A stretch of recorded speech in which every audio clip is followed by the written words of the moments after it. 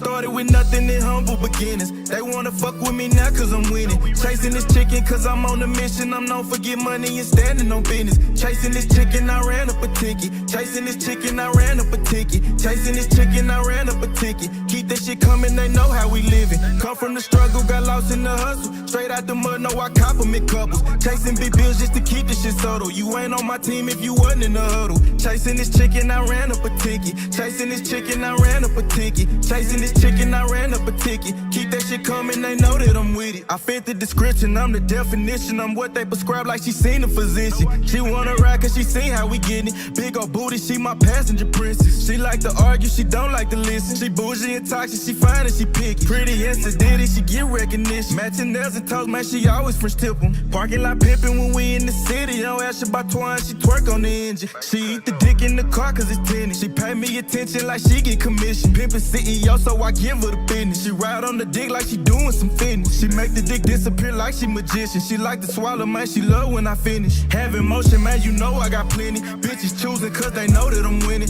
See some thousands, now I'm after some millions. So all my houses come with chandelier ceilings. Pillow talking, man, that shit just ain't in me. Keep it pimpin', I can't do no pretending. Jealous hearted, man, you know I ain't with it. Cuffin' hoes, I can't do no commit. No, we started with nothing in humble beginnings. They wanna fuck with me now cause I'm winning. Chasing this chicken cause I'm on a mission. I'm known for get money and standing on business. Chasing this chicken, I ran up a ticket. Chasing this chicken, I ran up a ticket. Chasing this chicken, I ran up a ticket. Keep that shit coming, they know how we living. Come from the struggle, got lost in the hustle. Straight out the mud, no, I compliment couples. Chasing big bills just to keep this shit subtle. You ain't on my team if you wasn't in the huddle. Chasing this chicken, I ran up a ticket. Chasing this chicken, I ran up a ticket. Chasing this chicken, I ran up a ticket. Keep that shit coming, they know that I'm with it. What we doing, chat? Y'all lock, man? What we doing, chat? Y'all lock, man? What we doing, man? Double tap the screen, shut alive out. We intro mode, baby. I'm a saint, but I sin. I checked in the game to win. I left, she loving me again. I let her cry out the bins and they say time heal. Mine still felt like it was yesterday. How we're moving fast, probably too fast to even catch the play. Spend a night, she pack a bag, right to me, just getting gas. Coming back, I want it bad. I'ma touch it first, eat it last, it's temporary. Holly damn emotion said it's temporary. My pain deeper than the ocean. Temporary feelings mixed with temporary pleasures. All these temporary moments and these temporary treasures. Temporary circumstances to temporary measures. Temporary friends and even temporary schedules. Temporary smiles and temporary goals. Temporary women sliding on temporary poles. Temporary comments and temporary trolls. I just pray that God bless me. Ain't no temporary souls. I'm a saint, but I sin. I checked in the game to win. I left, she loving me again. I let her cry out the bins and they say time heal. Mine still felt like it was yesterday. How we're moving fast, probably too fast to even catch the play. Spend a night, she pack a bag, right to me, just getting gas. Coming back, I want it bad. I'ma touch it first, eat it last, it's temporary. Holly damn emotion said it's temporary. My pain deeper than the ocean. Oh man, chat, y'all lock. What we doing, chat? Yeah, Rogi, that was me on that song right there. Everybody double tap the screen, shut a live out. Y'all know what time it is, man. Y'all know what time it is, chat. Are y'all locked? Are y'all locked, chat? Welcome to the greatest damn show on YouTube. That's what I'm talking about. Hold on. Welcome to the greatest damn show on YouTube.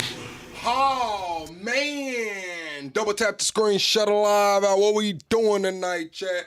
Double tap the screen, shut alive out. What we doing tonight, chat? They saying Trump losing global support. Netanyahu claims a super nation. And we got Christi Gnome exposed, chat. Double tap the screen, shut alive out, man. Y'all know what time it is. We got to get the 100 likes. So everybody, double tap your screen, go to the top, hit the like button, man. We have to hit them 100 likes right quick, chat. We're also 20 subscribers away from the next sub goal. Be sure to subscribe to the channel. We go live every single night over here, man. We got an action-packed episode, chat. We're gonna get into Trump. He did a sit down with a full Q&A talking about the the U.S. will leave Iran in 2 to 3 weeks. I don't know how much we can trust that, but off of that news, the market went up crazy. Also, we'll do a 31-day status update from Limitless over there on X. He did a 31-day status update. We'll look at that. Also, they're saying the U.S. average gas prices have now hit $4.02 a gallon. The average gas prices hit $4.02 a gallon. Trump is also saying the U.S. will have nothing to do with the Strait of Hormuz once the special military and military operation in Iran concludes. Nothing to do with the Strait of Hormuz. What the hell are we doing? What are we doing here? Like, I don't know, Chad. We'll get into that. Also, Indonesia has announced fuel rations and mandated work from home for civil servants. All the civil servants in Indonesia have mandatory work from home and they are rationing food. In other news, Oracle laid off 20 to 30,000 employees this morning with an email at 6 a.m., man. 30,000 people lost their damn job this morning off of an email at 6 in the morning. And we got Christi Gnome and her cross-dressing ass husband, man. I seen that picture, chat. I don't know, man. I don't even know if I can show it on here, man. Oh, this guy has a whole damn suit on, chat. I'm talking about the suit with the double D's or the F's, man. What the hell is going on, man? Is this the conservative admin, man? Is that? Listen, chat. I heard that every time they have these damn RNC meetings that the app grinder gets to going down and shutting down and shit. I damn near believe it now, chat. I don't think it's a hoax anymore, man. We got this man over here with damn a boob shirt on talking about he was sending $25,000 to OnlyFans models and shit, man. Like, what the hell is going on, man? I'm just gonna be honest with you, man. Cross-dressing is like one step away from cutting that bad boy off. Cross-dressing is one step away from cutting that bad boy off, chat. I don't care, man. Call it what you want. Be mad. Unsubscribe. Cross-dressing is one step away from cutting that bad boy off, man. I'm not gonna lie to you, chat. It's crazy, bruh. It's crazy, man. 25, that talking about he's sending pictures, man. What the hell? What? Let me see, man. This shit is crazy, Chad. This shit is crazy, bro. This shit is crazy. Trump talking about that's too bad. They asked Trump about Christi Gnome cross-dressing ass husband. He talking about, oh, that's too bad. Man, what? What do you mean that's too bad, man? Man, I can't even read the damn article. All right, it says President Trump was surprised to, what does it say? President Trump said he was surprised hearing about Christi Gnome's husband double life as a cross-dresser with a fetish for grotesquely oversized breasts, man. He liked them bad boys big. Not only did he like big titties, he liked to wear big titties, chat. It's crazy, man. We'll get into more of that later on. What else do we have going on? Oh, we got Senator Babbitt coming out saying, I wish I could say more, but unfortunately, everything I know about the alien hybrid program is classified. Let's just say some of you will be very surprised at who's not entirely human. That's all I'm authorized to disclose at this time. Now he's saying we got alien hybrids. All the religious people are saying that those are the Nephilim, came down to sleep with the daughters of man. We have politicians saying that we're not calling them aliens anymore, they're interdimensional beings. Now they're talking about alien hybrid species. So is it an alien hybrid species or is it half demon? And I don't know, chat. I'm confused. We'll get into that as well. Also, Hegseth is saying regime change has occurred in Iran. Chat, do you believe regime change has occurred in Iran? You said he's off. Why is that a topic? I don't know. Anyways, do y'all believe regime change has occurred in Iran, man? Hegseth is claiming it has. Also, we got Netanyahu. He was speaking in, his native language, saying they are working on transforming Israel into a super nation in the region and globally. So that's Netanyahu, man, saying they're working on transforming Israel into a super nation. Also, Iran's foreign minister says there is no truth to the claim of negotiations with any party in Iran, man. Yeah, that's crazy. Also, the IRGC issued a warning that they will target 18 U.S. technology companies if the U.S. continues target assassinations of Iranian leaders starting on tomorrow, the 1st. The companies include NVIDIA, Apple, Microsoft, Google, Tesla, Intel, Oracle, IBM, Meta, and Boeing. And that's crazy. Off of that news, we got Oracle letting go of 20 to 30,000 people. Is that front-running the news? Is that trying to make the shareholders happy before they get blown to smithereens over there? I don't know, chat. Also, Israel has halted all defense deals with France. It's looking like Netanyahu and Macron are not seeing eye to eye, man. Yeah, Israel has halted all defense deals from France. Thousands of jets have been canceled as jet fuel costs soar. Analysts warn of a serious shortage less than a week away. So they parking them motherfuckers, chat. This energy crisis globally has thousands of jets being parked, man. They parking them motherfuckers, man. It's crazy, chat. It's crazy, man. It's crazy they parking them, man. Let's go. What else do we have, chat, to cover? The Charlie Kirk bullet, we'll talk about that. All right, chat. We're gonna get into the episode. Everybody, double tap the screen, shut a live out. Oh, we also have a debate, Christian versus Muslims. We'll cover that as well. Everybody, double tap the screen, shut a live out, chat. We have to hit 100 likes right here, right now. So double tap the screen, go to the top, hit the like button, share this video out far and wide. Do not gatekeep this channel, man. We're still 20 subscribers away from the next sub goal. We're gonna get into this clip of an old Donald Trump, well, a young Donald Trump, rather, speaking on taking control of Iran's oil, man. I'm personally tired of seeing this great country of ours being ripped off. But as far as Trump is concerned, our allies are only part of the problem. The real culprit is Iran. Why couldn't we go in and take over some of their oil, which is along the sea? How would you do that? Would you send in the Marines? Would you take a chance in a war?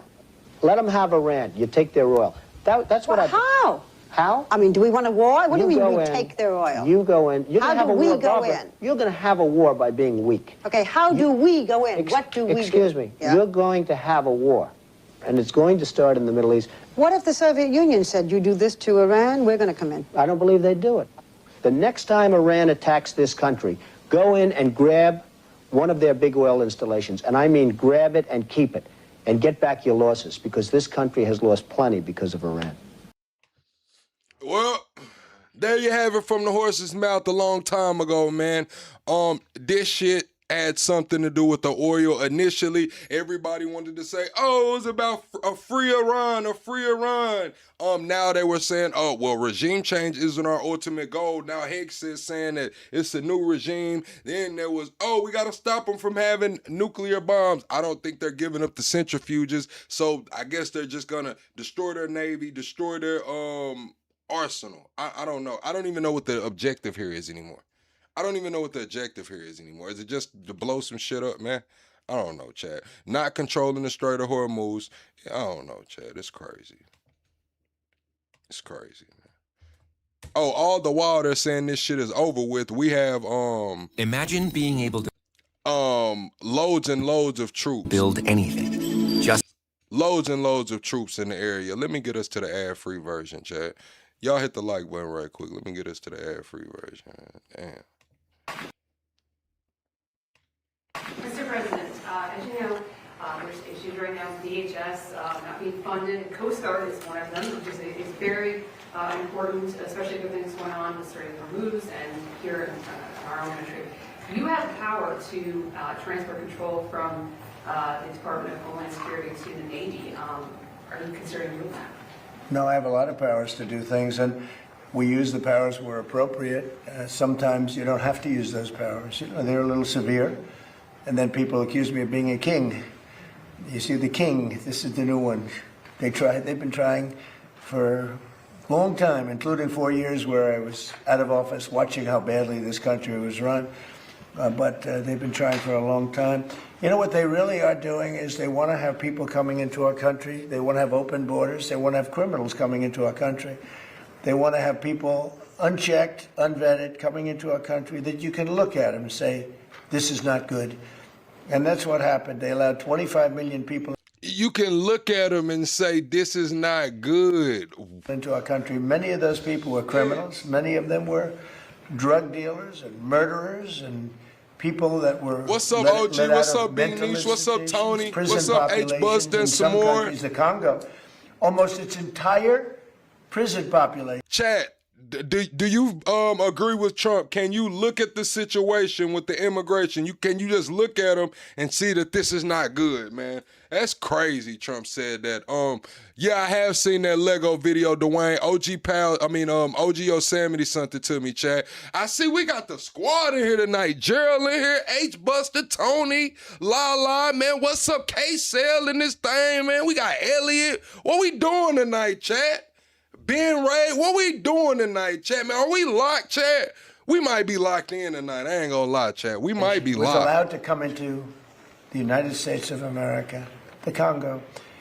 Many of the countries in South America, they emptied their prisons out into our country. This was under Biden, and nobody can tell me that's a What's good up, thing. Jared? And yet, they haven't changed their ways, because if they ever took power, they would open up the borders and they would let people pour in and destroy our country. So I have many powers, but I don't have to use them. I mean, only in severe cases. Yeah. Mr. President, thank you. If you were able to sign the executive order to pay the TSA agents, why not do the same for FEMA? What's up, Ash? What's up, that dude? Chat, we're going to do a live poll right now, man. I have it in the regular poll. Y'all be sure to get down and answer it. Was your life better 2 years ago? Yes or no, down in the chat. Matter of fact, put better or worse. How was your life 2 years ago? Was it better 2 years ago or worse 2 years ago, man? Was your life better or worse 2 years ago? I know there are agencies within the Department of Homeland Security. Well, FEMA's different because FEMA. Appreciate I really that, believe dude. It's fine, but I think it's very inefficient. I think, we have smart governors, and one way to tell whether or not they're smart is how well they do. FEMA's a very expensive way of trying to put out a problem. But what I'd rather do is let the states do it and help them financially, but let the states do it. In other words, you'll have a hurricane in Florida, and people will come from Alaska. They haven't been to Florida. By the time they get used to it, the problem can be solved. So I've never been a big fan of FEMA. I like to keep it local. I like to see governors and neighboring states help each other, as opposed to FEMA. FEMA is very expensive, and it really doesn't get the job done. North Carolina, they did a terrible job until I became elected a second time, and I went and, we had that tremendous water flood. There was a water hurricane, the likes of which nobody has seen. Land areas that never had lakes all of a sudden had lakes that you couldn't even get to it, and actually we were... So where the fuck are the states supposed to get the money? Are they supposed to raise taxes in the states? Like, where is this money going to be coming from? If it's not coming from FEMA, it's sounding like it's very expensive. He doesn't want to send any federal money to it. So he said the states should help and the other states should help, right? So where the fuck is this money coming? Is this going to be a local tax, chat? We're helped by Elon Musk with the communication, with his great communication system that worked very well. We're very lucky, saved a lot of lives. But no, we got to do things right, and if you don't do them right, we shouldn't do them at all. Yeah, please. Thank you, President Trump. So I'm saying then when we get the local tax, it's still going to be up, like it's just going to be on a state level. If we're going to talk about FEMA and fraud and the money being directed to places that it shouldn't be, it's going to be the same thing just on a state level. Nobody's going to get hurt. Nobody's going to get help.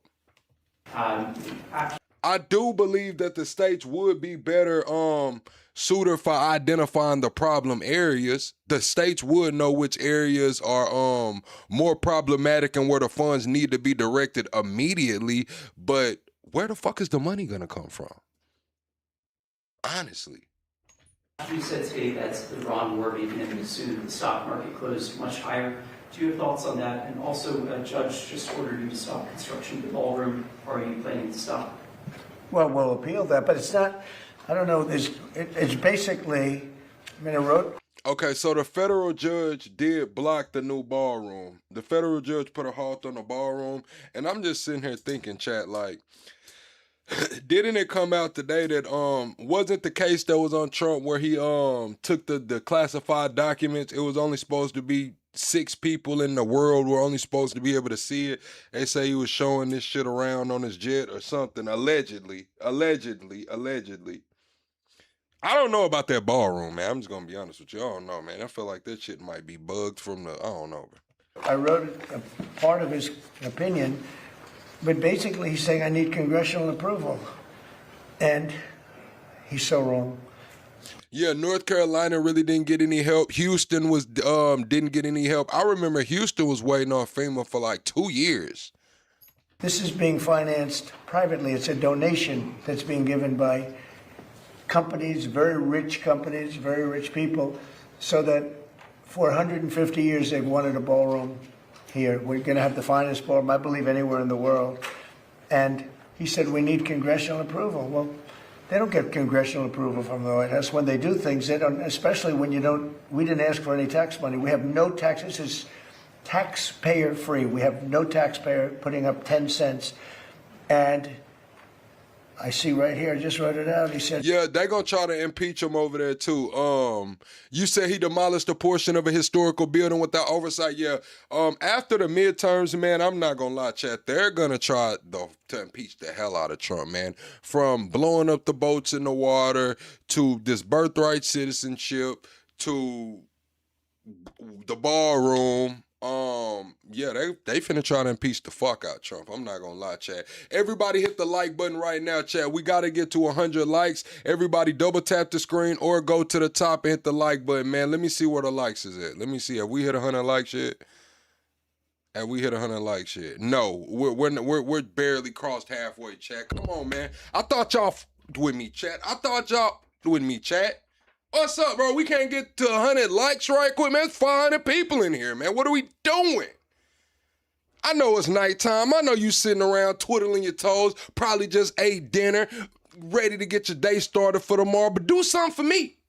Can you do something for me? And hit the like button. We need congressional approval. Well, we built many things at the White House over the years. They don't get congressional approval when they build in the White House. It's totally separate. And especially when it's a donation. I mean, the ballroom is a donation. It's gotten great reviews. People love it. And presidents for 150 years have wanted this ballroom to be built, because when we have President Xi or other presidents or prime ministers coming, we don't have a big room. We have the East Room, which is very small. And he said we need congressional approval. He also said, but this is positive for us, I'm allowed, that meaning we are allowed to continue building as necessary to, let's see, what is that? To cover the safety and security of the White House and its grounds. So it says here very carefully, the safety and security have to be protected of the White House grounds. Well, that's what we're doing, because everything's bulletproof glass, et cetera, including the ballroom. And then it goes construction and all of the things necessary. Chad, do y'all think that this is retribution for Jerome Powell? Do y'all think them putting a pause on the ballroom has anything to do with Jerome Powell and that federal building being investigated? I don't know. It says personal safety of the president and his staff are a part of that. So it talks about that we're allowed to continue building. In other words, he put an order on, and even that he gave 14 days. We don't need it, because that's what we're doing. He's allowed to continue building as necessary. I'm going to be honest. Trump came out and said regime change was never the goal in Iran. So, Milad, I'm sorry, man. You said Iranian, and you stand with us. Your people need help. I do believe that your people may need help, but the narrative that was going around that it was supposed to be regime change for a free Iran, I think that's been put to bed, man. I think Trump went over there to, what did he say? decimate their military capabilities. I don't think it was ever about a free Iran, just being honest. Necessary. And when it talks about the safety and security of the White House and its grounds. So, just so you know, I wrote some of the thing down. We have a drone-proof roof, and it talks about the president and his staff. Well, we don't have a lot of bulletproof glass. The White House was built a long time ago. This has the highest level of, in fact, they call this grass, the glass, it's bulletproof and it's ballistic proof. It's very thick. It's like that. And it's going for. Chat, did y'all see, what's her name? Not Malaya's Argentina, is it Malonia? What's her name? The lady from Italy. Did y'all see Italy's leader condemn Israel? Did y'all see, also they wouldn't let the United States land there, I believe, as well. Did y'all see, Italy's leader condemn Israel? It's crazy. It's going on right now, chat. That's why I got it in the title. It's like, man, global support is dwindling. Yeah, Maloney. Chat, we're not 18 likes away from 100 likes. Everybody hit the like button right now. We'll smash past 100. 45. Also, we have Netanyahu and Macron have something going because they're not getting along. Israel just said they're done with all the defense contracts. What is it? Hold on, right here. Oracle laid people off. Hold on. Israel has officially halted all defense deals with France, citing their hostile attitude. So when they're saying that Israel halted all defense deals with France, citing a hostile attitude. So what led to this? Before Macron was doing all that, what did he say when this shit first popped off? We are gonna rebuild our nuclear arsenal, and we're not going to disclose to anybody how much we have.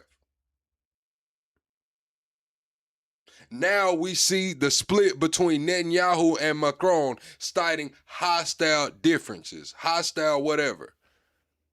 This shit is crazy, man. This shit is going on, chat. Somebody was asked for some Patriots too, chat. Who did Trump ask for the Patriots? And they was like, nah, well, we're not gonna send our Patriots. Who was that? I'll look it up. Feet high, and every window is covered, every door is covered. The roof is drone-proof. We have secure air handling systems. You know, bad things happen in the air if you have bad people. We have bio-defense all over. It was Ukraine, Russia. It was Ukraine. Ukraine, I believe you are right, H-Buster. So that's what I keep saying. Like, Zelensky is a modern-day, modern warfare, wartime leader. He's one of the only leaders that's been doing this modern warfare shit for a few years now. So they see him going over there to the UAE, getting the deal done for the drones. We see him talking about aiding support in the Strait of Hormuz with the drone boats. Now we see him holding his nuts saying, I'm not sending the Patriots. It's crazy. We have... Oh, it was Poland. Yeah, you damn right. It was Poland, H-Buster. It was Poland. Zelensky has some other shit going. Secure telecommunications and communications all over. We have bomb shelters that we're building. We have a hospital and very major medical facilities that we're building. We have all of these things. So that's called, I'm allowed to continue building as necessary. So think of that, for the safety of the president. So we have all these things. So on that, we're okay. Where he's totally wrong, and he made, you know, a statement, that's fine. But I'll give you an example. You have right here, $300 to $400 million, depending on finishes. If I use very expensive marble, if I use very... No, you said, what do I have against Ukraine? I don't have anything against Ukraine. You know, I mean, Zelensky, it is what it is. But right now, Zelensky is one of the prominent modern-day, modern warfare, wartime leaders because he's well-versed in it. They had the drone boats, and the drone boats was taking out expensive Russian oil, Russian ships. So We see the drones going. He's sending the drones over there to the UAE. I don't have anything against Ukraine. I'm just talking about how it's playing out now. Zelensky knows what's coming. He knows how this shit goes on. Remember, he didn't have the cards before. Zelensky came to the White House and they told him straight up, you don't have the fucking cards. Well, Zelensky got a few cards right now. And knowledge and know-how and what's effective and what's not effective. Very expensive wall coatings. If I could bring it up to 400. Otherwise, we're right now ahead of schedule. We're under budget. But depending on finishes, from 300 to 400 million dollars are being given by great people, people that you all know. Rich people, rich companies, big companies. They wanted to see this built because every president, literally for 150 years, has needed a space like this. Many of you have gone to the tent when we have a president of a big country or somebody being honored of great distinction, and they sit in a tent, and if it rains, you get soaked because the grass gets wet here very fast. It's a wet area. They used to call it a wetland, but I guess they don't do that for the White House, but it's essentially a wetland. And when it rains, you're in trouble. The water can go up to 3 to 4 inches over their shoes. That's not a good feeling for who was Prince Charles, who will be here next couple of weeks, is King Charles, who's a great guy. We don't want him to sit in a pool of water. And they've been wanting this for 150 years, and we're building it, and it's covered perfectly. What's not covered perfectly is the fact that the judge said we need congressional approval. Many things have been built in the White House. They haven't gotten congressional approval, especially when the money is being not put up by the taxpayer. The taxpayer's not putting up a dime. This building was necessary for many years by the fact that I've built many ballrooms and I built many things and I know how to build. I'm not building the Federal Reserve where the guy's spending $4 billion for a tiny little building. $4 billion for the Federal Reserve building. That contractor is going to be one of the richest men anywhere in the world after he finishes the Federal Reserve. The man is totally incompetent. Jerome, too late, Powell, is totally incompetent. And he's got to get out of office pretty fast. He's doing a bad job, but he's also done a bad job in shepherding the construction. Man, I'm going to be honest with you. Right now, Trump is president, man, and the world is not fucking better, bro. If you think the world is better right now in 2026, March 31st, the world is better, you need to put the fucking booze down, man. I mean, you had enough, man. What do they call it? Cut the tap off, man. He got to drive home, man. The fuck are you talking about, man? What are you talking about? In that building. Do you know they ripped down a part of that building, and it was they say it's one of the nicest buildings in Washington. They ripped it down. So we feel, and we don't feel, we know that congressional... Y'all said way better, the world, right? See, this is where we've become, even as an American, it's not better, but this is where we've become selfish and just blindsided, man. Let's get into this shit, man. Let's get into what's actually going on right now. We got energy crisis through the world. We have the number one largest generic drug pharmacy producer. The number one generic drug producer in the world just got blown to smithereens. We got millions of people probably won't have access to the drugs that they need to fucking live. We have people in the UN stepping down so they can warn the world, hey, they're about to fucking nuke Iran. We got boats being blown up in the middle of the damn water. Nobody can travel. They just told every American to advise to be cautious when you're traveling, no matter where the fuck you go in the world. We got Japan about to run out of oil. We got Indonesia just told everybody they have to work from fucking home and they're restricting gases. Sri Lanka's been had their damn problem. It's just compounding. We got all of the world leaders are saying, fuck America, you can't use our country as a staging base. Matter of fact, you can't even fly over our airspace to resupply. We got Oh my God, what the fuck are we talking about now? $774 new car payment, $560 used car payment. We got interest rates about to creep back up to 7%. Gas just hit $4.02. We're at net zero jobs, the last job report. What the fuck are you guys living? Approval is not necessary to put up a ballroom. And many things have been built on the site, they've never gotten congressional approval. And especially when the money is all put up. This is all donations by people that love our country, that love the White House, and that feel it was very necessary. Mr. President, a couple of questions for you on Iran, but first one that affects Americans here at home, gas prices. Today they hit $4. And we have $4, yeah, and we have a country that's not going to be throwing a nuclear weapon at us in 6 months. But Americans are feeling the effects in the interim. And they're also feeling a lot safer. I love to hear the response, man. Tell me how it's better, man. Just tell me how the world is better. You can start with America, but I want the best answers in the chat. The best answer gets pinned in the comments, man, if we have a good answer. Everybody hit the like button. We're on the way to 200 likes. We got to get the likes up right now. Double tap the screen. Hit the like button at the top. We're 20 subscribers away from the next world goal. Tell me what's better. Well, honest. Be honest. Don't sugarcoat it. If you believe it's better, let me know. We can discuss it.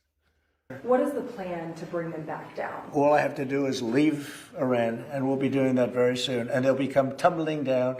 And stock prices were up today almost to a record because they know two things. Number one, we have a safe country. We had to take a little detour because we had a madman named Khomeini, who sadly is no longer with us. And we had regime change already. We've knocked out one regime, then we knocked out the second regime. Now we have a group of people that are very different. They're much more reasonable. I think much less radicalized. We have had regime change. We're dealing with people that are much more rational, and it's amazing what we've done. We had to make a little detour. Oh, I was doing this before Trump came in the office. I was up here running my fucking mouth, man. Y'all can really, look, chat, y'all can really go find some YouTube videos of me back like fucking 2014, 2016, 2017, man, running my fucking mouth, doing what I do, man. So what now? What now, chat? This channel's a couple years old, but I'm not new to this shit, man. I've been on here running my fucking mouth, man. What are we talking about? So when the stock market broke all records just a few weeks ago, when it hit 50,000 on the Dow, 7,000 on the S&P. I said to the American people, it's time that we have to make a little detour because we have a madman that wants a nuclear weapon. And if we didn't knock him out with a B-2 bomber, we would have a nuclear weapon right now. It would have been used before today. And you may not be standing there asking that question, okay? So I think we have a country that understands that. I see CNN did a poll and they talked about voters or MAGA voters, and my poll came out at 100%. Nobody covers that poll. They had another poll where it's at 92%. So that lets you know, chat. Trump said he has 100% rating with MAGA. That means if you disagree with anything he says, you're not fucking MAGA. Read the room, chat. Read the room. He's letting you know. Well, Corey, guess what? If you have any disagreements with Trump, you're not fucking MAGA. And he's letting you know, man. He got 100% success rate with MAGA. He's letting you know, Corey. So you might think you're MAGA, but if you disagree with something, guess what, man? You're not on the fucking island, dude. Look at Marjorie Taylor Greene. She disagreed with two things. The Epstein files and fucking no new wars. And she's not MAGA because of it. The fuck are you talking about? Approval. I think that the people understand it. We'll be leaving very soon. And if France or some other country wants to get oil or gas, they'll go up through the Strait and Hormuz Strait. They'll go right up there and they'll be able to fend for themselves. I think it'll be very safe, actually, but we have nothing to do with that. What happens in the Strait, we're not going to have anything to do with, because these countries, China will go up and they'll fuel up their beautiful ships and they'll leave and they'll take care of themselves. There's no reason for us to do it. We hit them hard. We got rid of a lot of the radicalized lunatics along the strait. But if they want something, but I would say that within. Oh, you said who is MAGA? We could say Steve Bannon, Laura Loomer, you know, those kind of people, man. Those are still MAGA. They kicked out, you know what I'm saying, MTG and everybody else, you know. Got a couple people. MAGA has a new face. I told you guys this damn year ago, man. They was going to do MAGA like they did the woke movement. It was going to be usurped. It was going to start as one thing, and then it was going to change to something else. Remember, it started off as total clarity for the Epstein files, right? Then MAGA kicked the can down the road. It was cool. Y'all was cool with the little binders that came out. Then what did it go to? We got a few of the files. We still missing 3 million pages between 99 and 2003. It doesn't care about that, man. Don't care that they just came out saying admitted to deleting some shit. So obviously the Epstein files weren't the fine line. You just jump right over that. No new wars. Oh, this isn't a war. This isn't a war. Well, Trump's calling it a war now. Well, it's justified. We've been needing to do this shit. We've been needing to do it. So, am I wrong to say that MAGA has been usurped? It started off as something, and now it's something else. The can's been kicked so far down the road that you're on another block. You on the next block. You in somebody else's hood now. 2 weeks, maybe 3. We're hitting them very hard. Last night we knocked out tremendous amounts of missile-making facilities. We, as you probably read or wrote, we knocked out. Excuse me. Pardon me for interrupting. The U.S. will be gone or done with the war in 2 I think we're 2 or 3 weeks. Not 3 weeks. If it is we'll 3 leave weeks, because there's no reason for us to do this. Look, problem with the strait, a guy can take a mine, drop it in the water, and say, "Oh, it's unsafe." It's not like you're taking out an army or you're taking out a country or they can drop it. Or you can take a machine gun from the shore and shoot a few bullets at a ship, or maybe an over-the-shoulder. You said if you care about the Epstein files, why are you not talking about the rest of the world that does weirder shit and is looked at as fine? Because the rest of the world is not going to be over here trying to pick up our fucking children, man. The rest of the world is not embedded into our government, man. The rest of the world doesn't give a fuck about us, man. Let's be honest with you. What do you mean, why don't I care about the shit going on with the rest of the world? I got to take care of home first. The shit MAGA told us that was going to go on. Get this shit together here first.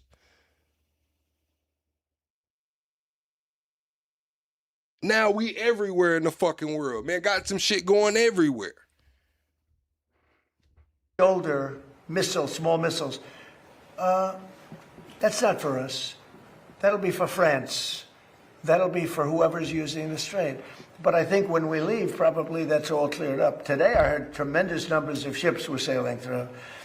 We're negotiating with them right now. They've been, again, we have had regime change. Now, regime change was not one of the things I had as a goal. I had one goal. They will have no nuclear weapon. And that goal has been attained. They will not have nuclear weapons. It's like, man, no wonder why we don't get nothing from the Epstein file. We got, Christi Gnome husband just got caught wearing a fucking double D breast implants, man. The damn silicone boob shit, man. The fake boobs, man. What are you talking about here, man? But we're finishing the job, and I think within maybe 2 weeks, maybe a couple of days longer to do the job. But we want to knock out every single thing they have. Now, it's possible that we'll make a deal before that, because we'll hit bridges, and we've hit. And y'all would have been the same motherfuckers to send your kids over there with them.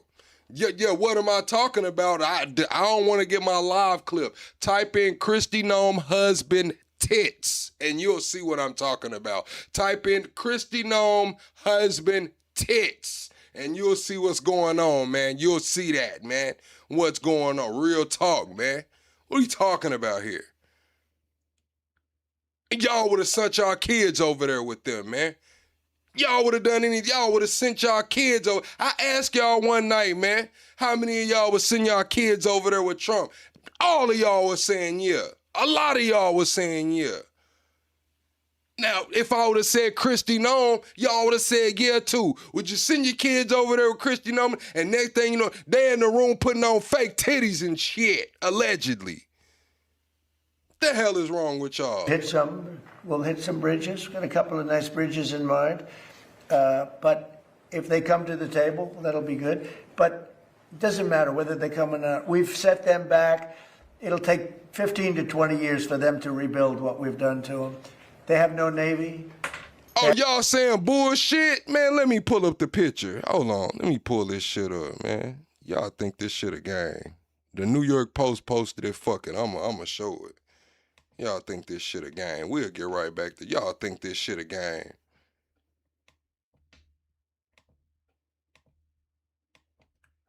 I be tired trying to tell y'all, man. Protect these damn kids, man. This shit. Well, what is that? What is that? Is that some big ass titties or what? Is that some big fake titties or what? What is that? You would have sent your kids over there, man. Look at Corey World. I'll weigh fake titties for my wife. The hell are you talking about, Corey World? You don't deserve a wife. Talking about you will wear some fake tits for you don't need one. You don't need one, Corey World. What is wrong with you?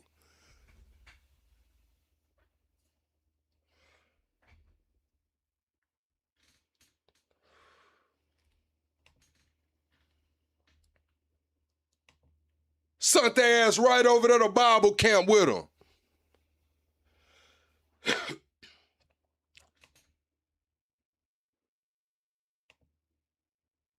The hell is wrong with y'all? We'll get into that later. Let me get back to the Trump sit down. We'll get into that later, man. I was trying to say that for later in the show when we needed something to talk about, man. But y'all talking about I'm a motherfucking lie. I didn't take that picture, man. Say he sent 25,000, man. Say he was buying sending all kind of messages for freaky shit, man. Say he sent this picture to a girl talking about you. Do you want to get your boobs bigger? I want to get mine bigger. We'll hit bridges and get my boobs bigger. We've hit some. We'll hit some. Allegedly. Bridges. Got a couple of nice bridges in mind. But if they come to the table, that'll be good. But it doesn't matter whether they come or not. We've set them back. It'll take 15 to 20 years for them to rebuild what we've done to them. They have no Navy. They have no military. They have no Air Force. They have no telecommunications. They have no anti-aircraft systems. They have no leaders. Here goes, hold on, Chad. We got us one. Here goes Gander, and we're getting this info from the New York Post. She already responded. Christi Gnome responded, Trump responded. Trump said that's too bad. They asked Trump how he feel about Christi Gnome husband pulling his titties out the closet and putting them around his damn neck and snapping some pictures. Trump said that's too damn bad. Christi Gnome said she was blindsided. She didn't know. She had no idea her husband was sitting in front of a ring fucking light snapping pictures with some silicone tits on, man. She was blindsided, man. She's already responded. You know, their leaders are all gone. That's why we have regime change. We have nice new leaders. Peter? Thank you, President Trump. You talked about how the ballroom needs to have a drone-proof roof. Right. There have been drone swarms flying over sensitive military installations in the U.S. over the last couple of weeks. The reports are... You ain't a Democrat. You're starting to be a Trump hater. That's what's popular in the media these days. I've watched you for 2 years, and today you started to conform to the world. Cody, you must didn't watch close enough. You were sliding through because I've been on Trump ass. I was on Biden ass. I'm on Kamala. I'm on everybody ass, man. Rubio ass, man. I give wins when the wins are due. I make my analysis. I do my monologues. But to say that I conform, the world conformed to me, motherfucker. What I do is the cool shit. Now, I've been doing this for 2 years, man. So what do you mean? I've been telling everybody to look at shit objectively. Look at shit for what it is and what it is in that moment. I didn't conform to the world. The fucking world conformed to me. Jam. Is this another country's military? I don't think so. We have a great system of, do you notice that over the last 4 or 5 days you haven't seen very many drone hits, right? We have some unbelievable anti-drone weaponry that's incredible. But you want to have, like, for instance, the ballroom. We have a very powerful very steel roof with other things in it. And you want to have, if you're building a building for security, just like his judge's opinion, you have to have security for the president and his staff. You need heavy, strong ceilings. You need seriously thick, bulletproof, ballistic glass. And we have that. Other buildings don't. You know, fairly modern buildings don't have that. They have roofs that are weak and they have regular glass windows. There was this incident down at Barksdale, though, where apparently a whole swarm of drones for a couple hours was over the flight line. There's a lot of really important planes down there. Yeah. How concerned are you that this is something? Well, I'm not concerned. Yeah, I know about. And what's even crazier is I say this shit every night. I hope Trump turns it around. I'm an American. If Trump fucks us, guess what? I'm getting fucked too, no diddy. My kids are getting fucked too. My grandchildren's future is getting sold the fuck out too. You think I want this shit to go on? Man, I hope and pray to God Trump turns this shit around. I was waiting for the golden age. Nigga, what the fuck are you talking about? Where is the golden age, man? $4.02 gas is not, that's the same shit Biden had going on, ain't it? Ain't that the same shit Biden had going on? $4 gas. What are we talking about? They've checked that out and they've gotten to the bottom of it. You know, you have a lot of people now that fly these things all over the place, and we're coming down very hard on them. But we're able to take them out militarily. We're able to take them out very easily. And a new thing is lasers. You know, the lasers are becoming very, very effective. You hit a drone and it melts in air. It's a beautiful thing to see. If it's coming at you, having a laser is a very nice thing. But we have, there are methods of defending against drones. I mean, the advantage from the standpoint of defense is they don't go very fast relative to a F-22, that plane right over there. They go very slow. They can be also shot out of the air by, you know, high-quality aircraft, which we have more than anybody ever had. And there was a viral video this week. I don't know if you saw it. Army helicopters hovering near Kid Rock's house in Nashville. Did you see that video? That's what I'm saying, Chad. That's what I'm saying, Chad. Like, this shit is not good. It's not good. Even if we pull out of Iran today, it's not good. It's not good, man.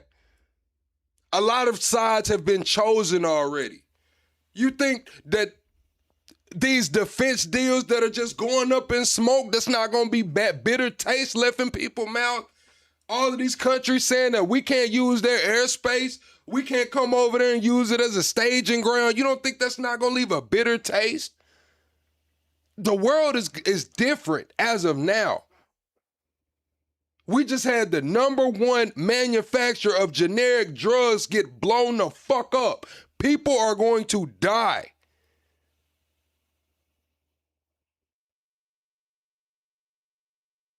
I didn't see it, no, but I'm sure they had a good time. Well, so the Army just said the crews of these helicopters have been suspended. What do you think of that? Well, it depends. Are they, well, they probably shouldn't have been doing it. Yes, you're not supposed to be playing games, right? But I'd take a look at it. They like Kid Rock. I like Kid Rock. Maybe they were trying to defend him. I don't know. Does Iran have to make a deal for the U.S. to end its operation in Iran? And No. have you spoken, No. and Iran have you doesn't spoken have to. directly? Iran doesn't have to make a deal. No. Yeah, I've spoken to a lot of people. It's a new regime. They are much more accessible. They are right. You know, they said, we have a present for you, Mr. President, out of respect. And they said, wait a minute, do you want me to answer the question? You're a fresh person. You know, we've had a lot of problems with you, haven't we? No, they don't. You asked me a question. No, they. What it do, Jason? Welcome in. I need everybody to double tap the screen, share the live out, chat. Everybody hit the like button. We're 40 likes away from 200. Let's smash through 200 likes. Hit the like button at the top or double tap the screen, chat. How much is your grocery bill monthly, chat? I just want to know, nationwide, man, or if you're in another country, how much do you spend monthly? We'll just say eating. I know everybody doesn't buy groceries. A lot of people eat out. How much do you spend monthly on food? They don't have to make a deal with me. When we feel that they are, for a long period of time, put into the Stone Ages. Don't yell at us anymore. I'm going to keep yelling, Meg. I'm sorry. You might want to swipe up on the live. That's just what the fuck I do. Sometimes I yell. And they won't be able to come up with a nuclear weapon. Then we'll leave. Whether we have a deal or not, it's irrelevant. Now, it's possible that we'll have a deal because they want to make a deal. They want to make a deal more than I want to make a deal. But in a fairly short period of time, we'll be finished. They will not be able to do a nuclear weapon for years. And when they are ready, maybe in a long time from now, able to do a nuclear weapon, you'll have a president that will be like me in that he will go there and he'll knock the hell out of them again because they cannot have a nuclear weapon. They are very radicalized people. They're very sick leaderships. And I will say, though, that the leadership we're dealing with now, with the new regime, because we have a new regime, and the new regime is much better than the past. Yeah. Man, I'm trying to figure out how you feeding a family of 4 on $350, Stuart. What? A family of 4 on $350 is crazy. You said if you make less than 35K, you poor? Shit, damn near if you make less than 75K, you poor. Man, what the fuck? The average car note $774. You say you spend 3K on a family of 7, that sound about right. 1K, that sound about right. Mr. President, the Iranian government threatened a bunch of U.S. companies today in the region, including Google, Apple. With what? What did they threaten them with? PB guns? Or well, that's they don't have much left to threaten. My question for you is, are you... I don't know. I mean, what did they... You made a statement. What did they threaten them with? I don't know. Tell me, how did they threaten him? Well, all I know is that they threatened him, sir. What does that mean? Fair enough. They said something nasty? Is the government in touch with these companies? Are you helping to backstop them? You don't even know what the threat was. What was the threat? I haven't heard it. What was the threat? Did they say they're going to blow them up? They're going to hit them? They're not. You know what they're not going to do? They're not going to hit them with a nuclear weapon. Is this something you're concerned about, sir? No. Iran's IRGC issues a warning that they will target 18. You said 70K, you're doing better than 90% of the world. We're not talking about the world. We're talking about America here, man. Let's just break this shit down, chat. Let's break this shit down. $1,500, $2,000 rent, man. Let's just say $2,000 rent, man. You at 24K right there, right? Let's say you spend $1,000 a month on food. You at 36K. You got a $700 car payment. You, what's that? 44K. You at 44K. You got insurance, 45K. Fuck, you at 45K before you even start paying bills. What the hell are you talking about? A single income? U.S. technology companies if the U.S. continues targeted assassinations of Iranian leaders beginning on April 1st. Those companies include NVIDIA, Apple, Microsoft. Most of those people are dead already. Yeah, Peter? I got one. Your son Eric posted a photo of what will be the Trump Presidential Library. Yeah. It's a huge skyscraper. In Miami? Is that all a library? What else is going in? No, well, it's a library. It's a museum or a library. It's a presidential, but I wouldn't start it till I'm out of office. I don't believe in building libraries or museums. It's really like the Barack Hussein Obama one in Chicago. In not a good location, and it's a very unattractive building that's seriously late and seriously over budget. I think you're going to see a great one here, and it'll go up on time, on budget, best location in Miami. They say it's the best block in Miami. Nah, see, chat, I don't live like that. I was talking about the average American. You know what I'm saying? Like, my cost of living is relatively low. Like, out of all the vehicles that I have one car note, man, and it's under $300. I'm just gonna be all the way honest with you. my living expenses are under $500. I'm just gonna be honest with you, Chad. I'm just being honest. But I was speaking for the average American. Like, I downsized. I scaled back last year. I mean, the state worked with us. Will people live in the floors? No, it's going to be most likely a hotel. You know, this concept could be office, but it's most likely going to be a hotel with a beautiful building underneath and a 747 Air Force One in the lobby, which is going to be a trick. And the Supreme Court tomorrow is going to hear arguments about your executive order trying to get rid of birthright citizenship. And I'm going. You're going to go to the Supreme Court I think tomorrow? so. I do believe. And just sit there and listen. Because I have listened to this argument for so long, and this is not about Chinese billionaires or billionaires from other countries who all of a sudden have 75 children or 59 children in one case or 10 children becoming American citizens. This was about slaves. And if you take a look, slaves, we're talking about slaves from the Civil War.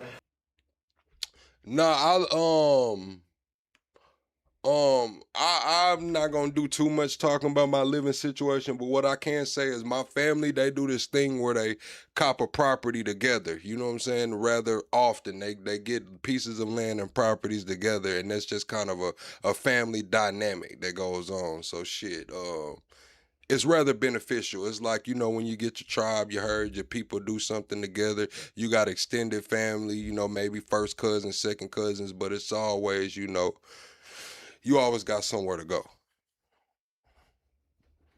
And if you take a look at when it was filed, all of this legislation, all of this, everything having to do with birthright citizenship, it was at the end of the Civil War.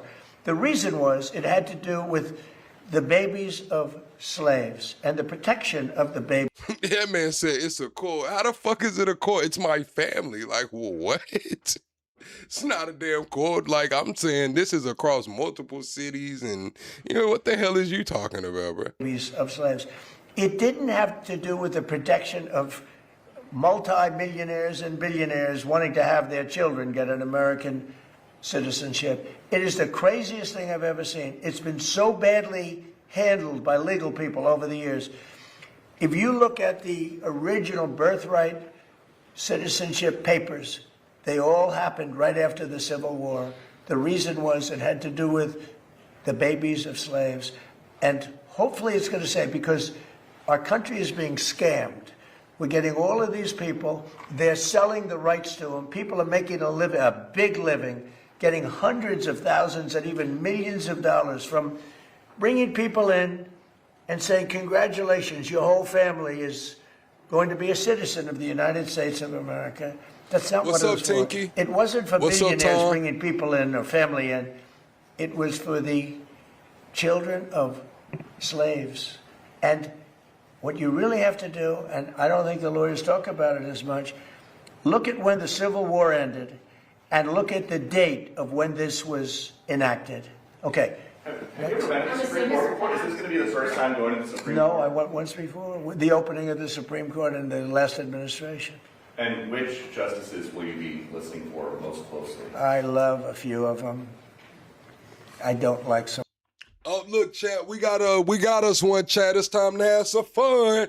Willie Well says, take your lazy ass to work. Hey, look, Willie Well, I worked 10 hours today before I got on live. Maybe you need to work a little bit more, little Willie Well 2360. Are you tired, Willie? Are you tucked in bed, twiddling them toes, man? Mods, man, get ready, Mods, man. We're going to let little Willie Well respond. We're going to see how he does. He might be a little sleepy. He might be off of melatonin, man. Little Willie Well might be off the melatonin. He's scratching and rubbing his eyes and shit. He's just a little angry. Some others. And, you know, you say what you want, but you have the ones that were appointed by Barack Hussein Obama and Biden. I don't care how good your case is. You can have the greatest case ever. They're going to rule against you. They always do. And it's not supposed to be that way. Now, the Republicans tend to be very different. They want to show how honorable they are. So a man can appoint them and they can rule against him. It's so proud of it. We're so proud we ruled against Trump. We're so proud. We're above it. There are those that say that's wonderful, and there are those that say they're so stupid. But the Democrats never fail at one thing. When Barack Hussein Obama or when Biden appoints somebody, they go along that line.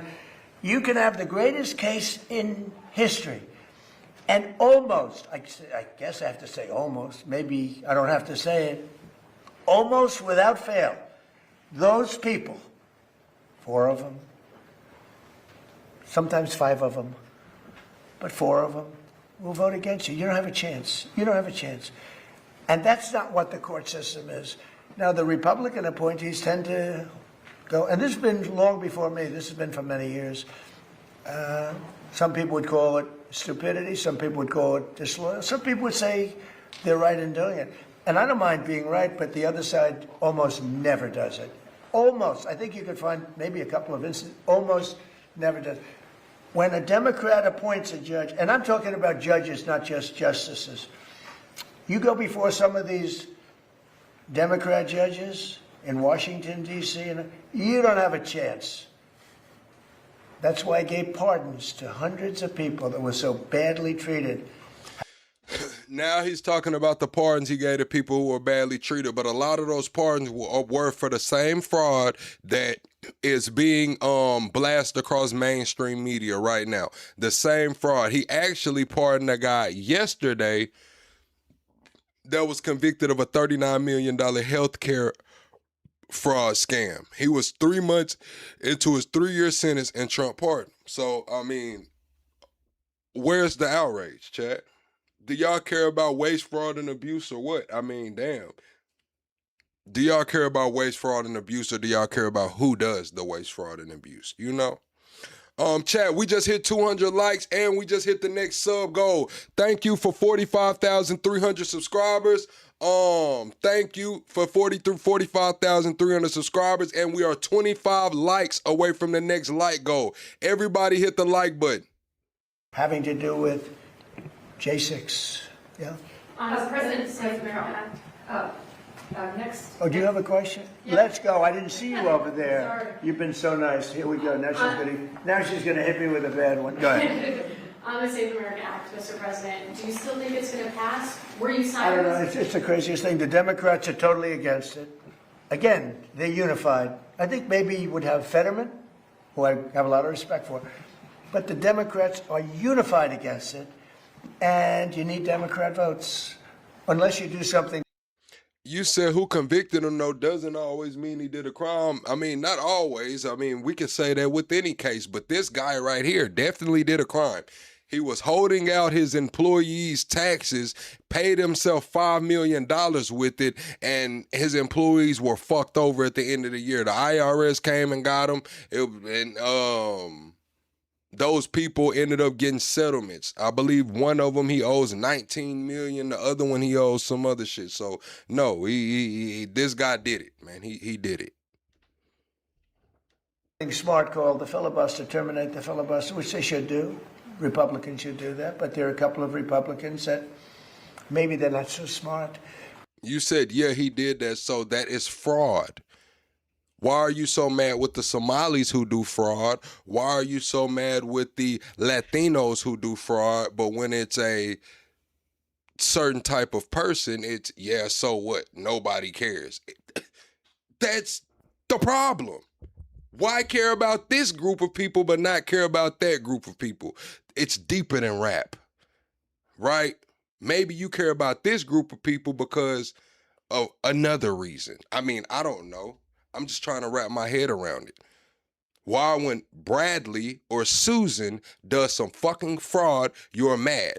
But when Muhammad or Juarez does some fraud, you're pissed. Why is that? Because the Democrats will do it on the first day in office, maybe the first hour. It's a question, will it be the first hour or the first day? So who can believe that a person, you can't even get it to the floor, that a person wouldn't vote for, think of it, for citizenship, proof of citizenship, for voter identification. And we also added one. We added mail-in ballots. Mail-in ballots with exceptions for the military, for people that are sick, people that are traveling, for the disabled. We have very generous exceptions. But who would believe that that would be possible not to get those things to vote for? And then we added, best of Trump, we added no men and women sports, different subject, but we added that. And we said no transgender mutilization of our children. These are all 90, 95, maybe 98 in some cases, maybe 99 in terms of those first two. If you talk about the first two, I think a 98, 99% voter identification, right? Wouldn't you think? Don't you think it's nice with picture? I'm just saying, Chat, it only makes sense. If we're gonna be a tough on fraud administration, why the fuck are we pardoning people convicted of fraud to the tune of $2 billion? Even before this guy got pardoned yesterday, the pardons on fraud was already to the tune of $2 billion. So if we're gonna be tough on fraud, we got a fraud czar, we got all of this going on, why the fuck are we pardoning people for fraud? It's like a revolving door. It's just the colors changing. Wouldn't you think it's nice? When the Democrats had their convention, I remember it so well, you had to have identification to get into the arena. And they had a card that was bigger than most of their chests. And it had everything. It had their picture, and if you didn't have that card, they threw you away. In New York City recently, we had a big snowstorm. Mayor Mandami he called out for people to shovel snow, but you had to give. You said who got pardoned for fraud? Just go look it up. Just look up Trump pardons and look up for the fraud. I posted it on my page a month ago, 2 months ago. I posted $2 billion worth of fraud. So that's why the guy coming in here saying, oh, I've been watching your channel for 2 years. Tonight just proved this. Dude, I posted 2 or 3 months ago to the tune of fraud. And whenever Nick Shirley made that video, I posted that shit and was like, why aren't y'all mad about this? Nobody said anything. Y'all acting like this shit is brand new. No, this shit is not brand new.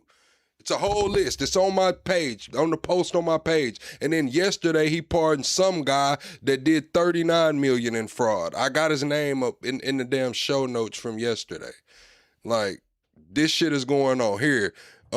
Joseph Schwartz, convicted of $39 million fraud scheme just 3 months into his 3-year prison term. Victims haven't been able to collect from Schwartz.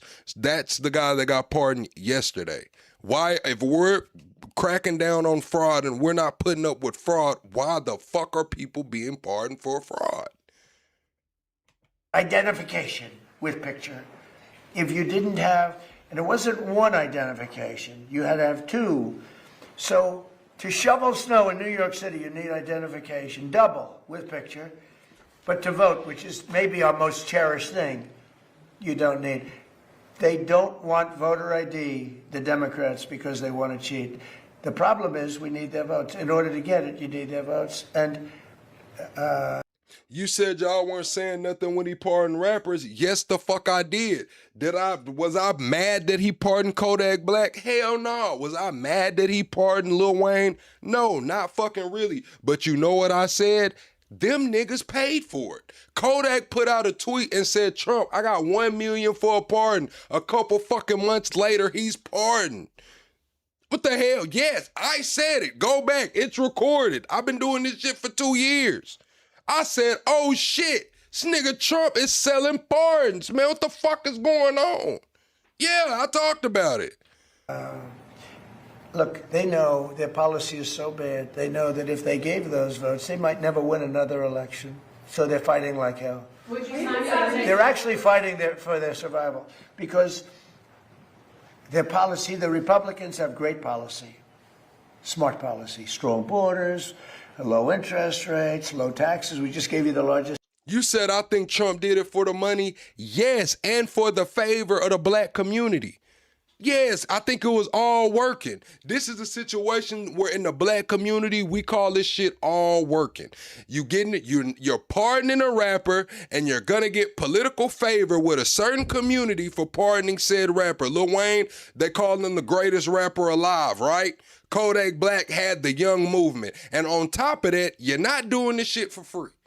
You're getting a little padded to your pockets, you know what I'm saying? Now you see all of these rappers coming on Trump's campaign tour for free, endorsing him and shit. You don't think Lil Wayne and Kodak had anything to do with that?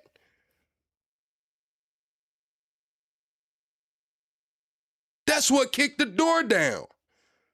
This tax cut in history, all these great policies, you know, we want a strong military. Look at our military. We have the strongest military. Look what happened in Venezuela. It was so incredible. People say the greatest military maneuver they've ever seen. Look what's happening in Iran. We're totally unchecked. Everything's been bombed out. They have no anti-aircraft protection. They have no nothing. They don't have anything. Look at our military. The Democrats don't want that. And when I read the fake New York Times, you take a look at it, it's like, oh, they're putting up a good fight. They're not putting up a fight. They're not even shooting at us, okay? We have planes are just ruling the sky. We have airplanes. Those two. But you got to think, Trump pardoned Kodak and Lil Wayne. When did he pardon Kodak? Let's see. When did Trump pardon Kodak? In Lil Wayne and Kodak were black, 2021. So Trump pardoned Kodak and Wayne the first term. So it's not about him running another term and shit. Trump did this shit the first term to gain political favor. Man, he knew what the fuck was going on. Kodak Black fans. A lot of those people don't give a fuck about elections or voting, but Kodak is free. He's saying President Trump, right? A lot of those, he's wearing the MAGA hat. That's bringing in a whole new crowd of voters, a whole community. Then you tie that into Lil Wayne. That's a whole different generation.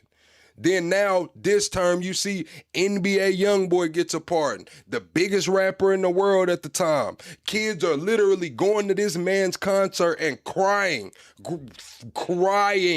19, 20, 22-year-old men are going to this man's concert and crying real tears like they just seen fucking Michael Jackson.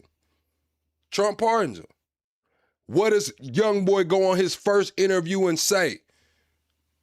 They ask him, what does Make America Slime Again mean? Follow Trump by all costs. Whatever Trump say goes. He's telling millions of kids whatever Trump says goes. Yes, it's political favor.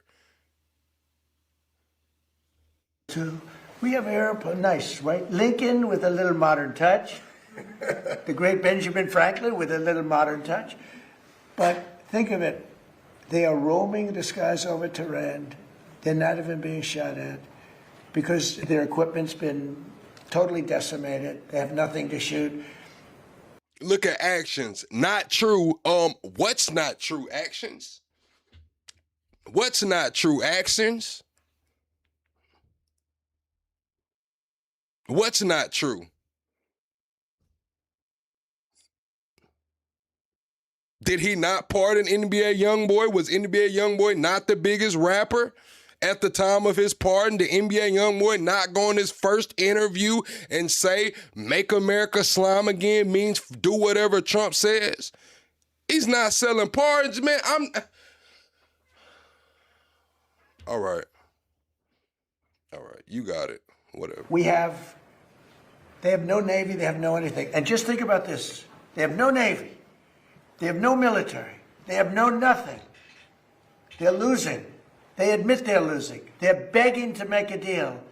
And if you read the fake New York Times, a corrupt newspaper, where I'm suing them and I think I should do very well, but you would almost think, who's winning? It's so fraudulent. But just to finish up with the New York Times, if you read the New York Times prior to my election victory, including the first one, and the second one too, I won 3 times. I went 3 times. He's not selling pardons, so he just pardoned Kodak Black out the goodness of his heart immediately after Kodak says, hey, Trump, I have $1 million for a pardon. He just automatically gets it. Trump just a Kodak fan, you know what I'm saying? He just bumps, what's that song, Rockin' With My Hitters. Kodak bopping, I be bopping with my hitters. What Trump's just saying? What he say? I got Prada on my whole ad, got my lad with man. Y'all think Trump's riding around and fucking the Beast or on Air Force One talking about some damn Kodak Black, man? The fuck are we doing here? Convincingly. But let's go to the third victory. If you read the New York Times, you would say, oh, Trump's going to lose. But I won in a landslide. I won the popular vote. I won the Electoral College in a massive number, right? Massive. I won the counties, 86% of the counties I won. All of these different things. Winning the popular vote for a Republican is, pretty amazing. But if you read the New York Times for months and months and months, you said it's obvious you don't like Trump. I don't like any fucking body, man. Did y'all want me to just say it, man? What? I don't like nobody, man. Hey, is that better? Is that better? I don't like no fucking body, man. Does that make you sleep better at night, man? Fuck it, man. Whoever we pull up on this screen from now on, chat, just assume I don't fucking like them, all right? Fuck it. It is what it is. That'll just keep the confusion down. It'll just keep the confusion down. months, you were hearing, oh, Trump is doing so badly. We have to straighten out our media. The reason their circulation is way down, the New York Times circulation, has gone way down. Washington Post is almost extinct. The papers that are being dishonest, papers generally, people don't believe the media. And to finish, I got 93% bad publicity. Some people say 97, but between 93 and 97. A person that gets 97% of bad stories, maybe Caroline's doing a poor job, I don't know. She's my representative. You're doing a terrible job. Should we keep her? I think we'll keep her. But I get 93 to 97% bad press, all fake. I won in a landslide. When you get 93 to 97 bad stories, bad press, and you win in a landslide, you know what that says? People don't believe the press. And when people don't believe the press, that's a very bad thing for our country. And when you look at, let's say, the New York Times or the Washington Post, the stories are so fake. Wall Street Journal, too. Yeah, there are reports coming out that Rubio's supposed to be working with the 3-letter agency on some kind of psychological shit, and they got Grok involved to try to fight the anti-American rhetoric that's going on X. So, yeah, that came out, I believe, yesterday. A lot of bad stories. I don't know what happened to them, but they're bad. Their circulation went way down. Wall Street Journal, I don't know if you saw the numbers that came out yesterday. New York Times, way down. Wall Street Journal, way down. Washington Post, #1, way down. Because people don't believe them anymore. And until they get, it's not the paper, it's not the big, it's that they have no credibility anymore, which is a very sad thing for our country. Thank you very much, everybody. Thank you very much. Thank you, President. It's only one person y'all can blame for this. I didn't mean to pull that up. Hold on, chat. Get this nigga up out of here, man. All right, chat. We finna move on in the show. We're finna move on in the show, man. Let me see. Let me get it over here. Everybody hit the like button for me, chat. We finna get into this debate in a second, but I got something I needed to pull up before the debate. And where the hell is it? Hold on. All right, yeah, it was the birthright citizenship argument. It was that and the Christi Gnome. Yeah, we gotta get into that birthright citizenship and that Christi Gnome. That Christi Gnome shit's kind of crazy, chat. I ain't gonna lie.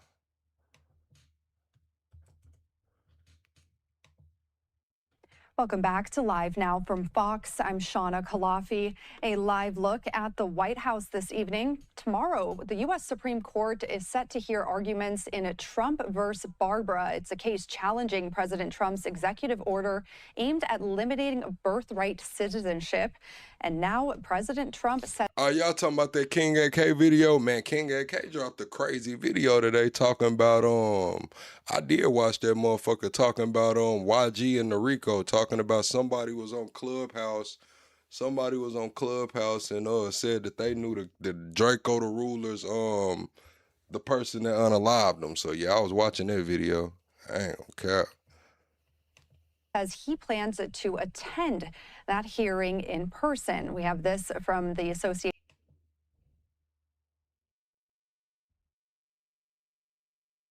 All right, yeah, no, this not it. This not it. What the hell did I say I was looking for a while ago, Chad?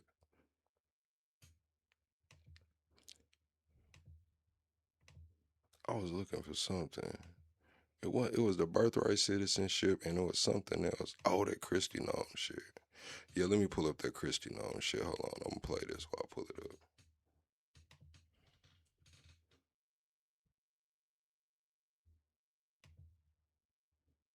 Damn, is this shit gonna play?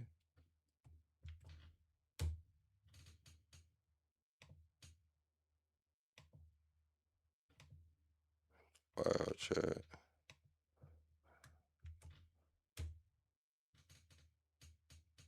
What the hell is going on?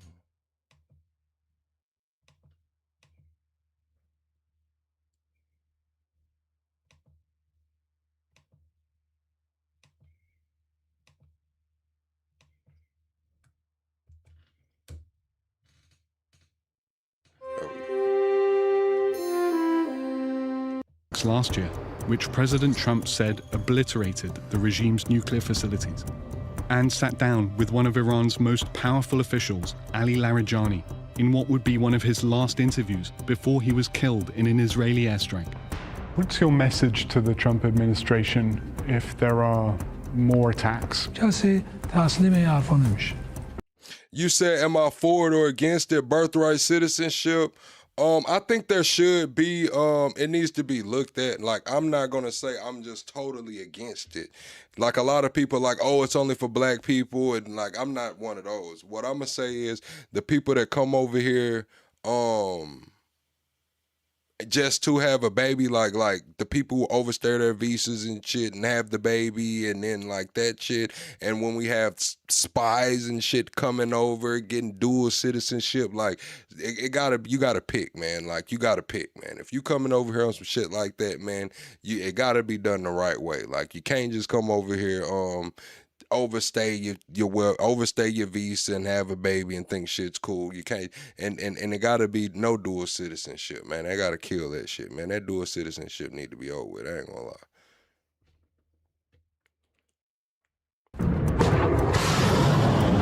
Since the current war broke out, we've been talking to experts and officials. President Trump has said that one of the reasons for these attacks is that Iran was on the verge of a bomb. Is that the case? Nah, Jason, don't delete her message. Sharon said, I don't know what I'm talking about. That's my damn opinion, Sharon. I mean, it is what it is. You don't have to agree with it. But to say I don't know what I'm talking about because I have an opinion is a rather, you know, I don't know, I guess bully mentality. You want to be a bully. You don't like my thoughts and opinions. Don't like them. But you know what I'm saying? It is what it is.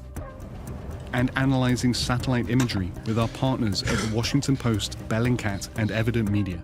There have not been any major developments that have pointed towards any strong signatures of a return to nuclear capacity. To try to understand the truth about what remains of Iran's nuclear program and what kind of threat it could pose. In terms of the nuclear question, what we don't know is what Iran will do next. The Islamic Republic is built for survival. It's been planning for a day like this since the early 2000s.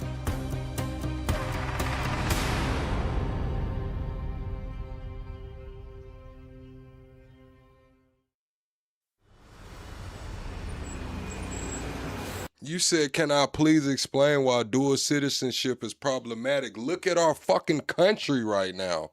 Look at the decision making. When you have people running our country saying that they are putting another country before us, that becomes a problem. That's the problem with dual citizenship. When that shit reaches the highest level and now you have a dual loyalty, guess what? We're affected by that. Why would I want somebody speaking for me that has allegiance to somewhere else? I'm just being honest. Somewhere I've never fucking been and probably will never go. That's the problem. See, the problem isn't just on everyday people and shit. The problem is that allows for it to be in, you know what I'm saying, the highest forms of government. And now that becomes a problem to where we're infiltrated. No matter what country it is, we're infiltrated.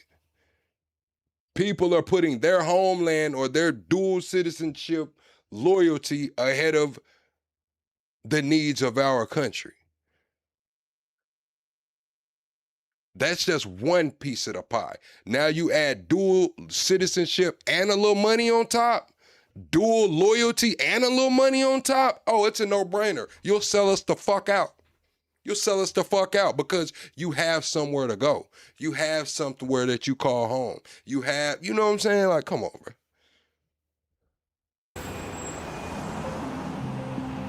Last summer, in the aftermath of the first wave of US and Israeli attacks, I was getting ready to head to Iran. Given the challenges of reporting there, we'd partnered with the Washington Post's visual forensics team to help guide us on the ground. And were working with investigative journalists from non-profit outlets Bellingcat and Evident Media. Israel had assassinated nuclear scientists, and the US had bombed. Nah, I've never left the country. I haven't left the country yet. I can travel now. I want to do some traveling, but shit, you see how the world's going. Major nuclear facilities. Our team was poring over satellite imagery to understand from afar the impacts of the strikes and how much the nuclear program had been set back. Nilu Tabrizi speaks Farsi and had been combing social platforms accessible in Iran for images and video of locations that were hit. We've been told we could get access to the site of an assassination and also speak to family members of a killed scientist. That would be really helpful to us because we were only able to confirm about 5 of these names with their locations. I think we've gotten close to exhausting what we can do from afar, and this is really where the field reporting is going to come in handy.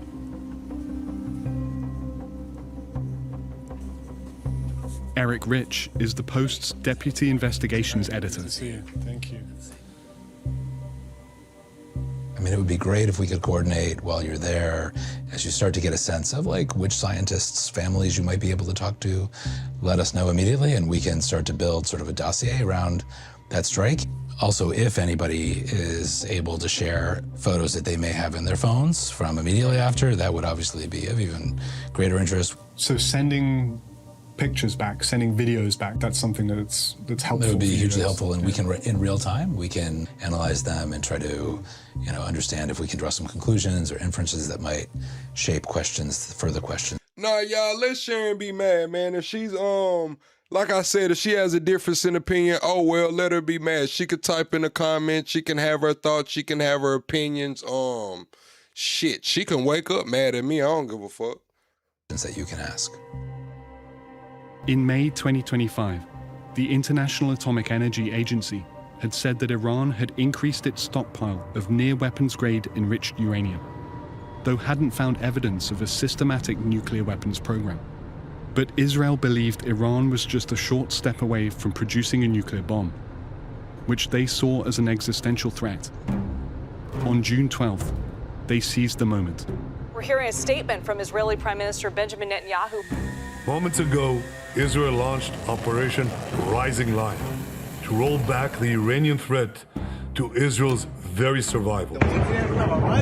In and around the capital, Tehran, Israeli targets seem to be expanding. The Iranians acknowledge. Oh, this is a PBS documentary, chat. This is a PBS documentary, chat. That some of their senior military leaders have been killed or wounded. The first wave of attacks hit nuclear facilities, military targets, and apartment blocks in Tehran. I've reported from Iran before, and foreign journalists especially are always closely monitored. This time, it was even more so. The government was tightly controlling where we went and who we could talk to. But it was a chance to see some of the damage up close. Our government minders brought us to one of the locations that was hit, a building we were told was known as the Professor's Complex, since many academics lived there. We were shown around by Iraj Rasuli, a microbiologist. So, as of today, Iran came out and said if these happen from now on, targeted strikes on their officials, they're going to respond by hitting the tech companies, Google, IBM, Oracle, and all of those companies. They said if these happens again, starting on the 1st, they will start hitting the big tech companies over there. Biologist and his relative Hania. Whoa, still falling down. Yeah. Just be careful, huh? Yeah. 6th floor was Thanks, hit. Cody. Where we are standing is 3rd floor. Okay. 4, 5, and one above that, 6. From 9th floor to 3rd floor, 100% destruction. Yes, they still have missiles. They just did attacks yesterday. I don't know if they did any attacks today, but yes, I do believe them. Remember yesterday they blew up the pharmaceutical company. They blew up the world's largest generic drug manufacturer yesterday. So yes, they still have missiles. They actually say that they have their best missiles have yet to be launched, honestly, is what they're saying. I was sleeping there. That was my bedroom. My elder daughter was sleeping here. Younger daughter was sleeping there. So when I went to help her brother, he was thrown from his bed, here he was sleeping, to that corner. So when I went to help him, to lift him up, so his entire skin came on my hand. It was so bad, he was so badly burned. Rasuli said his son-in-law died. So did his daughter and grandson. Living 3 floors above them was a physical... Oh yeah, also you gotta remember too, chat, that that plane, what was that big ass plane America had? Iran took out a $700 million American aircraft with a $20,000 drone. A $20,000 drone took out a $700 million aircraft. So yes, they also had a stockpile of about 80,000 drones when this war started, and they're said to be producing 500 per day. So this drone just hit a plane and took it out of commission. It's done. Split in half. It's out of there. Physics professor named Mohammed Teronchi. Also, we've been seeing those drone attacks in Ukraine and Russia. Zelensky's been sending drone swarms, and it's taking out the oil refineries. It's taking the oil refineries completely offline. So 80,000 drones can do some fucking damage. He was seen by Israel as a key player in Iran's pursuit of a nuclear weapon and was sanctioned by the US in 2020. Did you know the person that they were targeting? Yeah. You knew him I knew personally? him, yeah, I knew him. He knew, but we didn't know that he is an important person for the government. You didn't know that he was we didn't know this role in we knew that he was a physicist and he was chancellor of Islamic Azad University. We knew this much. So what is... Yeah, the pharmaceutical company is called Teva, I believe. Teva Pharmaceuticals. Teva Pharma blown up.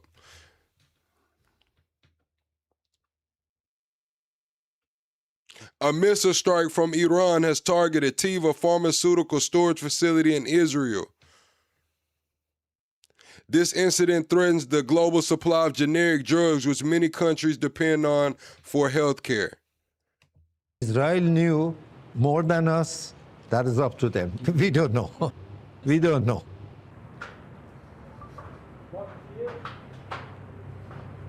Hey, so I just wanted to send a voice note.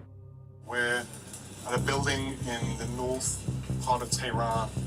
This is the site of one of the killings of one of the scientists.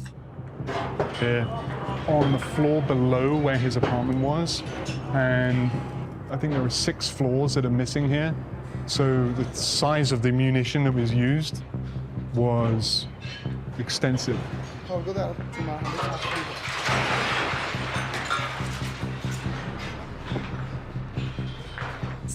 You said, bro, they literally shot at 7 different countries the first day we attacked them. Do you know that? Yes. But they were targeting what we had in those different countries. Right? So yes, they attacked 7 different countries, but you know, shit, we gotta tell the whole story. Yeah, it was some shit going on. There was some drones hit some hotels and shit too. But those countries were being used as staging grounds. Those countries' airspace was being used. That's why we see these other countries like Italy saying, no, you can't use our airspace. That's why you see, what is it, Syria, not Syria, was it Siberia? One of those other countries saying that we can't use their airspace because they understand the ramifications of that. There were civilians killed alongside this scientist. This is Dr. Mohammed Teranchi. He's a professor of physics at one of the universities, and the residents here say that they it was Spain. Didn't really Okay, it was Spain. The chat saying it was Spain. Have any sense that he was associated with the nuclear program. Another strike in Tehran, less than 2 hours later, killed a scientist named Feridun Abbasi, who used to head the government agency that runs Iran's nuclear program. He had been sanctioned by the US and EU and survived an assassination attempt in 2010, widely attributed to Israel. Right, Amber, you said they still have the internet turned off on their own people to control them. I don't think you understand. I do understand. I do know they have the internet turned off.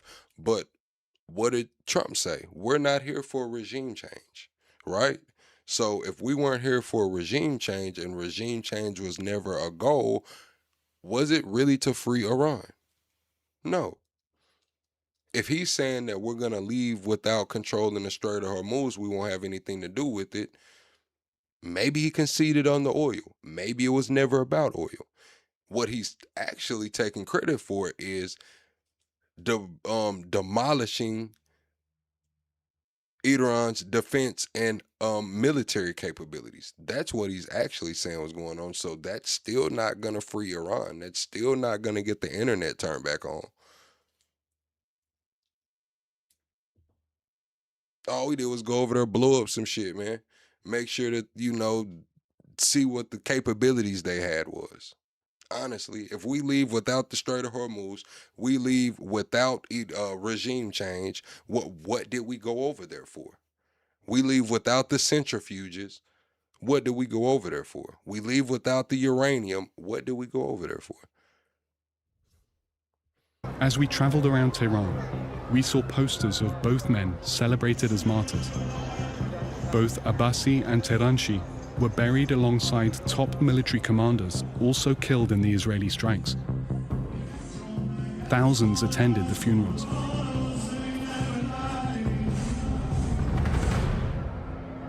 Our reporting was helping the Post develop a picture of the importance of Teranchi and the other scientists killed. So he seems like a really critical character in this. Do we have any sense of whether he and the others are targeted for their general... Yes, he said in the first week, now it's time to take your country back. And Netanyahu was trying to get Trump to get the protesters to help them do a regime change. And Trump said, we're not worried about a regime change. Do y'all not remember that happening last week? Like, have y'all forgot? Netanyahu and Trump had a spout. Isn't that why they said J.D. Vance and Netanyahu was getting into it as well? Netanyahu wants the protesters to go out there. Trump says he doesn't want them to get killed. He doesn't want them to get unalived. So all of that, now's the time to rise up and shit. That shit's out the window now. It's a different tune. Expertise or like a specific project that they were working on that was a part of the alleged nuclear program? I talked about this with a few different sources about how important are these guys, and someone mentioned they went after older scientists. None of these were younger people in the field. And so this one expert said it's probably because they want to try to destroy the brain trust, like this, you know, the people who are foundational in this. But the other side of it is that for the past decade or so, maybe even longer, there's been a big push in Iran apparently to have people train and study up in theoretical physics and nuclear work. We repeatedly asked our minders if we could speak to relatives of the assassinated scientists, who Israel claimed were leading Iran's nuclear program. They finally agreed to introduce us to Tehranshi's brother, Amir. So the US says that he played a leading role in efforts to develop a nuclear device in the mid-2000s, up to 2003. What's your response to that? به نظر من چیزی که بود بحث الکترومغناطیس بود، نه هسته‌ای. این یک پروژه‌ای است که انسان نمی‌کشه. پروژه‌ایه ولی قدرت‌های مختلف این پروژه رو تو دنیا هستش. ایران هم به این پروژه دست پیدا. That I'm going to send to you. Working with open source investigators from Bellingcat, the Post team started piecing together how the strikes against the scientists were carried out. So were there markings on the alleged fragments, or we couldn't make it out? Yeah, there were some markings on there that had a possible part number and a possible lot number. You have SMBAMS004A. But with a lot of these databases are private from the arms company, so it's not something we can check using open sources, especially if it's a weapon that hasn't been used before. Trevor, is there anything at the strike site that allows us to glean any insight into whether this munition was fired from an aircraft or the ground? So from the damage alone, the experts we talked to, they weren't able to confirm that. It's more likely that it was a longer range munition, like a ballistic missile or a cruise missile. Over the course of several days, we were taken around Tehran to various locations where Israeli strikes had taken place. We sent pin locations, photos, and interviews with witnesses back to the team in the US, who combined it with satellite imagery and geolocated video to start to piece together a bigger picture of what happened. It was an assault at multiple sites across the city. The strike started in the early hours of the morning and hit in quick succession. 9 people Israel viewed as key to Iran's nuclear program. Scientists, engineers, physicists were killed. We were able to confirm the locations and tally civilian casualties from the strikes on Abdulhamid Monasher and Ahmed Reza Zolfagari, both nuclear engineering professors killed just blocks from each other. Further east, we confirmed the location and casualties from the strikes on Mansour. That's crazy. They're doing airstrikes for individuals, chat. That is crazy. Airstrikes for nuclear scientist is crazy. Asghari, a physics professor sanctioned by the US for alleged ties to nuclear weapons development. And in Sadat Abad neighborhood, where Tehranshi was killed, witness accounts combined with images of the direction of the blast and structural damage indicated a weapon or weapons with the force of a roughly 500-pound bomb. Taken together, it reflected an unprecedented campaign by Israel in its scale, weaponry, and impact.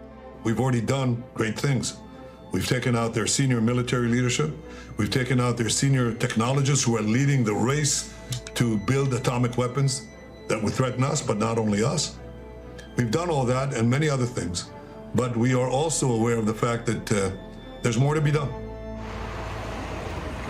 Washington Post reporter Suad McKennett spent time in Israel interviewing senior intelligence and military sources about the operation. She was able to speak to a senior military official who helped plan the assassinations, which he said had been years in the making. He let her record the meeting, but didn't want his face shown. This is see, Ace King says, why is that crazy? You must don't take nuclear weapons serious. Just think if this shit was going on in America. Picture an airstrike hitting down in your fucking neighborhood, bro. I'm just gonna be honest with you. See, we're desensitized to this shit because it's happening so far away. But bring that shit to your block, man. Bring that shit to your block, man. And think about how crazy, if your neighbor around the corner was doing, you know, some shit, maybe cooking up some shit he shouldn't be doing, and a fucking airstrike hit him, and y'all share a backyard, that shit would be crazy, wouldn't it? But because it's so far away, it's just not crazy, right? Shit would be fucking nuts, bruh. We mapped out a group of roughly 100 scientists, and we made an extensive analysis. And we ended up with a group of the most valuable targets to be eliminated. The second phase was developing the intelligence and operation capability to precisely strike and eliminate each one of these targets up to the level of an apartment in Tehran. We've made everything possible to minimize the collateral damage that is expected and employed precise force only against targets that we thought were critical to deny Iran's pursuit of nuclear weapons. Since knowledge is the core asset of any weaponization program, we assess that the elimination of all major nuclear scientists in Iran is a major setback for the project.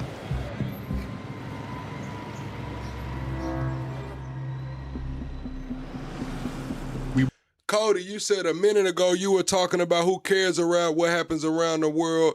It's about what happens here. You damn right, Cody. I admit that I'm fucking a selfish American. Y'all act like y'all aren't. I say it all the time, chat. Like, sometimes I got to take a step back and be like, damn, if that shit happened over here, it would be crazy. Because I understand that I'm a fucking selfish American. I've never been anywhere outside of the country, man.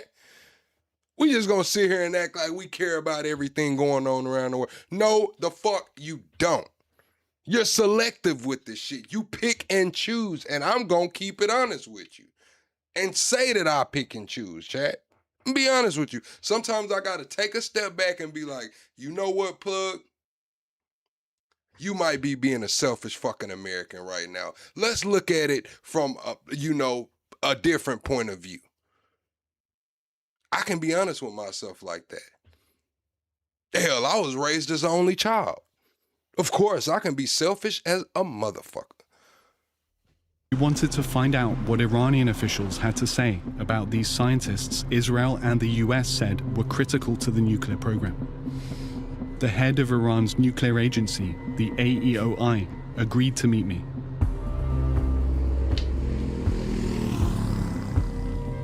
Security guards didn't allow us to film until we were deep inside his heavily guarded headquarters. Mohammed Eslami oversees all the country's nuclear sites.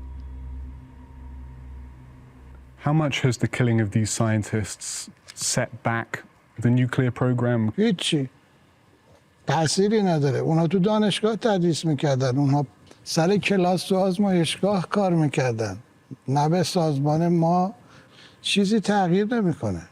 What's up, The AJ? US says the goal of the nuclear program is to produce a nuclear weapon. What's your response? دروغ میگه.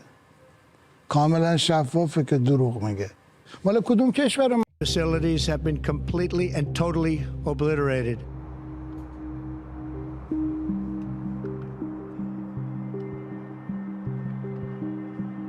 We arrived in Isfahan 12 weeks after US cruise missiles slammed into the nuclear facility on its outskirts, where we were hoping to film. The city looked different from trips we'd taken. Oh, chat, we just hit 300 likes. Let's get to 325 likes right quick. Double tap the screen, go to the top, hit the like button, man. We're also 25 subscribers away from the next sub goal. We need a quick 25 subscribers. We go live every single night over here. Here before, with fewer women wearing the hijab, a sign of opposition that had been building for years against theocratic rule. As we waited for permission, our minders told us we could ask people about the bombing. But on that question, no one wanted to speak. Excuse me, do you guys speak English by any chance? Can we interview you? What's up, Possum? Wonderbucket. The topic right now, we're doing, PBS did a documentary on the strikes in Iran. After this, we're going to get into a debate.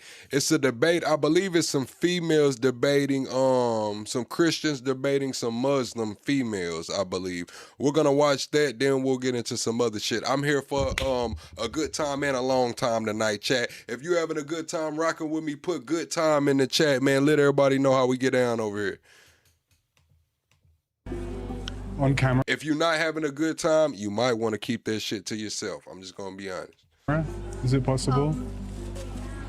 No. Okay. Can we talk to you on camera? No problem, but you ask me. About the What you mean, Tony? Women, woman? What do you mean? I'm saying what? What are you trying to say, Tony? The 12-day war. No. Okay. All right. Thanks. In the end, a message came from Tehran that we were not going to be allowed to film the damage at the center. They claimed it wasn't safe. This was as close as they would take us. The bombed facility was just behind this ridge. Do you think we could get a shot for... See, here you go. That's where you messed up, Cody. You said, Essence, this war isn't even a war. You must be a Democrat. No, Cody. Essence watched what Trump said. Essence seen that Trump said, they say I can't call it a war. I didn't get congressional approval. So he's saying it's a war. He just can't call it a war. I don't know if you got the memo, but this shit is a war, man. Trump just said I can't call it a war. He's understanding the damn language surrounding this shit. He's understanding the language. From that place? Is a station for cable car. For the nuclear center, could we drive close to it, even if we don't stop and get out? Right. Even from the car, you need permission. Even from the car? Yes.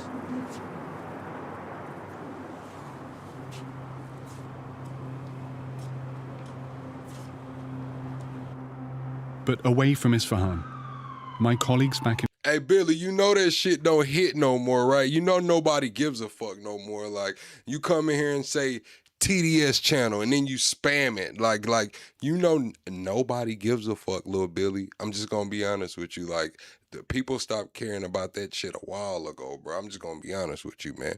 When people used to come here and say TDS channels, like, whatever, bro.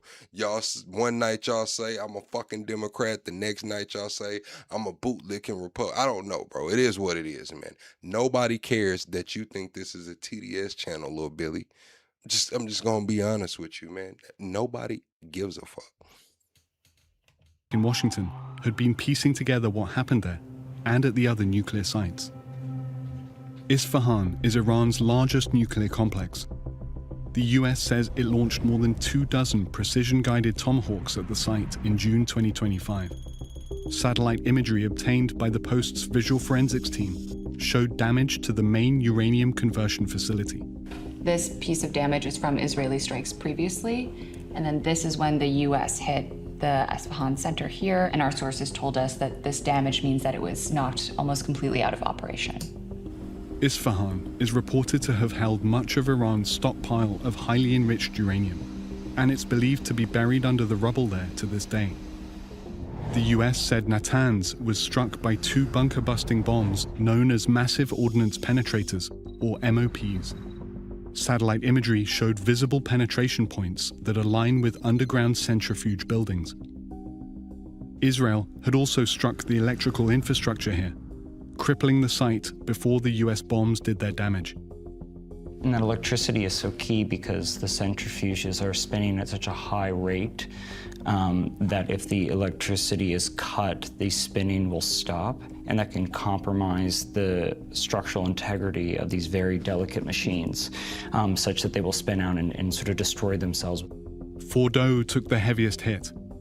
The US focused the most powerful munitions on what it considered Iran's most important enrichment site, buried deep inside this mountain range.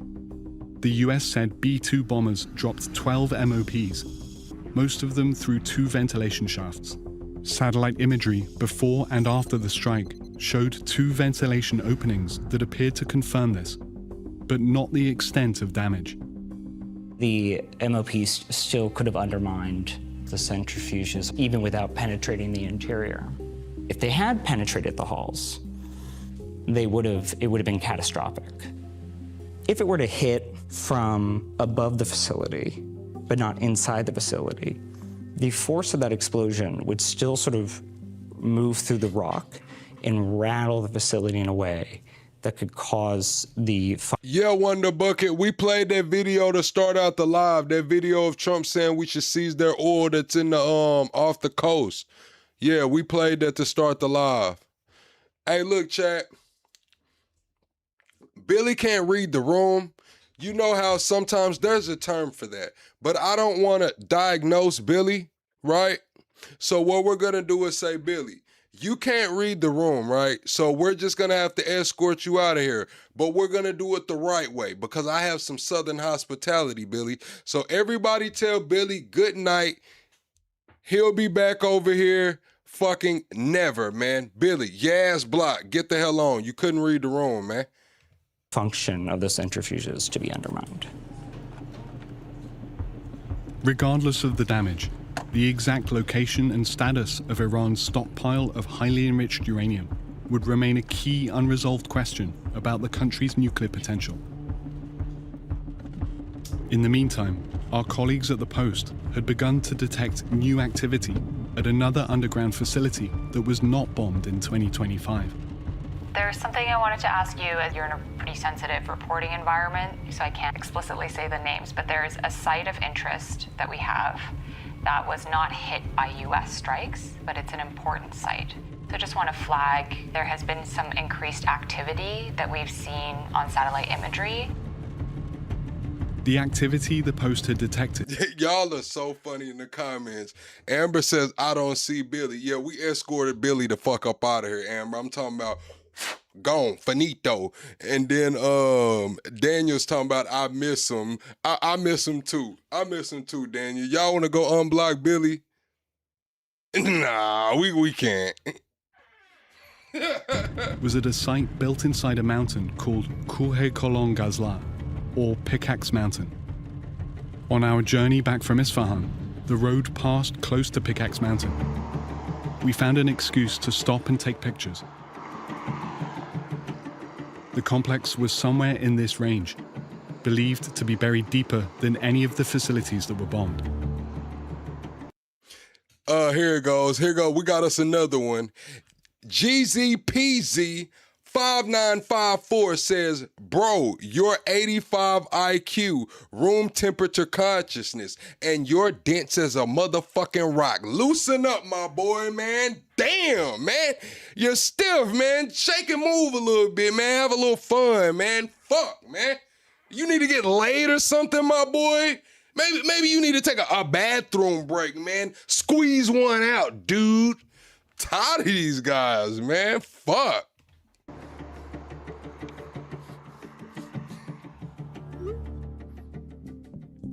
Seb took some photos from here of Pickaxe.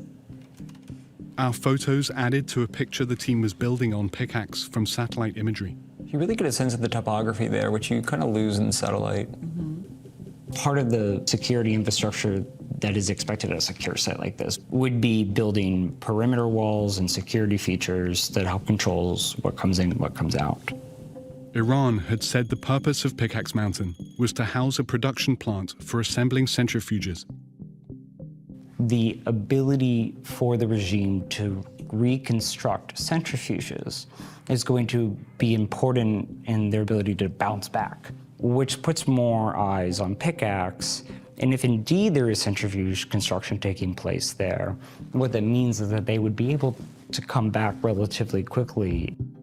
Analysts also suspect that Pickaxe's dimensions and estimated depth could be used for uranium enrichment or for storing near weapons-grade uranium. Using satellite imagery, the Post was able to show the site was being fortified. All right, that's a good question. You said, what's my opinion on everything going on with this? We will see prices increase. We will get hit. It's going to be hard times, but from a military perspective, we see that we spend a lot, $1 trillion on our military, but it still needs to be updated. Like we got $700 million planes being taken out by $20,000 drones. Just from a monetary standpoint, that's not viable. So we will have to readjust, go back to the drawing board. I did see Zelensky talking about sending the drone boats. I want to see how those will be used. Yeah, so long story short, we got to go back to the drawing board, chat. Trump saying that we are not going to have anything to do with the Strait of Hormuz after we leave. So I don't know, man. I don't know. And said regime change is never the goal, so it doesn't look like there's going to be a free Iran. So Iran's not getting free. We're not going to control the Strait of Hormuz, so hopefully we get the centrifuges. I guess that's what we're counting on. Iran giving up the centrifuges, diplomatically.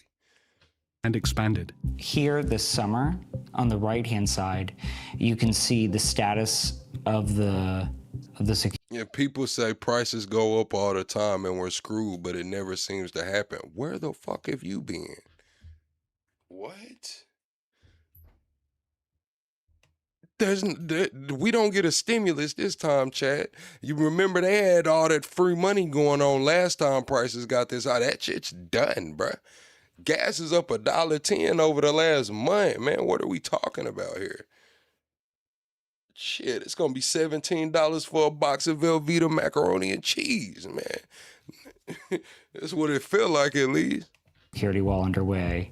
You can see them making their way through the rock. Now compare that here on the left now this fall, where you can see that security perimeter becoming closer to completion. I think what's so interesting about this site is it gets at this question of what's next. And we're seeing evidence, it sounds like, of a continuation of the program at this site. The satellite imagery showed that 2 tunnel entrances had been covered with dirt and rock, which experts say hardens them against possible airstrikes. And piles of excavated material, or spoil, next to the entrances had increased in size, indicating continued tunneling activity. Satellite imagery also showed the presence of heavy equipment and construction vehicles.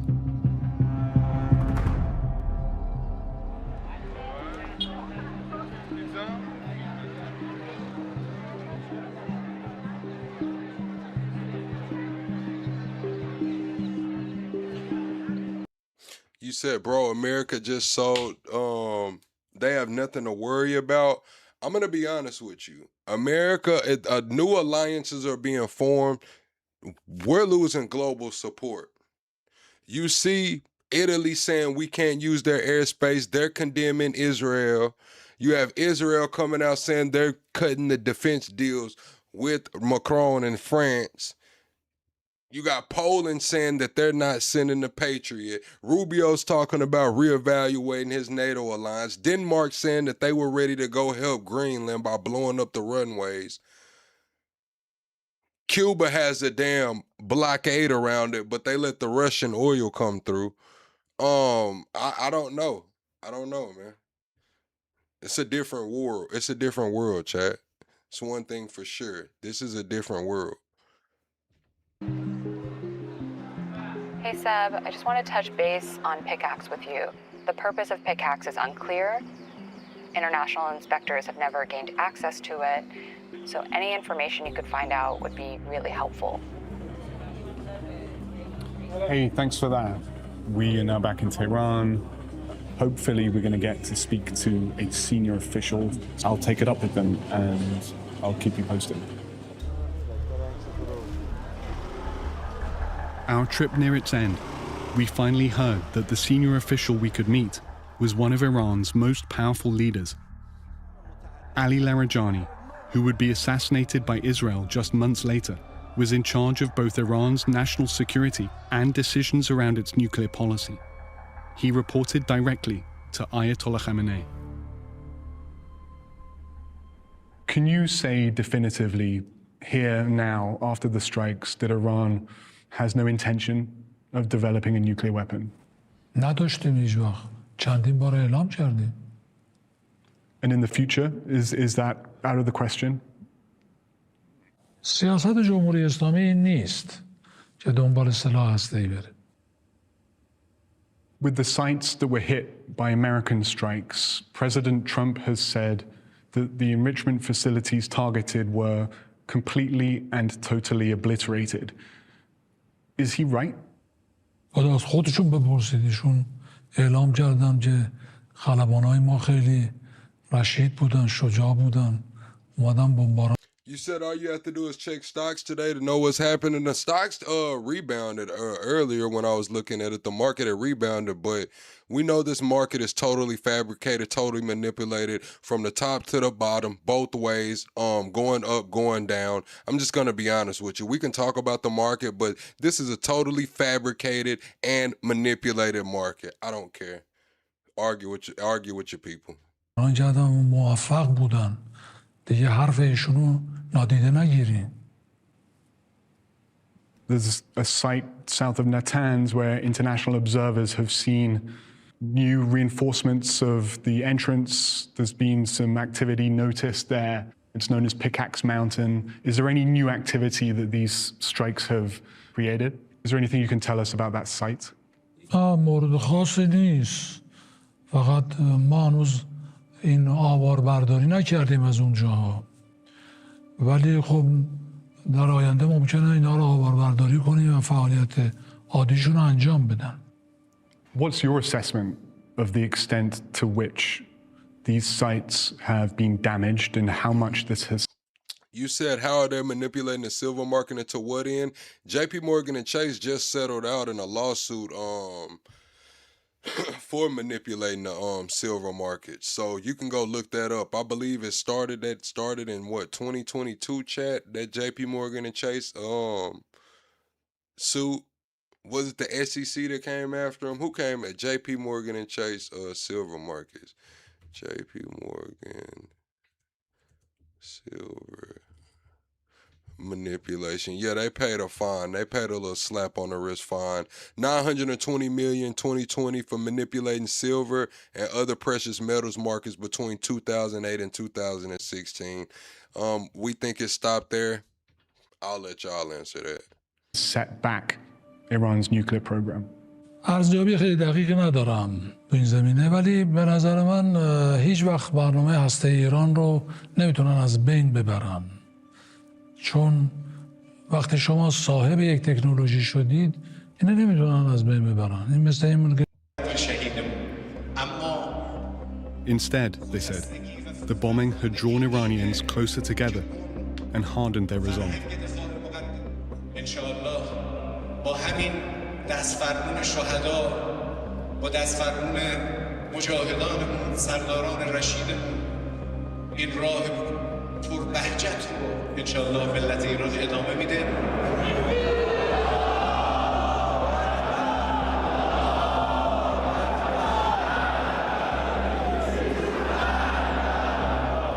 Despite... Oh, chat, is that the foreign minister dude right there?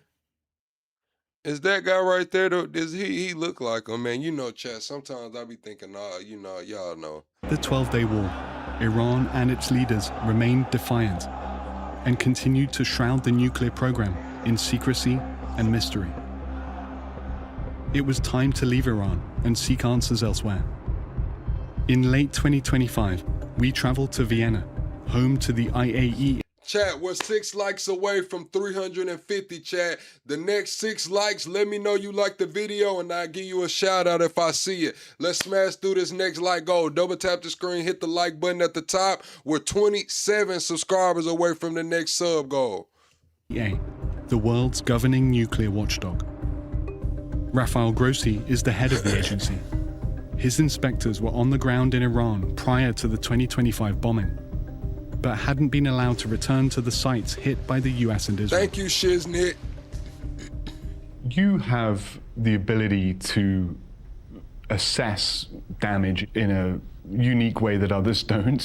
Thanks, Jay. What was your initial assessment after the strikes on the key facilities, Natanz, Fordo, and Isfahan? Obviously, without having physical access to a place, any evaluation is partial, is not complete.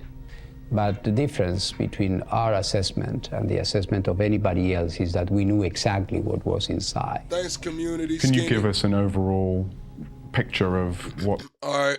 Thank you, community activists. Thank you, Skinny. Anna says, so you think the Persian people are free? I don't know. I would defer that question to the chat. Chat, do you think the Persian people are free? That determination was? The determination was and still is that the damage was very substantial, very substantial. While President Trump had insisted Iran was nearing a bomb, Grossi said he hadn't seen evidence of an active weapons program. But he was concerned about the amount of enriched uranium Iran had stockpiled. All the access and inspections that we were carrying out allowed us to determine that there is no credible information that would lead us to believe that they were developing a nuclear weapon.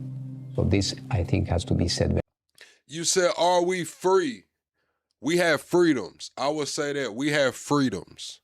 Now, you're not free to do whatever the fuck you want to do, but we do have freedoms to go across the United States.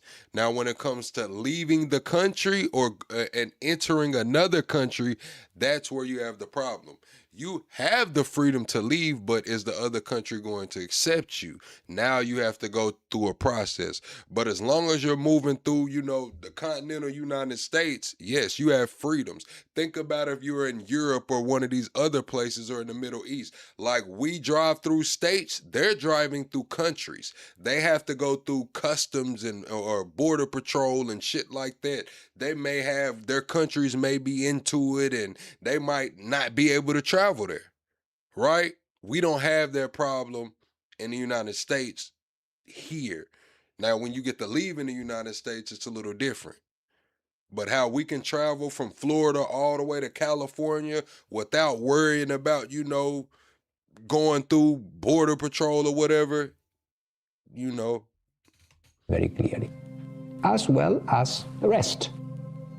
A number of, a huge amount of near weapon grade enrichment, and of course, these technological capabilities that were there, which were a source of legitimate concern by the international community. Do you think that there is a risk from these strikes that it pushes Iran's nuclear program further underground? If time passes and inspections do not resume, well, then there will be doubts. And I'm not saying that there will be an immediate consequence, but certainly the situation will become a source of a greater concern. Now, when we talk about freedom of speech is under attack. Our privacy rights are under attack. Now, freedom of speech is subjective to where you're speaking. Now, this platform, we can say we don't have freedom of speech on this platform. Now, because there are certain rules and guidelines that fall under shit you can't do here, right? Even when you go to a different platform that says they're free speech or whatever, it's certain shit you can't do. You know what I'm saying? Maybe you can say whatever, but it's certain shit you can't do with it. And that's where it becomes a problem. Concern in terms of non-proliferation or the potential activities leading to nuclear weapon. In the months that followed, tensions continued to build after the Iranian regime violently cracked down on a wave of anti-government protests, killing thousands. No, because what I'm saying is when I say that, I'm saying about like a lot of things fall up under different categories, like a threat. Like if you, or you know, a different law that you're breaking. Now, you can say whatever you want to say, but something you may say may violate a law. It may break the law. That's now knowing that they're tightening down on that. It was pretty broad. Now they're restricting it to where it's like, hey, that's hate speech, or hey, that's threatening, or hey, that's, you know. The US began a huge military buildup in the region. The U.S. military presence is growing in the Middle East as tensions rise over Iran's nuclear capabilities. The Pentagon says it's sending the Navy's largest and most advanced aircraft carrier. Amid another round of negotiations, President Trump began threatening Iran again over its nuclear program. My preference is to solve this problem through diplomacy. But one thing is certain, I will never allow the world's #1 sponsor of terror, which they are by far, to have a nuclear weapon. Can't let that happen. Before I'd left Iran, I'd asked Ali Larijani what the world could expect if there were more strikes.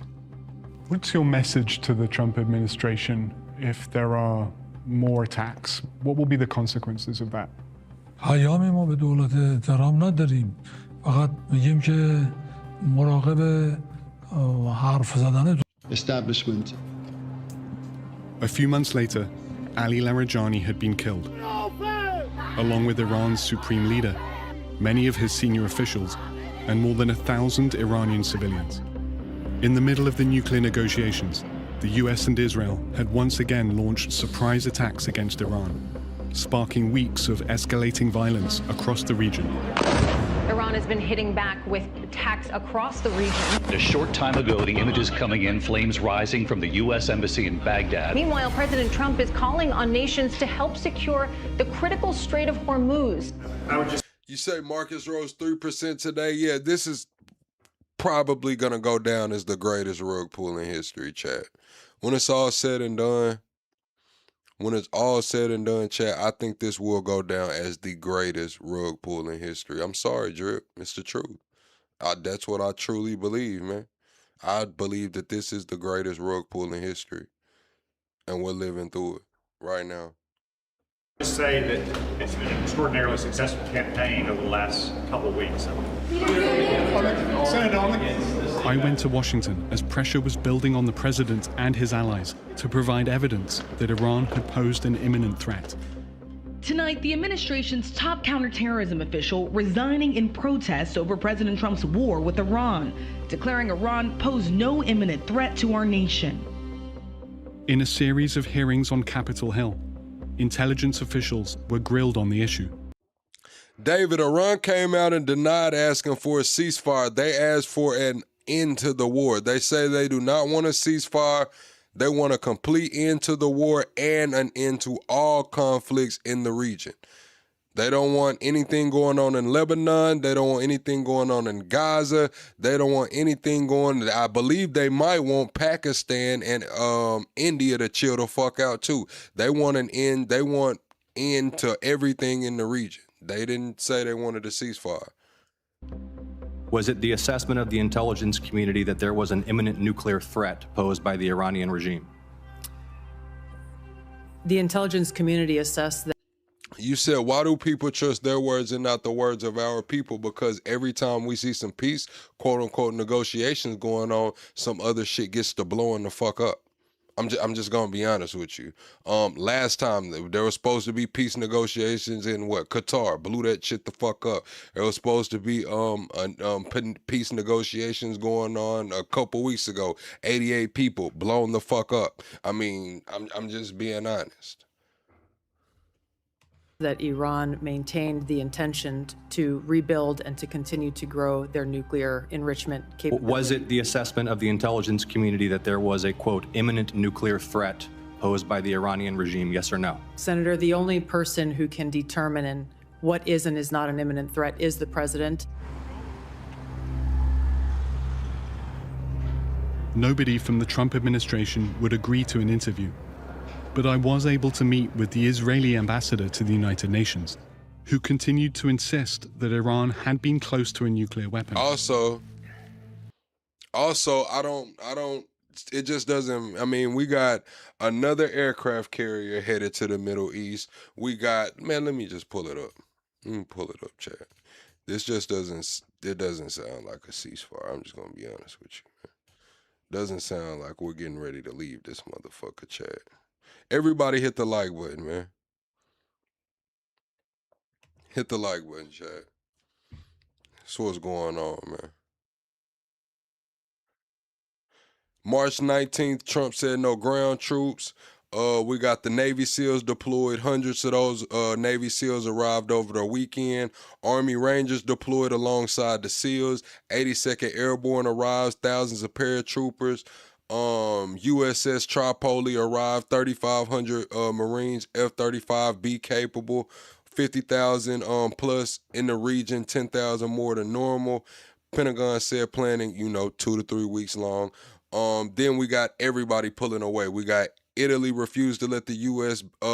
Use its air bases. Europe pushing back on U.S. military operations. Iran says negotiations are over forever. You got and they just passed advanced a bill to charge all ships passing through the Strait of Hormuz. They mobilized 1 million troops. I don't know, chat. I don't know. It's looking like it's getting ready to go on. It's looking like it's getting ready to go on. We believe that they were very close to a point where they can actually assemble the nuclear capabilities on the ballistic missile. You said that was before. Well, why the hell are they sending? Why are they sending another aircraft carrier as of today? Why haven't we heard anything about the aircraft carrier turning around? If everything's fine and it's just not about to go on, why send another aircraft carrier today? Now one can argue and say, well, it didn't happen. But do you want to wait for that to happen? Do you want for them to actually assemble it, launch it, and then what? But with the nuclear sites, the nuclear program, there wasn't anything new or urgent or imminent that you saw in that realm in the lead up to these recent No, I have said it very clearly.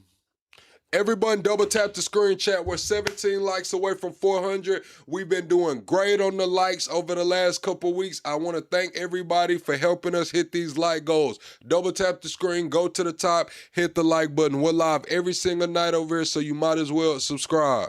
Clearly, they were moving forward, and they had the uranium technology, ballistic missiles.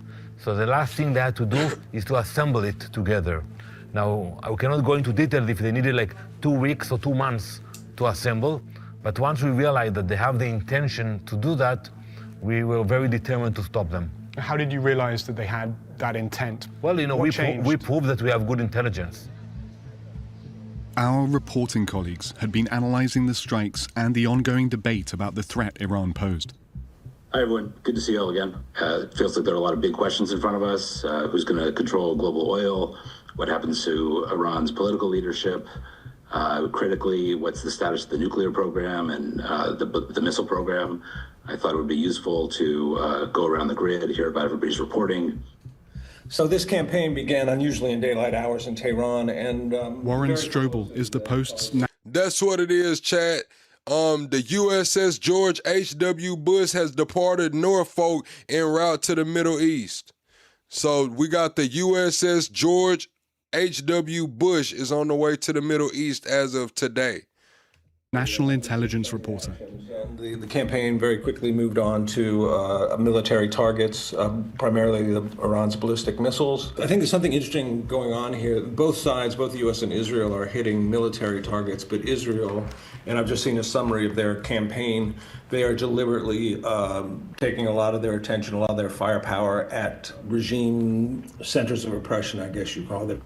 They still hope that the people of Iran will. I think they also said the SEALs were doing drills dropping out from 10,000 feet. I do believe they said the SEALs were doing drills dropping out, dropping down and fly, I guess parachuting in from 10,000 feet today.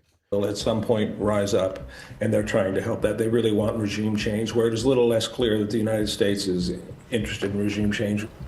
We've seen some strikes on different civilian infrastructure too. So we are seeing, it's not just military, civilian infrastructure, civilians are being impacted. And even just in the first week of this operation, the civilian death toll in Iran surpassed that of the 12-day war. Jarrett Lay had been examining satellite imagery to assess whether Iran had been attempting to reactivate its nuclear program in the run-up to the most recent strikes. the nuclear sites, what are we seeing? Since we last reported on these sites last fall, we've not seen any major attempts to reconstitute or reconstruct these sites. What we have seen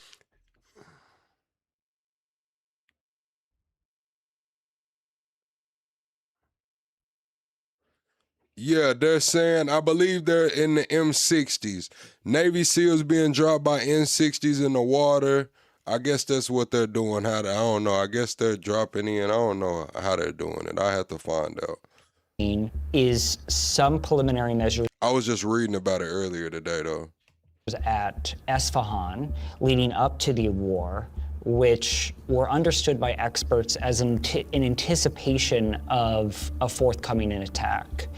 The satellite imagery of Isfahan shows that 3 tunnel entrances were backfilled with dirt prior to the latest strikes as a potential defense against an attack. But our team found no sign of large-scale reconstruction at any of the major nuclear sites, including Isfahan, Fordo, and Natanz. In the run-up to this war, there was no sort of new intelligence indicating that Iran had made massive strides forward in its nuclear program or ballistic missile program that would have perhaps justified a conflict. Obviously, they have an active nuclear program, heavily damaged. They have an active ballistic missile program, which they're using in the war, but there was no kind of sudden piece of alarming intelligence. As for Iran's stockpile of enriched uranium, our team have found no evidence that the Iranians have tried to retrieve it from the rubble of last year's strikes. 900 pounds of uranium enriched to 60% purity is a concern, but for the Iranians to turn that into a bomb, they would have to go get it. They would have to move it securely without being detected to a place where they could further enrich it to 90%. They would then have to take that highly pure gaseous uranium, form it into metal, and put it atop a warhead with explosives that caused a nuclear chain reaction. So, of course, it's a concern, but it seems a little bit hard for me to believe that they could do all that while under intense bombardment from the United States and Israel, unless there's some aspect to the Iranian program that we don't know about. And Warren, to build off of that point, as Hell no, Michael. If I ask some shit like that on the chat, I'm going to be on some more fucking watch list, man. I already talk crazy, man. You can give me shadow ban asking questions like that in the poll. Neither and I They're going to think I'm a foreign agent, man. Reported last summer, the site at which they convert highly enriched uranium from its gas form to its metal form at Esfahan was struck and is destroyed, and we've seen no evidence that they've actually rebuilt that site. In the 3rd week of the war, the head of the IAEA, Rafael Grossi, was in Washington for meetings with the Trump administration. He agreed to sit down with me again. President Trump has said that one of the reasons for these attacks is that Iran was on the verge of a bomb. Is that the case? Well, hey, shout out to Emmett because he asked for one. You said, I don't know, you could be a foreign Asian, I don't know. No, bro, I'm not Asian, I'm black, I'm FBA. I would generally abstain from commenting on comments especially from presidents. And what I can say is that the situation in Iran was concerning. This time, Grossi was reluctant to challenge the administration's justifications for war, but expressed frustration that his inspectors were still blocked from Iran's key nuclear sites. We lost the necessary continuity of knowledge to be able to confirm that everything in Iran was in peaceful use. God bless you too, Emmett. Be sure to hit the like button for me, Emmett. Everybody double tap the screen. We just crossed 400 likes. We're 25 likes away from the next like goal. Chat, let's keep smashing through those like goals. You have a good day. So as to whether there was a short distance. You said, am I a black American or am I an American black man? Of course I'm a man and I'm American, yeah. I don't get what you're trying to ask, Drip. FBA is foundational black American. You know what I'm saying? Foundational black American. Hold on, man. What the hell is going on, Drip? Damn, chat. Distance or long distance to manufacturing nuclear weapon. I would not get into that, but it is clear that there were some elements of concern. So elements of concern, but evidence of being close to a bomb? Did you see any of that? We cannot have evidence when we are not being given the access to places and answers to questions that we were having on a number of things. You said that much of Iran's highly enriched uranium stockpile was believed to be at Isfahan. How confident are you in that assessment? We believe that is there. We have been trying to follow, observing the place, and so have others. And the generalized point of view is that it's still there. Is there any possibility that Iran could have retrieved these supplies? Is that something that you would be able to observe or tell? One cannot exclude completely without inspecting, but as I said, we believe it's still there. Regardless of the nuclear question, the US and Israel have said that a major aim of the war has also been to eliminate Iran's conventional missile capabilities.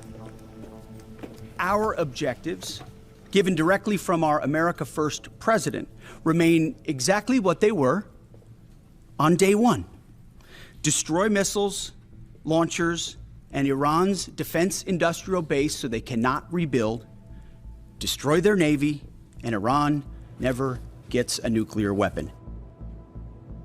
Back in September last year, our minders in Iran had taken us to the Islamic Revolutionary Guard Corps Missile Museum, where Iran's latest military hardware was on display.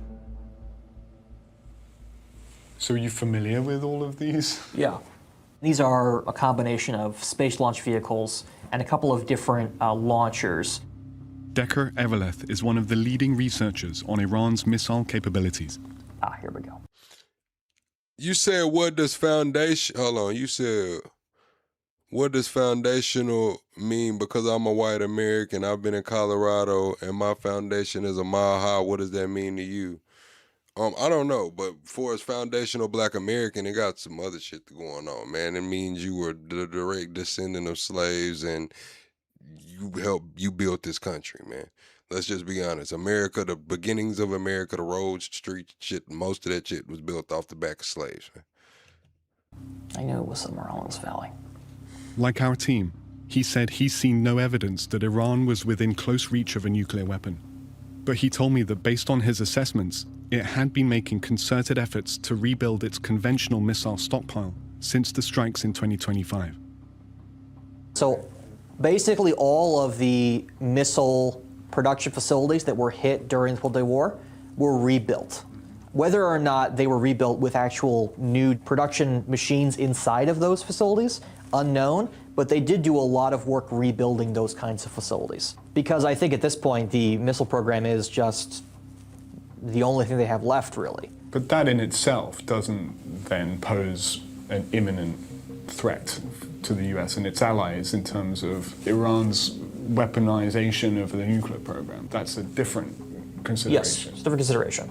They can do a lot of damage with those missiles, right? But it's a capability they've had for a long time already, and those missiles can't reach the homeland yet. Israel and the United States continue to attack Iran today, hitting the same kinds of targets they've struck throughout this campaign. President Trump threatened Iran, saying if they don't reopen the strait within 48 hours, the U.S. will start striking Iran's power plants. As the war has widened, the US and Israel have hit thousands of targets across Iran. They've successfully struck at least 22 missile bases. They've basically taken out the immune system to the ballistic missiles. They can no longer produce new ones. However, as we've seen out in the Strait and out... I mean, y'all don't make no sense. What the fuck was the point of having slaves, man, if you wasn't gonna use them? Now y'all saying the slaves was just chilling. What the fuck was the slaves doing then? Man, we not talking about indentured service. Man, what the fuck was the slaves doing?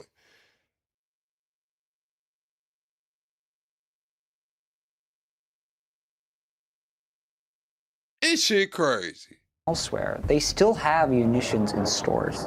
Iran launched one of its most advanced ballistic missiles to date against Israel. Iran has heavily damaged many petroleum facilities and other targets in the region. Strait of Hormuz is still being blocked by Iran, and that is sending global energy markets reeling. They can maintain a resilience within this war using those munitions, despite the United States and Israel's devastating hits on those facilities. Since the assassination of Ayatollah Khamenei, his son Mojtaba Khamenei has been appointed as Iran's new supreme leader. We don't know his leadership credentials. He's never made a speech, he's never held public office. We know that he's very close to the IRGC, so a lot of people are saying that it's really the IRGC running the show. As thousands more US troops arrive in the region, President Trump is reported to be weighing a high-risk ground operation to seize Iran's stockpile of highly enriched uranium. At the same time, he has proposed a plan to end the war that, among other demands, requires Iran to hand over the stockpile. Talking to sources, the Islamic Republic is not at a place where it wants to have a negotiation and an off-ramp. In Mojtaba's first statement, he talked about closing the Strait of Hormuz. He talked about revenge. Amid warnings the war in the Middle East is out of control, Washington and Tehran don't appear to be any closer to seeing eye to eye. They are negotiating, by the way, and they want to make a deal so badly, but they're afraid to say it because they figure they'll be killed by their own people. They're also afraid they'll be killed by us. The Iranian military is actually mocking the president's claims of any talks, saying that the U.S. is negotiating with itself. This regime is really built to withstand this type of pressure. Some sources I spoke to were very concerned that if they survive this attack on the future of the Islamic Republic, that Iran could rush to develop a nuclear weapon now as a form of deterrent. The strikes in the summer devastated the 3 sites. That we can say for sure. But what we don't know is what Iran will do next.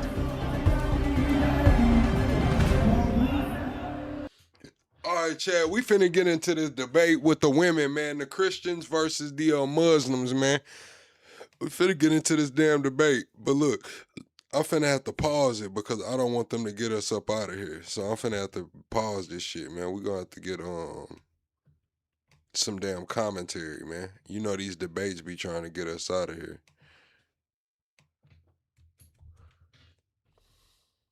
The next prompt is, Muhammad is the final prophet of God.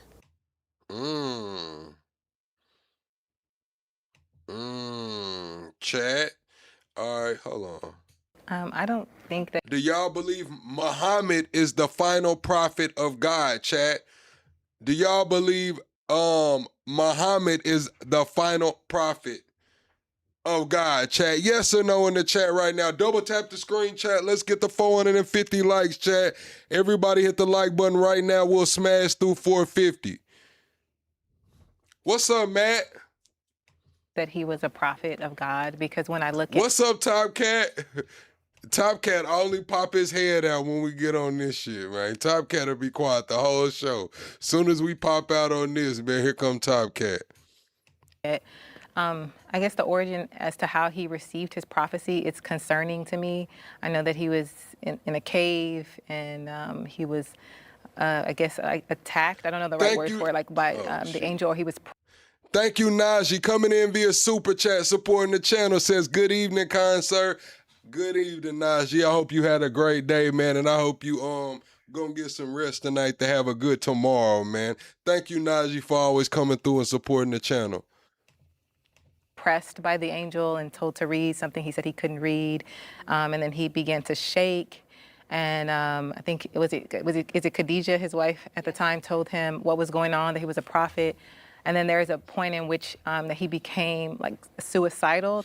Dang, that's crazy. I know a bunch of girls named Khadijah, man. I didn't know. Where he was trying to throw himself off of a mountain.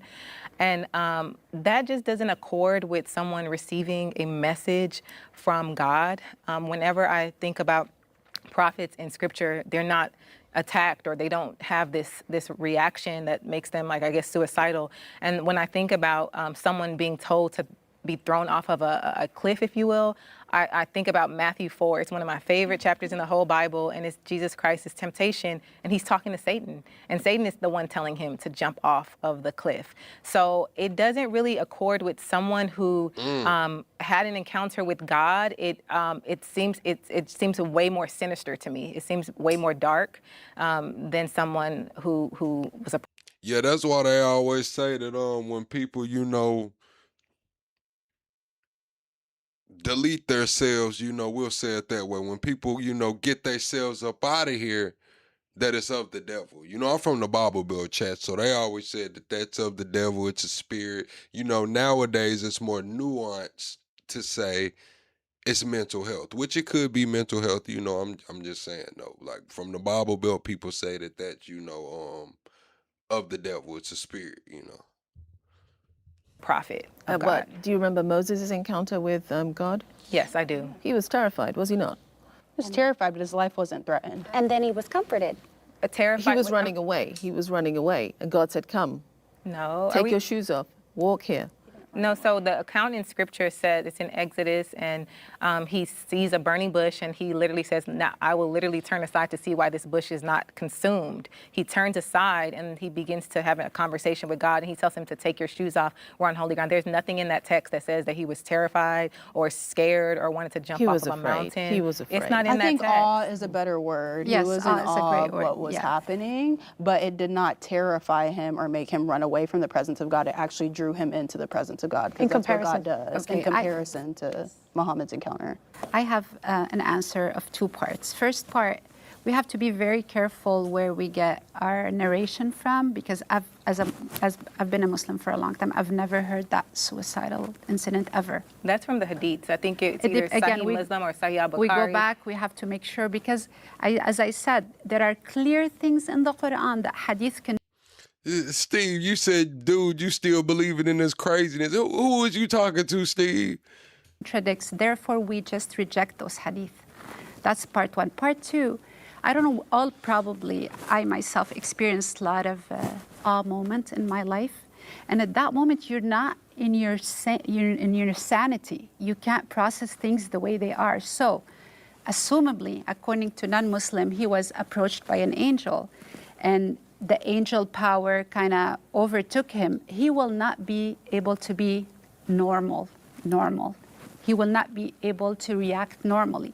And a third part of the answer, why are we assuming that all revelation to all prophets have to come the same way? They can be different. They don't have to come the same way, but they'll never contradict the character of God. So we see God's character in every revelation that a prophet has with him, and they are.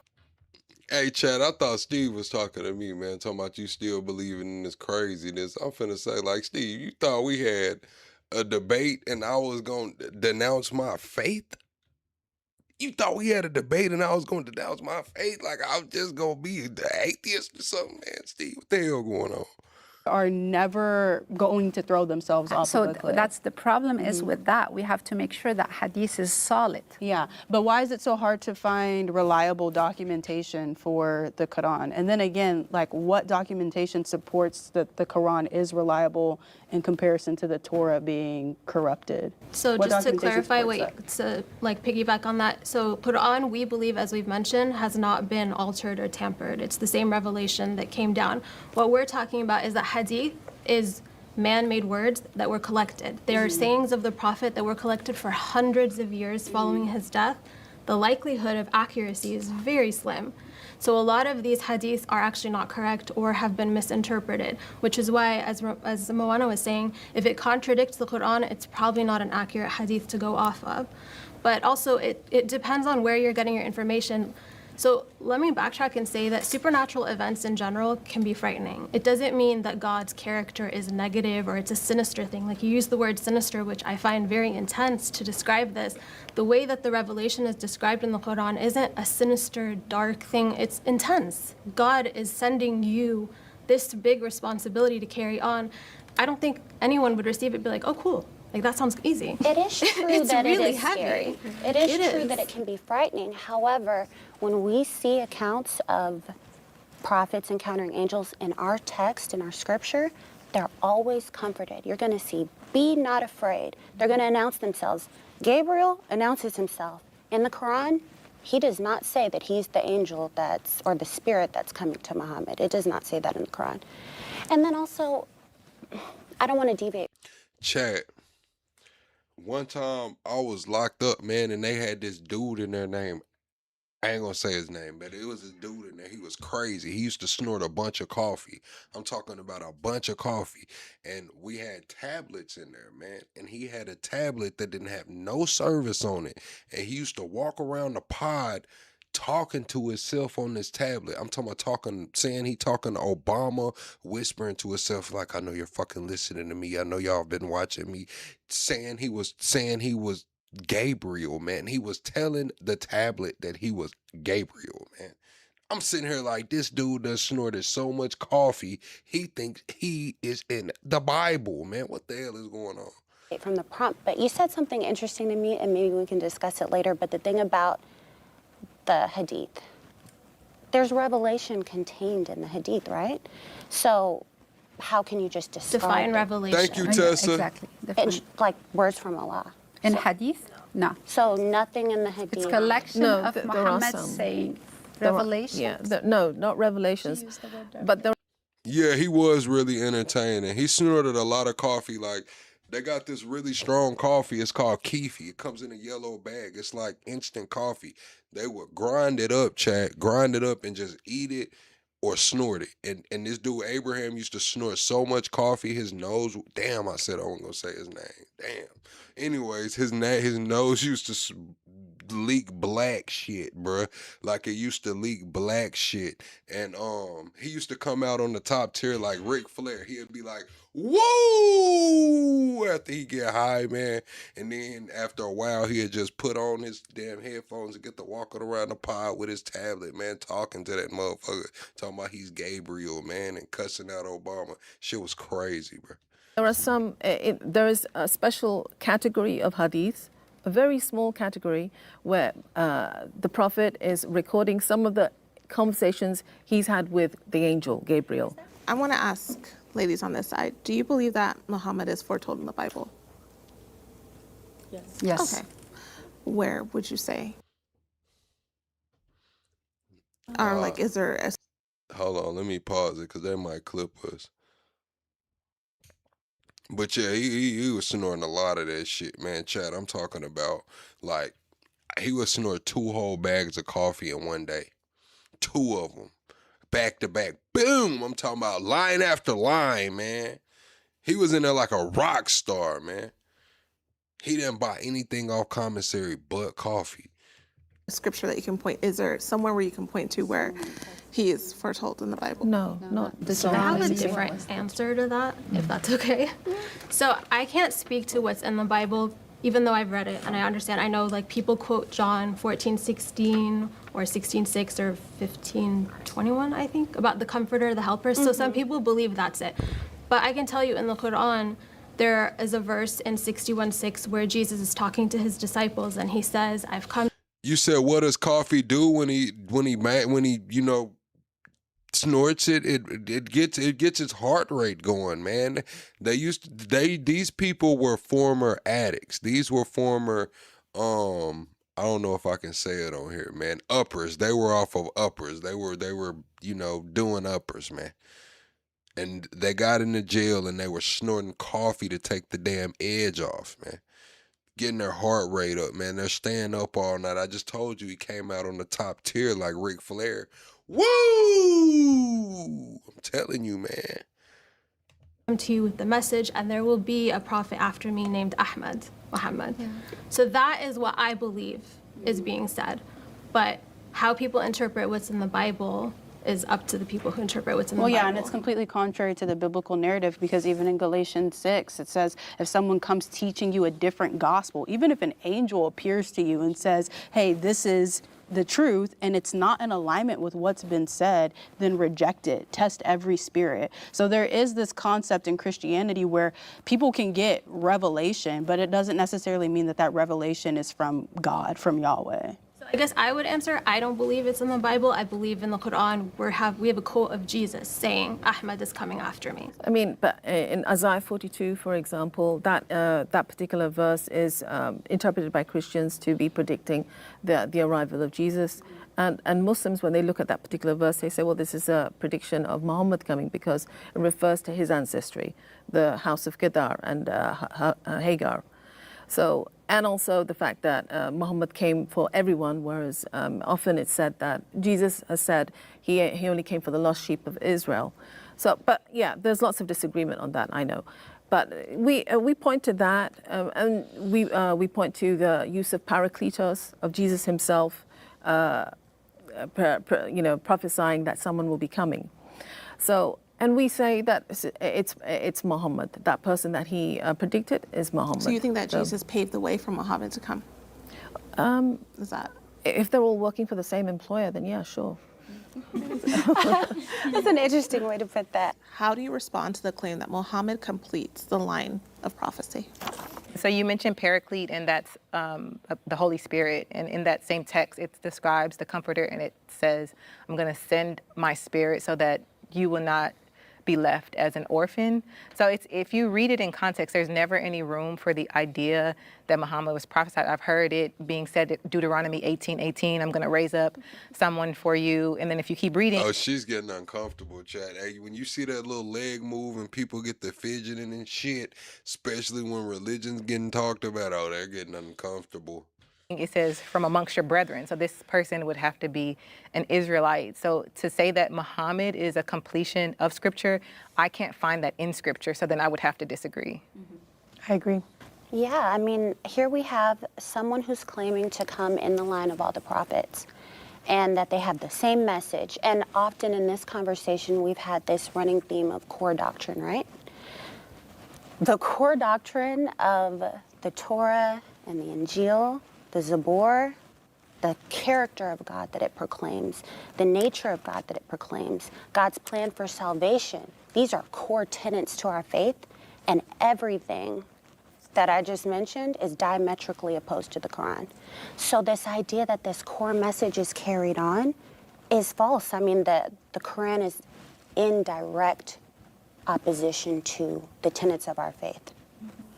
It depends. I'd have to disagree with that. I do because too. Those three things you listed are noted in the Quran.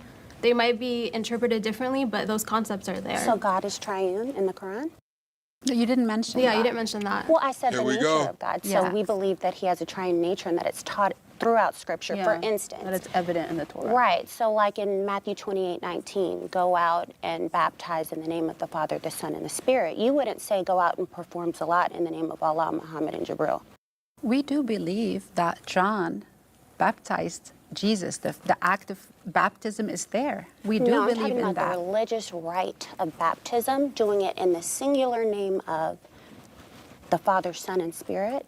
You wouldn't be able to Islamically, correct me if I'm wrong, but Islamically, can you say, I'm going to go out and perform salat in the name of Allah, Muhammad, and Jibril? Muhammad is just a messenger. He's nothing more, just a But human could you messenger. say that statement? No, we wouldn't say that. No one would say But that. our declaration of Because it's faith coincides with believing in one God, and we believe that Muhammad is the final messenger. But it matters who that one God is, right? So like if I have a statue and I'm like, this is the one God who I serve, you wouldn't say I'm a Muslim because that idea of God or that concept of God doesn't match the Quran. Yeah, Christians, what I'm hearing is a very clear idea of God, a very, very clear interpretation of God.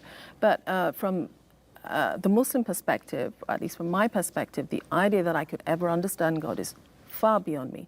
It's far beyond me. I can barely understand my cat at home when she, when she's asking for a meal, when she wants to be pet. That's where my level is. That's where my intellectual level is. I can barely understand her. So for me to understand completely a higher being, I don't even expect that from myself. And to understand momentarily, I expect that from myself. That momentarily I might have an experience of God, but to understand exactly what his nature is, this is beyond what most Muslims would consider themselves capable of. The scriptures have revealed who God is. So it's not that we're trying to intellectualize God or conceptualize him. Yeah, but we're it's that still he's limited. revealed himself. He revealed himself in our text, John 1:1, like she said, in the beginning was the Word, and the Word was with God, and the Word was God. So we're not doing guesswork here. We believe that our Oh, they cooking, chat. I'm not gonna lie, they cooking right now, chat. Everybody hit the like button, chat. Let's get the 475 likes. We're 25 likes away from the next like goal, chat. Everyone double tap the screen or hit the like button. Even if you already hit it again, chat. Who's winning this debate, chat? Are the Christians winning this debate or are the Muslims winning this debate so far? text is clear, and that's why we're able to give a clear response to it. Yeah. Let me go back. That's where my level is. That's where my intellectual level is. I can barely understand her. So for me to understand completely a higher being, I don't even expect that from myself. And to understand momentarily, I expect that from myself. That momentarily I might have an experience of God, but to understand exactly what his nature is, this is beyond what most Muslims would consider themselves capable of. The scriptures have revealed who God is. So it's not that we're trying to intellectualize God or conceptualize him. Yeah, but we're it's that still he's limited. revealed himself. He revealed himself in our text, John 1:1, like she said, in the beginning was the Word, and the Word was with God, and the Word was God. So You said, why does someone have to win? Because this is a debate. This is a debate right here.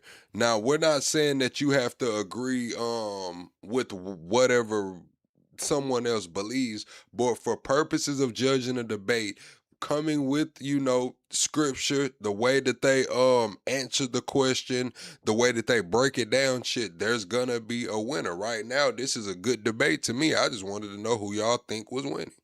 So we're not doing guesswork here. We believe that our text is clear, and that's why we're able to give a clear response to it. Yeah, that's it. And it's the same for us too, because throughout the Quran, there are various names and attributes of God that are described to give us a sense of who his nature is. It's just not the Trinity. But going back to saying like how I disagreed with what you were saying earlier, is like we do have this essence of understanding God's nature. We do have the concept of salvation, which is like repenting from sin. Right. So it differs, but I think what we're trying to say is that we have different ways of practicing. But the core concept is the same. But that's the confusing thing. Like, for instance, I think it's 112 verse 3. Allah does not beget, nor is he begotten, right? So Allah is not a father. You can only come to him as a servant. You can't come to him in a father-son relationship. Throughout our scripture, God is our Father, our loving Father.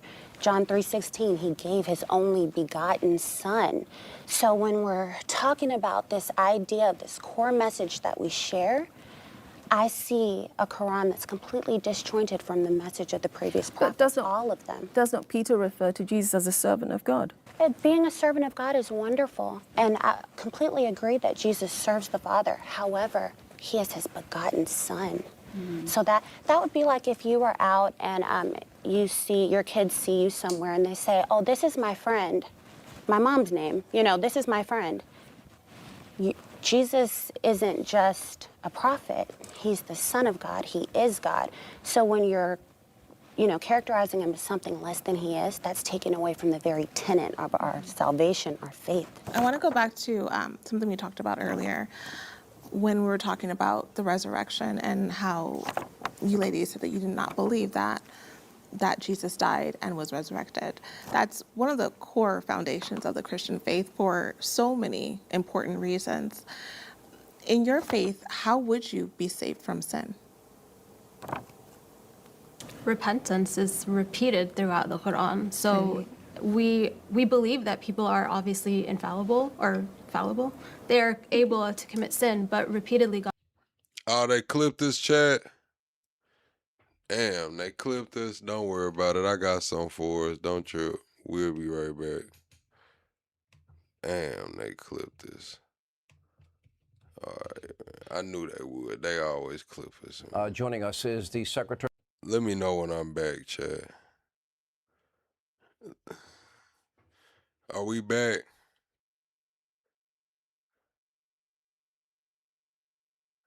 We back, chat?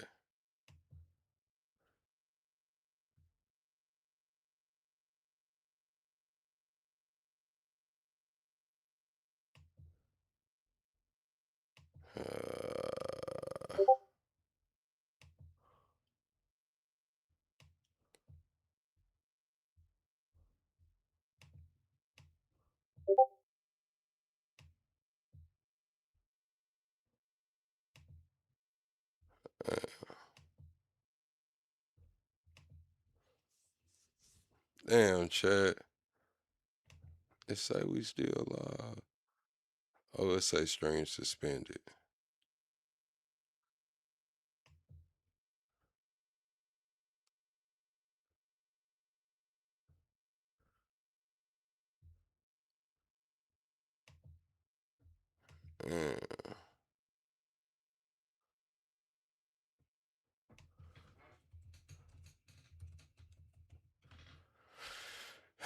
Here we go. We back. We back. It's back. Everybody hit the like button, man. Get us back in the algorithm, chat.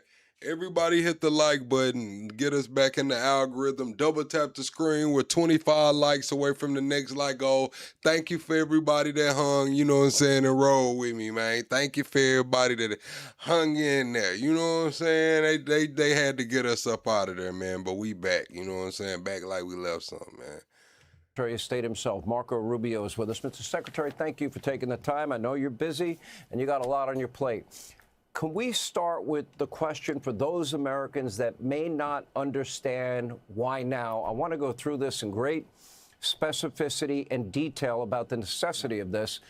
Now, when the Middle East envoy Steve Witkoff came on this program and explained that the Iranians would not negotiate the issue of giving up their nuclear weapons program, bragged about 460 kilograms of 60% enriched uranium that could be turned into weapons-grade 90% in 7 to 12 days. At that point in time, it seemed inevitable to me. They were going to, in spite of Midnight Hammer, they were going to cling to that, quote, inalienable right, as they called it. Was that the tipping point? Well, it was one of the tipping points. I mean, part of the tipping point is the fact that Iran's been doing this for 47 years. We know what this regime is all about. I always say Iran, let me be clear, I'm not talking about the people of Iran. The people of Iran don't even like this government or this regime. This is a regime that is led by radical Shia clerics, by people who believe that it is their calling. I know this sounds fantastical, but it's absolutely true.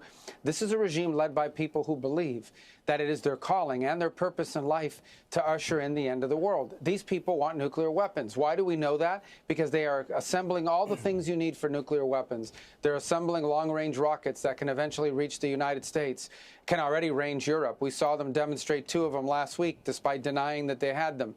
They enriched uranium to 60%. As you pointed out a moment ago, from 60 to 90%, which is what you need for a bomb, takes 12 to 14 days. They bragged about still having that. They demand the right to enrich, which is how you get from 60 to 90%. They're the leading sponsor of terrorism, not in the region, in the world. They can never be allowed to have a nuclear weapon, which is what President Trump made very clear from the very first day of his presidency, in fact, from the very first day of his candidacy. When he came down that escalator in 2015, he talked about this. He's actually been talking about the threat of Iran before he was even a political candidate. And as president, he was not going to allow Iran to pose a threat to Americans now or future generations of Americans. So we had to act. And with very clear purpose. We are going to destroy their Air Force. We have largely done that. We were going to destroy their Navy, which we have largely achieved that.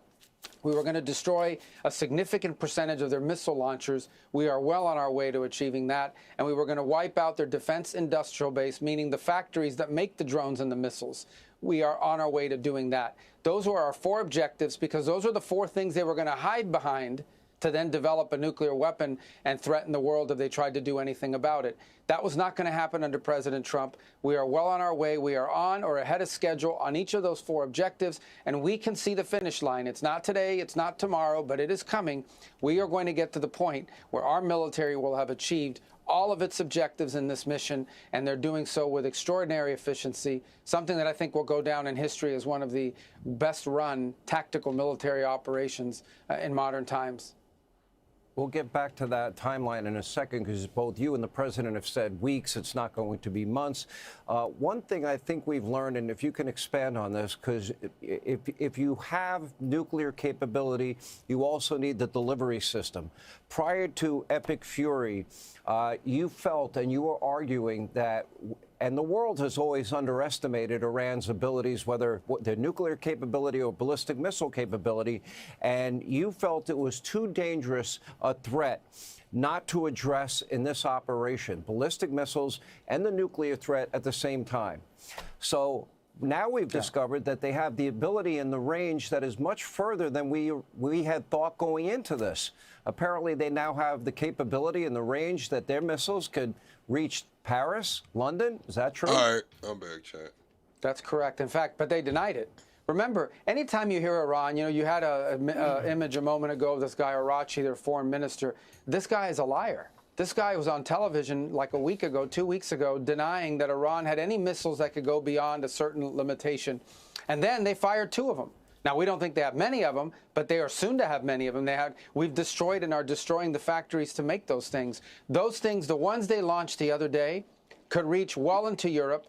And actually, they had fired it on Diego Garcia. One of them failed. One of them was shot down. But they fired him at Diego Garcia, which is really far away.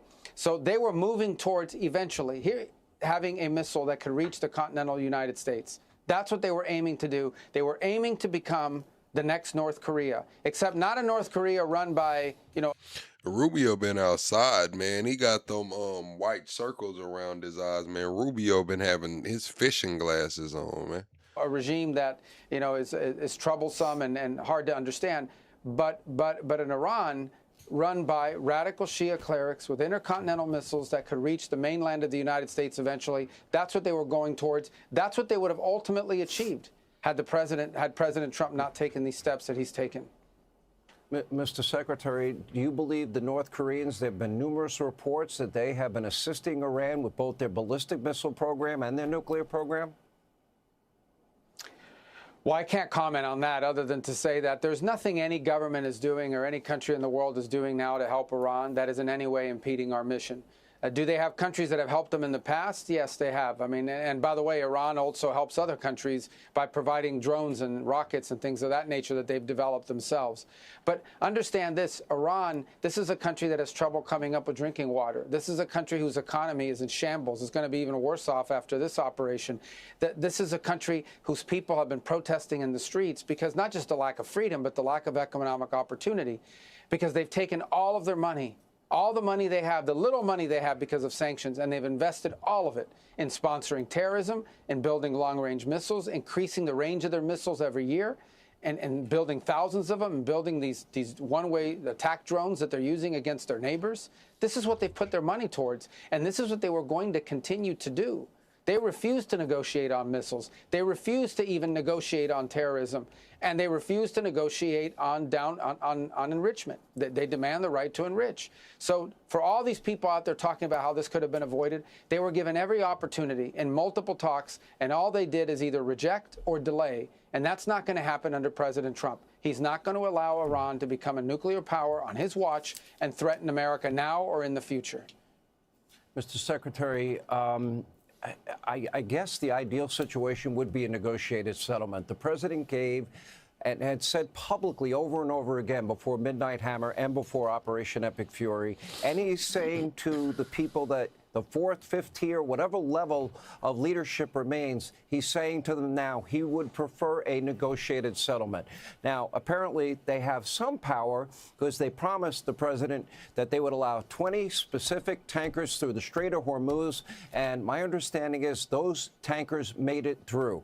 So I see y'all down there debating a Bible in the chat. So how do y'all feel about the senator coming out today saying that there's been a alien human hybrid breeding program going on, and that's all he could say about it? There's been an alien hybrid breeding program going on. How do y'all feel about that? Oh, they must have some degree of power. The difference here is, will the fourth, fifth tier level of leadership, will they be smarter than tier 1, 2, and 3? And will they make the deal, or will they be facing, death themselves in the near future? Well, first of all, we can't ignore that for 47 years they've avoided and rejected any effort to negotiate. That doesn't mean we're going to stop trying. The President Trump always would rather have negotiations than war, and he will always. We gave him 60 days early last year. We gave him additional time to negotiate after Midnight Hammer again earlier this year. But each and every time, those things have proved fruitless. But we're going to keep trying. There are messages being exchanged. There are talks going on. There is. I think that if they have definitive proof of that, I believe that would pretty much justify the Nephilim, man. I think that would, justify the Nephilim, man. Honestly, had children with the daughters of man. Shit's crazy.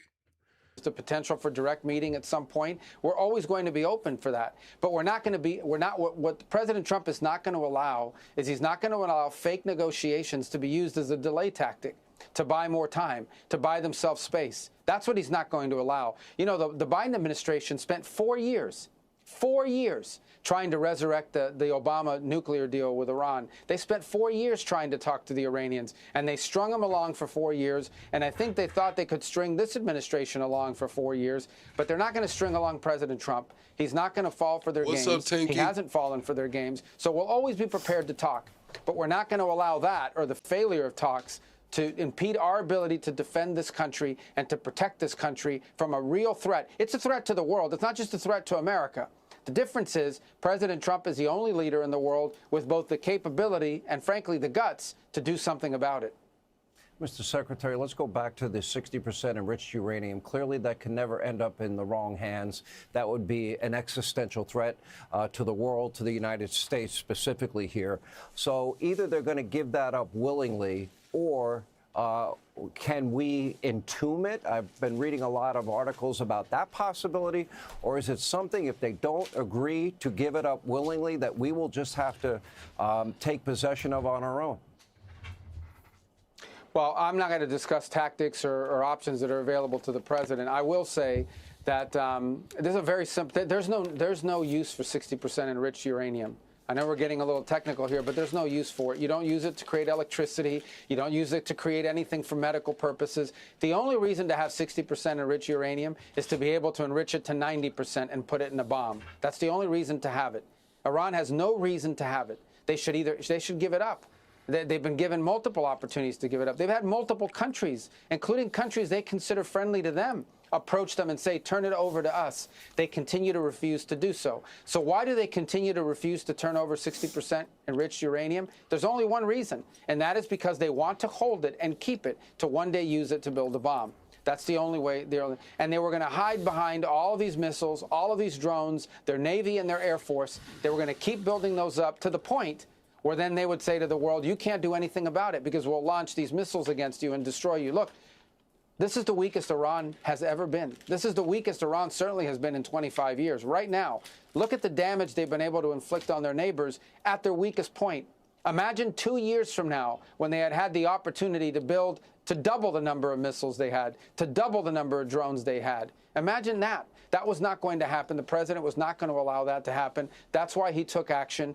And again, I want to remind, because I hear these news reports, and it's very frustrating that we don't know what the objectives are. The objectives are very clear. I want to repeat them again, and we're going to achieve all 4 of them. We're going to destroy their Air Force. We already have done it. We're going to destroy their Navy. We've largely done that. We're going to destroy their factories that make these missiles and these drones.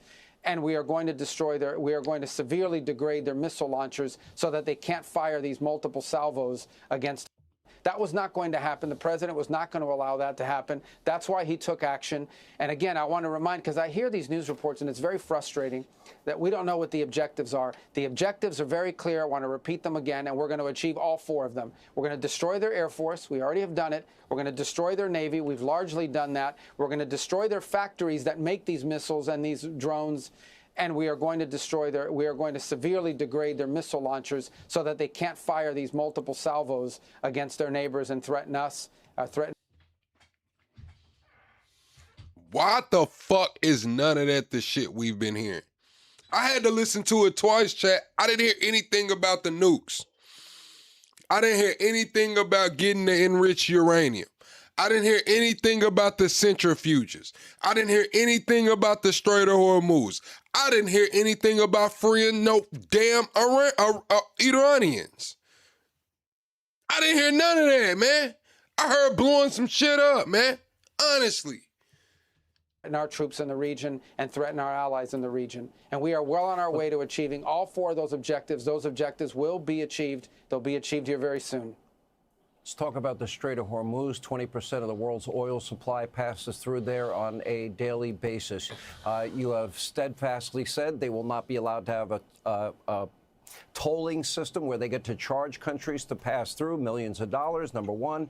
And number two, this is about the free flow of oil at market prices. This is critical to the world's economy, obviously, not so much the American economy. And that brings up the issue of NATO, which I'll get to in a second. How important and how do you determine whether or not that it will be okay for U.S. forces to withdraw, knowing and having confidence that the Strait will be open for the free flow of oil? Well, the Straits of Hormuz, those are international waters, right? So anything Iran does to impede commercial traffic is illegal. For all these countries that love to talk about international law, it is a violation of international maritime law to impede the free flow of travel in international waters. Okay, so that's number one. Number two, it's illegal to bomb and hit and attack commercial shipping and sink them. I mean, that's what the Nazis did during World War II in the Atlantic. And that's what they're doing now to ships that from countries they don't like, that are flagged by countries they don't like. These are terroristic acts. Right. He did address the enriched uranium for 5 minutes, and then what? When he clearly named the objectives, he said there's 4 objectives, man. He said destroy the factories that make the shit, but he didn't say get them to turn over the enriched uranium or get the centrifuges. A man just said blow up the factories, man. It is what it is. This shit's underground, man. That they're undertaking. So what that says to me, so the United States. What that says to me is that's why they're saying the war is over. It's already won. That's why they're saying the war is over. It's already won.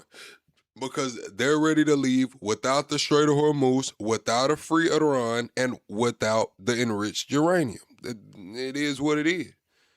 States gets very little energy through the Straits of Hormuz.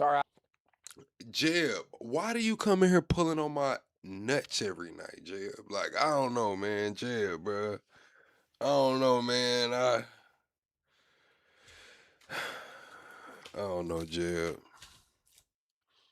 Our allies ship out a lot of oil through there, meaning our Gulf allies, and certainly countries in Asia and Europe depend on it. We depend very little on the Straits. So this, if in fact Iran decides to set up a toll, if in fact Iran decides that they're going to illegally control the Straits of Hormuz or decide they're going to try to do that, look, I imagine that'll be the president's call whether he wants to help. But this is a problem for the world. It's countries around the world should be stepping up and dealing with that and saying that's intolerable. And that's what we've encouraged them to do. Let me ask you about NATO. You said that our NATO allies have been disappointing. Specifically, I know you're talking about Spain, Great Britain, France, even Italy now, and that after all of this is done, we will re-examine this relationship, and especially when it comes to, we pay 2/3 of the freight when it comes to NATO defense. And if it's just, quote, about us defending Europe, you said, you know, at the Hey, here you go. Plug is wrong as usual. No, I've been pretty fucking spot on, Jeb. I'm not gonna lie, Jeb. I've been pretty spot on. I'm not right about everything, but I'm pretty spot on, Jeb. Now, I'm gonna be honest with you, Jeb. I think I might be your favorite YouTuber, Jeb. I think I am, Jeb. I think you love me, Jeb. I think you love the environment. You love the chat, the way it flows. I think when you get that notification or when you're just swiping up through the lives and you see me, you be like, hell yeah. I'm finna go get on Plug motherfucking nerves. And I love that, Jeb. I love the relationship we have on YouTube, Jeb. I just love it. It lets me know that I'm gonna be big one day, Jeb. Like, Plug, you gonna be big. You know what I'm saying? You got motherfuckers like Jeb coming in here, man, every night. At this point, how do we call that? And we can't have our landing rights in European nations, our allies, at a time when we need them. What good is that alliance? And is the NATO alliance at risk? Sean, I've been one of the strongest defenders of NATO during my time as a United States Senator because I found great value in it. And it wasn't just about defending Europe. I said it also allowed us to have military bases in Europe that allowed us to project power into different parts of the world when our national security was threatened. If now we have reached a point where the NATO alliance means that we can't use those bases, that in fact, that we can no longer use those bases to defend America's interests, then NATO is a one-way street. The NATO is simply about us having troops in Europe to defend Europe, but when we need their help, not their help, we're not asking them to conduct airstrikes. When we need them to allow us to use their military bases, their answer is no. Then why are we in NATO? You have to ask that question. Why do we have billions and billions of dollars, hundreds of billions of dollars, over the years, trillions of dollars, and all these American forces stationed in the region, if we can only use, in our time. Now, after this came out, Germany was like, you can get your 40,000 troops up out of here. So I do agree with Rubio right here. If we can't use it for the staging and we can't, like, what is the deal? What's going on? I agree with Rubio right here.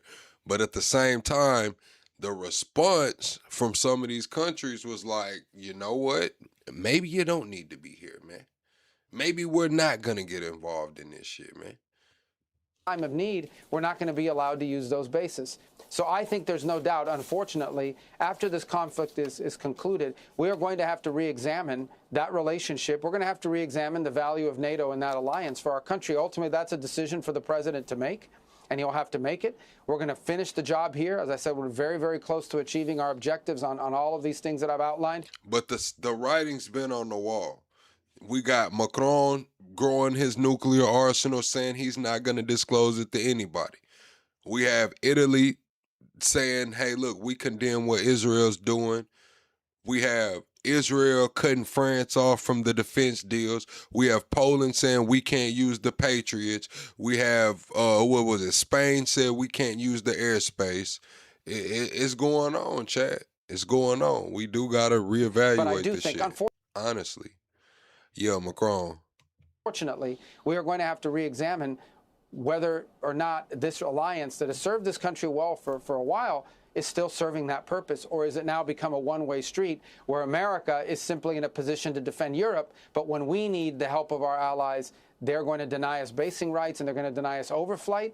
I think these are very legitimate questions that we need to be asking, and this are going to have to be very carefully examined after this conflict is over. We pay 2/3 of that budget. We spend nearly $1 trillion a year. I'd be negligent while I have you if I didn't ask for an update on Venezuela. You met earlier today with the Venezuelan opposition leader, Maria Corina Machado.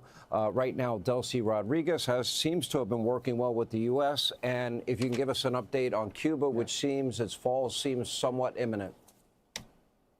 Well, on Venezuela, you remember we had a three-pronged plan. The first was stabilization. Thanks, Jay. We didn't want the country having a mass migration. We didn't want civil war. We didn't want upheaval in the streets. That's largely been achieved. In fact, we have not seen any of that. The second is a phase of recovery, and that's where we're in the recovery phase right now, where you're seeing not just economic recovery going on in Venezuela, but you're also seeing an economic recovery in a way that's good for the United States. I mean, they are shipping all of that oil to our refineries. And that money's the profits from that is being deposited into bank accounts controlled by the United States Treasury, and the money is going to the benefit of the Venezuelan people, not being stolen.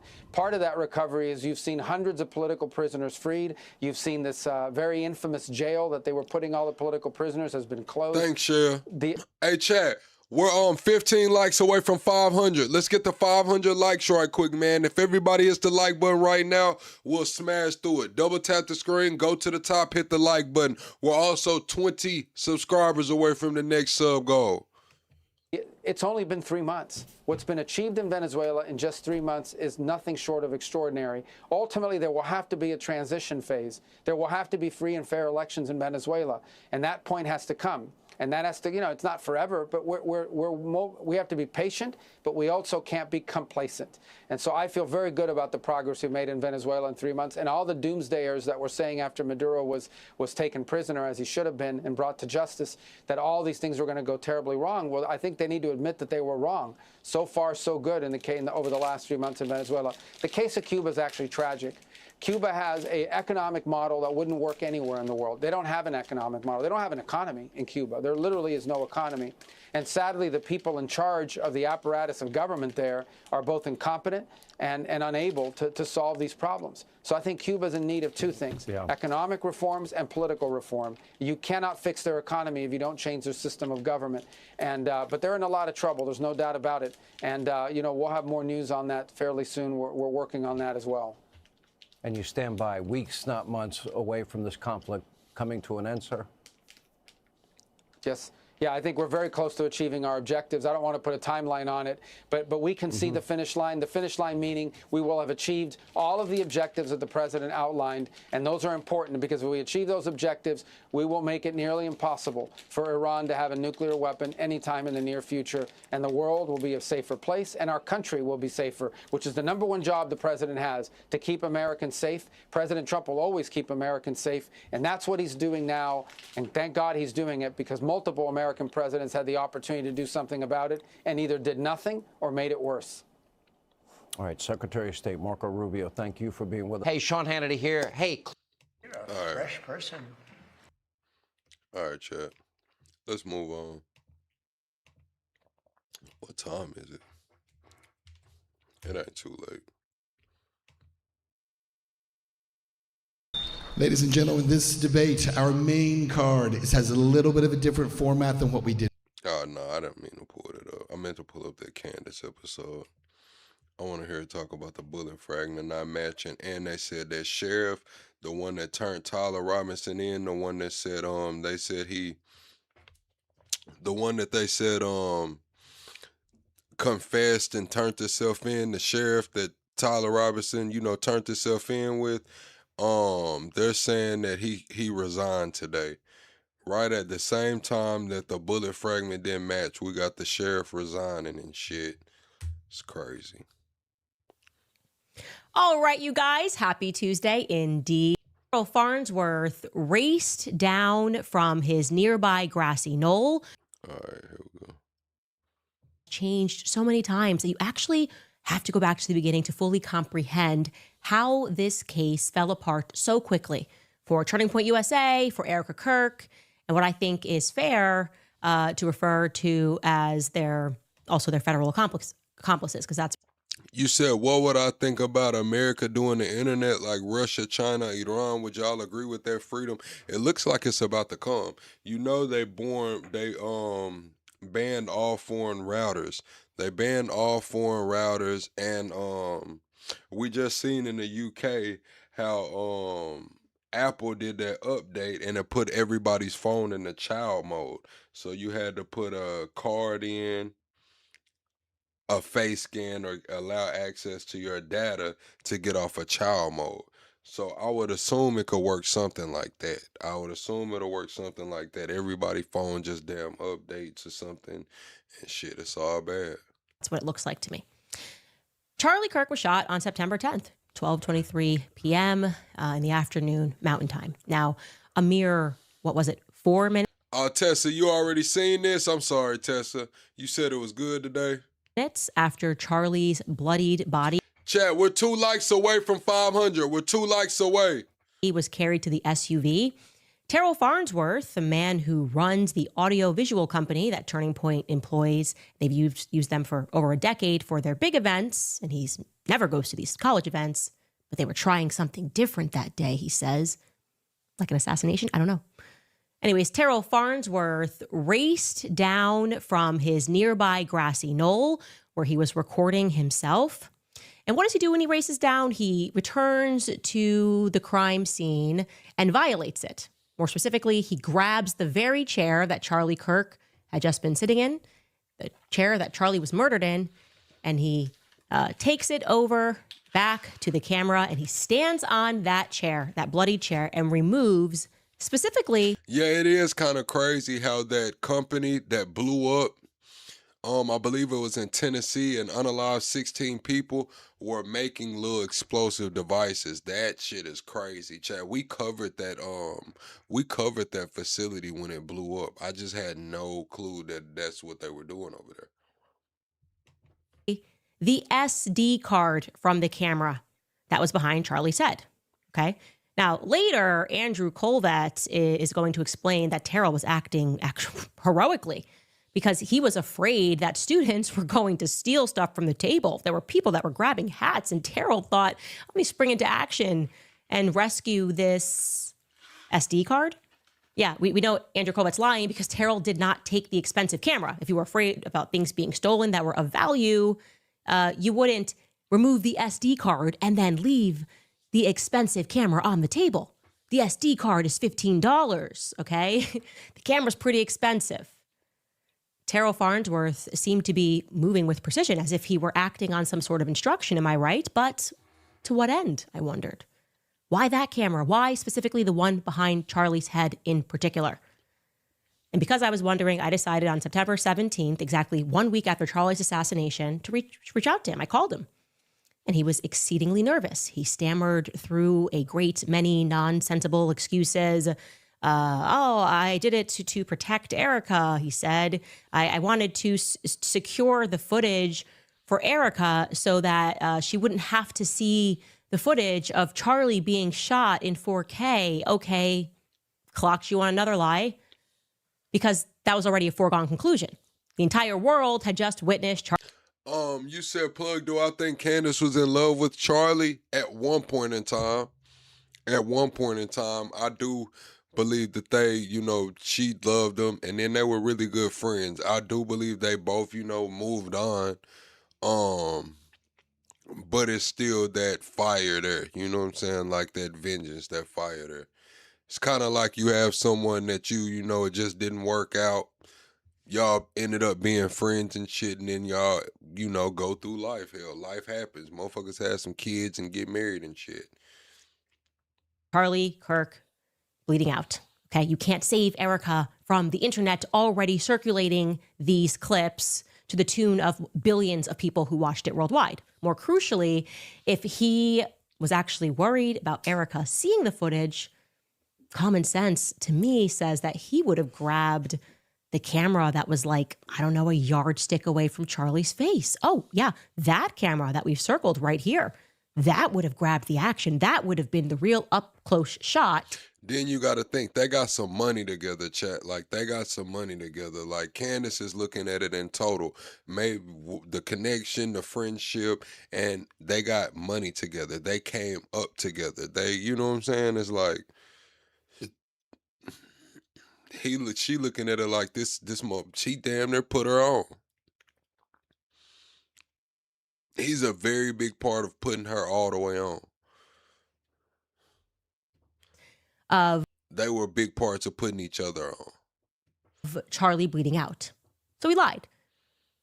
The camera from behind, making matters worse, once I actually saw the footage, it had no blood. We revealed that on this show, so now you can think through that. He was telling me he was trying to save Erica from seeing her husband die, but yet this was the most mild shot of all. There was not a drop of blood on Charlie's back as he went down. So what exactly was it that Terrell was racing to hide?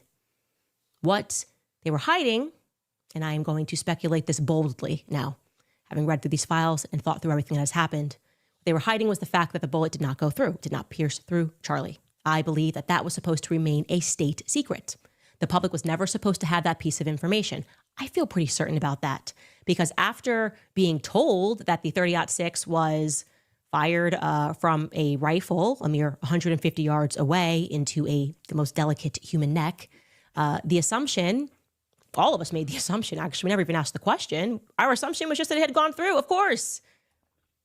And I believe that that is the true reason why they moved to pave over the scene so quickly, because that was supposed to be the narrative. We've got the gun. We're going to say it was 30-06.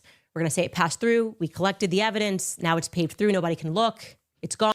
Chat, it's like ever since Cat Williams sat down on that couch with Shannon Sharp, all conspiracy theorists have been vindicated, man. It's like ever since Cat Williams sat down on that couch with Shannon Sharp, it's like conspiracy theorists are batting a fucking 1,000, bro. That shit is crazy. But something happened. There was a divine intervention. Terrell showed me the back footage 2 days later on September 19th because I kept pressing him. Why are you being so weird? Why are you acting so strange? Why are you giving me so many excuses? Why are you telling me you're scared to send the footage because Google might hack you. That's bizarre. Why are you telling me you don't know how to send footage? You are an audiovisual company. You should know how to send big files. And so he eventually said, hey, I'll FaceTime you. I'll just FaceTime you. I'm not going to send you anything, but I'll FaceTime you. And on September 19th, he did that. And gratefully, I moved to record that FaceTime call because his energy made me uncomfortable. And later that day, I informed the public on my show that the bullet didn't go through. I said the oddest thing. It's like there was no blood in the back of Charlie. That's so strange. And this public revelation caused a mass internal panic at Turning Point USA. Do you want to know how I know that it caused panic? Because the very next day, on September 20th, Justin Strife was contacting my husband several times, asking him if I had recorded that FaceTime call with Terrell. It came across like an urgent matter. I was sitting in my living room. George came to me. He's like, hey, I don't know what's going on, but like Justin Strife is hitting me up. He's asking me if you recorded, what's he talking about? I said, what? Why does he care? Why is this urgent? Why are they following up with you? What's up? And he's like, I don't know. What? And then I explained to him what happened. And I said, honey, don't answer the question. I find the question in and of itself to be weird. Why do they care if I recorded and have the back footage? And guess what? I found out why. I found out. Do you want to know why? They were feeling a bit of pressure. Who it was in particular that was placing pressure on Justin Strife and Frank Carney to determine whether or not I had recorded that back footage? The feds. Chat, do y'all think Candace is going too far or not, chat? Do y'all think Candace is going too far? Put too far in the chat if you think she's going too far. If you don't think she's going too far, put no, not too far. Everybody hit the like button. We're 25 likes away from the next like goal, man. Subscribe to the channel. Were the FBI. The FBI was on the phone with Justin Strife, Frank Carney, and they were apparently speaking to the feds that day about whether or not I had recorded the footage. Now, why do you think this information... Oh, you said, host, has anyone from the government ever approached you? Not that I know of. Now, they may have sent some damn agents at me. Now that I look at, some people that was, kind of around and shit, and the channel and shit. I don't know. But I have had some people, try to steer my content, tell me that I need to change my content, tell me that I need to, do some other things. But it is what it is, And was so important to the FBI. Why would the feds be concerned about whether or not I had the back footage? I'm screen recording a FaceTime call. They've got it in 4K. They're not protecting Erica. It's everywhere.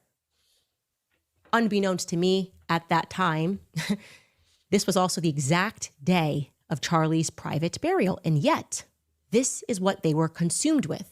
Erica was highly concerned about the back footage as well. So much so that rather than attending exclusively to her husband's private funeral, okay, the higher priority for Erica on that day was to curate a response to the public regarding why the bullet had not gone through. I want to say that again, okay? Responding to my episode where I simply told the public the truth that there was no bullet that passed through was deemed a higher priority than Erica being fully emotionally present at her husband's funeral. Her and Andrew were discussing this. They peeled off to the side and they conferenced the surgeon on the day. Yeah, I've gotten it from both sides, chat. Like I've had people say, "Hey, look, you need to be a damn black conservative and shift your content towards being a black conservative and basically talk about niggas all day." You know what I'm saying? That's what I took from it. Like, hey, you need to start talking about niggas all day. Then I've had people tell me like, hey, look, you're doing a little too much. You're actually a conservative. I don't know, man. You need to, you see what's going on. Basically like trying to say I need to be a Democrat. Then I've had people come to me and be like, hey, look, plug, we're just going to tell you like this. If you want to grow your channel, you want to grow your channel fast, you got to pick a side, man. You're going to have to get down with either one of the other sides. And you know what I did? I just kept showing up every night, running my show like I run it, curating my own show. People always try to curate my damn show. Of Charlie's actual funeral. They conferenced and called Dr. Lee Trotter. This is the single biggest lie that Erica Kirk would later tell me. She would insist to my face, and I did not believe her for 1 second, and I politely pushed back, that Andrew went rogue that day, that the surgeon went rogue too. The two of them had a discussion that she did not authorize, discussion that she was not privy to. the surgeon violated HIPAA. Andrew violated her privacy. And after that discussion, Andrew went double rogue and he tweeted about the nature of this discussion that he could not have had with the surgeon without Erica's permission. Erica lied. Erica and Andrew colluded on how to message to the public about this little fact that was never meant to be known to us. Dr. Lee Trotter did not violate HIPAA. In fact, he could sue her for defamation, in my personal opinion. She was the one that was on the phone with Andrew, and they were asking the doctor what they could tell the public, and it was Erica Kirk that said that Charlie ate healthy, and she bet he had a neck like Superman. Pretty obvious, if we just pause and think about it. It was pretty girly and emotional. Man of steel, he just eats healthy. That's not how serious trauma surgeons communicate, okay? It's just not. But the crucial point of Andrew's tweet that people are forgetting, and why I'm taking you back through this as before we get into these filings, is that on that day, as they were freaking out, feds calling me, my husband, feds calling Turning Point USA, putting pressure on me and my husband, Erica and Andrew on the side, trying to figure out how to message. The crucial part is that then when they did deliver this information to the public, they declared that the coroner found the bullet, not a fragment, the bullet. On September 20th, after the autopsy and the death certificate were issued, they communicated to the public the bullet was found beneath Charlie's skin, okay? We can read that statement together because they want you to forget these things. Andrew tweeted, "I want to address some of the discussion about the lack of an exit wound with Charlie. I'm usually not interested in delving into most of this kind of online chatter, and I apologize if this is somewhat graphic, but in this case, the fact that there wasn't an exit wound is probably another miracle, and I want people to know.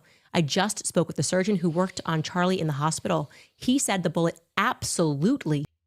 Now, chat, is that not a fucking HIPAA violation? I'm just gonna be honest with you. Like, is that not a HIPAA violation, chat? Like, I'm just being like, would that be a HIPAA violation? Yes or no?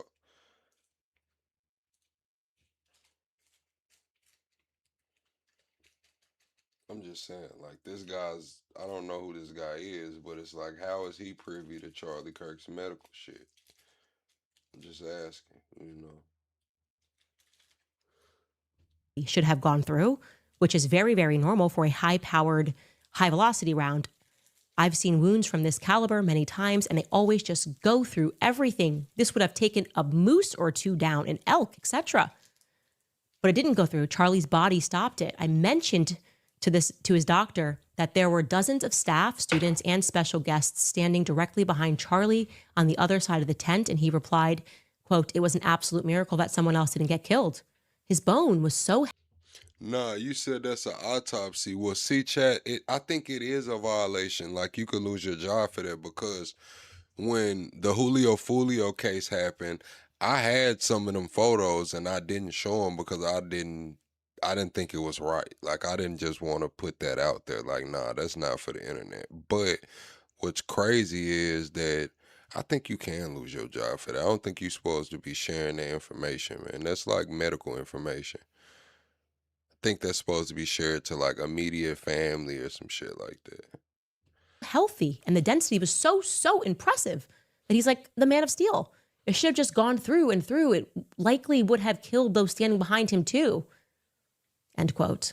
Andrew then concludes, in the end, the coroner did find the bullet just beneath the skin. Even in death, Charlie managed to save the lives of those around him. Remarkable. Miraculous. Foremost, why would a coroner be finding anything? A coroner is not even a health. They just say this person's dead. Park that aside. It's Andrew Colbert. Let's assume they met the medical examiner. Again,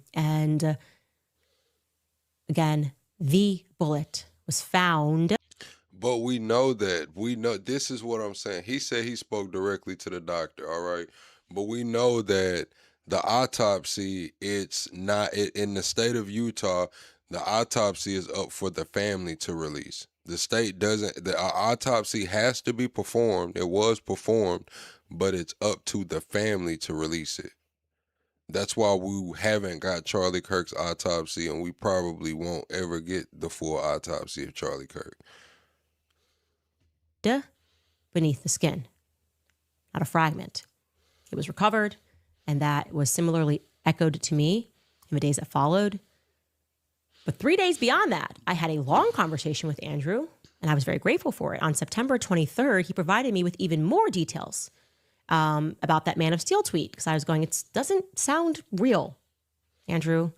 And I took meticulous notes, and I would be willing to testify under oath regarding what I was told from Andrew Kovac. He told me that the bullet traveled, and I'm going to show you this, so you, in case you're like me and you don't know about the vertebrae in the neck, that it traveled from C2.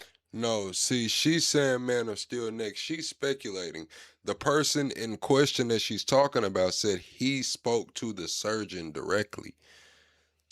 So maybe Erica was around. Maybe Erica was around and just passed him the phone. But he said he spoke to the surgeon directly. 2, okay, think about the entry point. It's almost upward, down to C6, and then it moved downward into Charlie's thorax, where it was shattered.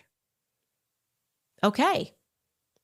Another adjustment, okay? Another adjustment, because first they found the bullet beneath his skin. Now suddenly the bullet is fragmented in his thorax. And then we're going to get Brian Harpole, who's going to say, no, it fragmented in his stomach, thorax, whatever he says. These are very important and relevant changes that they are making because they're realizing that their story is not. Oh, you saying the surgeon said he didn't say that, he was defending himself? Yeah, well, that's probably why, because that would be a violation of like HIPAA. Going to work. So why that change? Why did we go from, we got the bullet, the coroner got the bullet, to actually, you know what, it's ricocheting and it shattered? I'll give you my best guess. It's because at some point the feds realized that their initial plan was completely ruined by the back footage, that they had to pivot. And at first they pivoted, but it was sloppy. They had 24 hours. Andrew tweeted that they found the bullet. But the reality is, as my source who's close to the Robinson family told me, that family heirloom gun takes special bullets. In fact, I was told that there was no way the prosecution was going to be able to connect the bullets to that gun. I think the feds then realized that. First we got the bullet, then they quickly pivoted. There's no bullet. It's just a small fragment. Problem solved.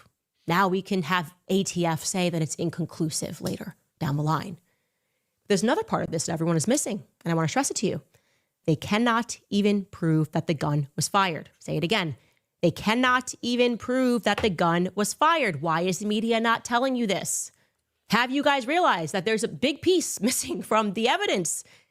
Where is the basic GSR test? Okay? Testing to see if you fired a weapon. It's a test that, like, they put some stuff on, then it turns your hands, purple or bluish purple under the light. GSR test. Did they conduct that 33 hours later to see if Tyler Robinson had fired a weapon? Right? They could have actually brought in a bomb dog for that. No, they didn't do that. You remember the bomb dogs went into the field where the weapon was found. I broke that story, and they didn't find the weapon. That is literally impossible. It's literally impossible. There's no one that will get up there and tell you anything different, that a trained bomb dog, if they are taken into a field where there's a gun that is sitting that was recently fired, they will find the dog. They will find the gun. But apparently the bomb dogs missed it. And the gun that was eventually found, which my sources say they are convinced that the feds planted it when they arrived, was not fired on September 10th. Okay? If it were, and they knew Tyler Robinson fired it, they would have taken the bomb dogs, had them smell the dog, they would have had him smell the weapon, find the weapon, smell the person, and tell you that it's connected to him. The canines would have done that for them. They didn't do that. And the last thing I want to reiterate to you before we get into what these filings reveal is that there are a bunch of frauds right now that are telling you that they found Tyler Robinson's DNA on the gun, okay? What they keep conveniently leaving out is that they found a total of 6 sets of prints on the gun. It is not shocking that Tyler Robinson's gun had Tyler Robinson's prints on it. That's not shocking. The question is, who took Robinson's gun and placed it into the field unfired? That's where we are at in this case. And so the big news yesterday was that the bullet, which has now been conveniently reduced to a fragment, happened very quickly over a couple of days, has come back, and the ATF has concluded that they can't connect to the gun. It's inconclusive. And now the prosecution wants the corrupt FBI to conduct their own analysis. And I'm going to tell you what is very wrong with that, because I think it's pretty clear that the feds are working with Turning Point USA, and all evidence points to the fact that the feds are dirty in this case. Like I said, I have spoken to SWAT, local police departments, sources close to the accused, UVU students, people that work at UVU. Everyone is saying the feds are a part of a broader conspiracy. And based on the evidence I am seeing and based on these filings, which I am about to show you, I believe that. So while the people who are racing to delude you about this case are making tons of claims about the recent filing, we're going to actually take you through it. Tyler Robinson's team in this filing, just, what we're looking at is they are asking for an extension. And we are going to show you the extraordinarily valid reasons as to why. Chat, hit the like button. Just want to say off top of this, I think we can all readily dismiss the repeated lie that Tyler Robinson confessed to his crime, right? He's asking for a continuation. A man who confesses a crime and says, I did it, does not request a continuation so that he can gather evidence. If he was admittedly guilty and so overwhelmingly guilty that he turned himself in and said, I did it, he would not be trying to win the case, okay? And why are they requesting the continuation? They make it very clear, because discovery is missing. Discovery in a case is when you accuse me of something and then I say, okay, I want to see your text messages from September 10th. I want to see your text messages from September 8th, and you have to give them to me, right? I'm the defense. You got to give those to me. They're saying that they can't prepare a defense until they receive all of the items that they have requested from the prosecution. They haven't delivered them to them, okay? Requesting a continuation is so beyond standard in proceedings. I have filed for them myself. I filed for them in the Brigitte case. It is so beyond standard that you should be offended to any person who is trying to make that scandalous or purport otherwise. So we're going to go through this filing together. It's essentially 28 pages plus a ton of exhibits. Let's look at this document, okay? And Sky, I'm going to pull it up on my page just so I don't have to squint and read, since I feel like my eyesight is getting worse and worse with every child. Okay, so we're starting up here with the introduction, and I've highlighted the portions that you can take a look to. We learned that Mr. Robinson seeks to continue the preliminary hearing, which is scheduled for May 2026. Now, I'm going to be honest with you, Candace. Now, motherfuckers do dumb shit.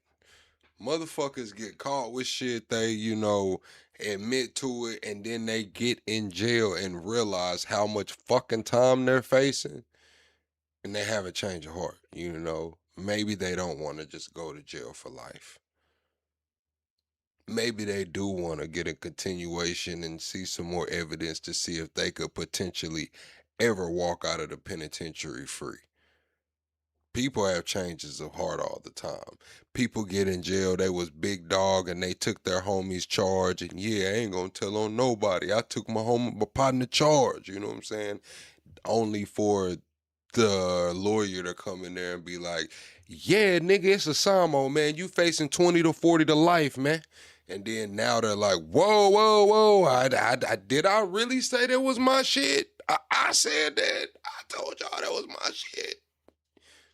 You know how I go, Chad. To a setting that allows him and his counsel to receive discovery that is necessary for preliminary hearing preparations. Okay.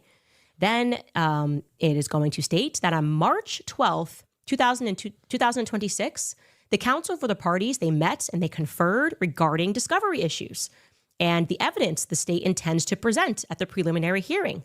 Based upon the state's representations at this meeting, the state intends to present these discrete buckets of evidence through 3 identified law enforcement witnesses. So they're saying, we just met on the 12th, and they told us that they're going to, when we have this preliminary hearing, they're going to bring 3 witnesses to the stand. This is going to include conclusory forensic DNA and ballistics reports authored by the FBI and the ATF, phone and social media data, testimony by law enforcement officials about the crime scene and search locations, and testimony by Mr. Robinson's parents and roommate.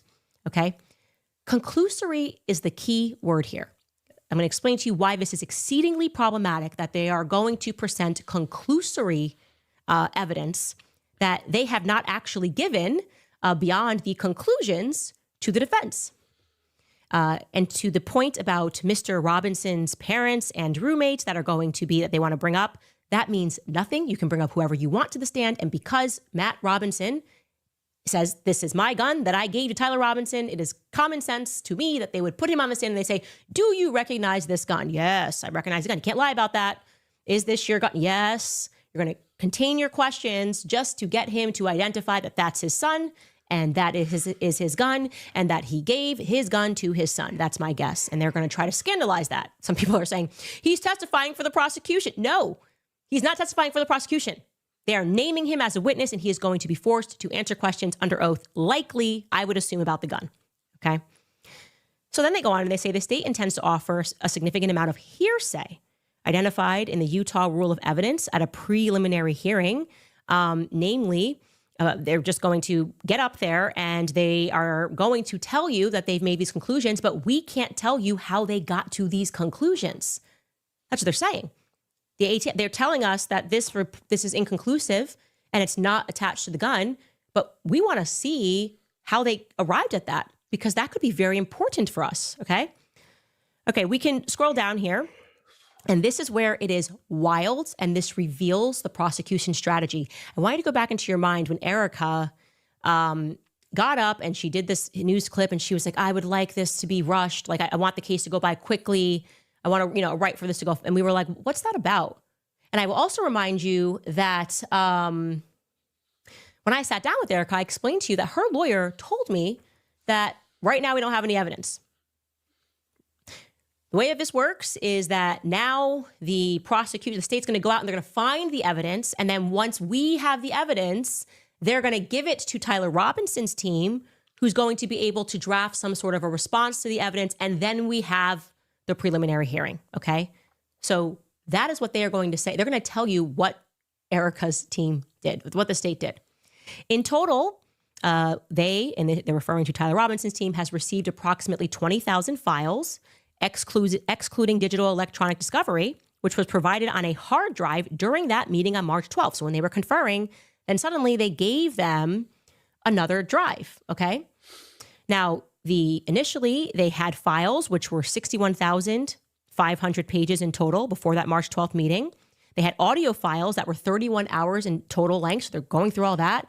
They were also given more than 5,000 video files containing more than 700 hours of video until March 12th when they conferred. And then they handed them this little drive. And guess how much was on that drive on March 12th? It amounts to approximately 12 terabytes of data and over 600,000 files. So they have less than 2 months to go. They've had all of this time since September to deliver them all of this data for them to go through. And they waited until March 12th and they handed them a drive and they said, here are 600,000 files. See you in May. That is a strategy, okay? That is a dump. When you know they are not going to be able to go through everything and see what you have, you're giving them so much. And it is a strategy people do. When people are subpoenaed and...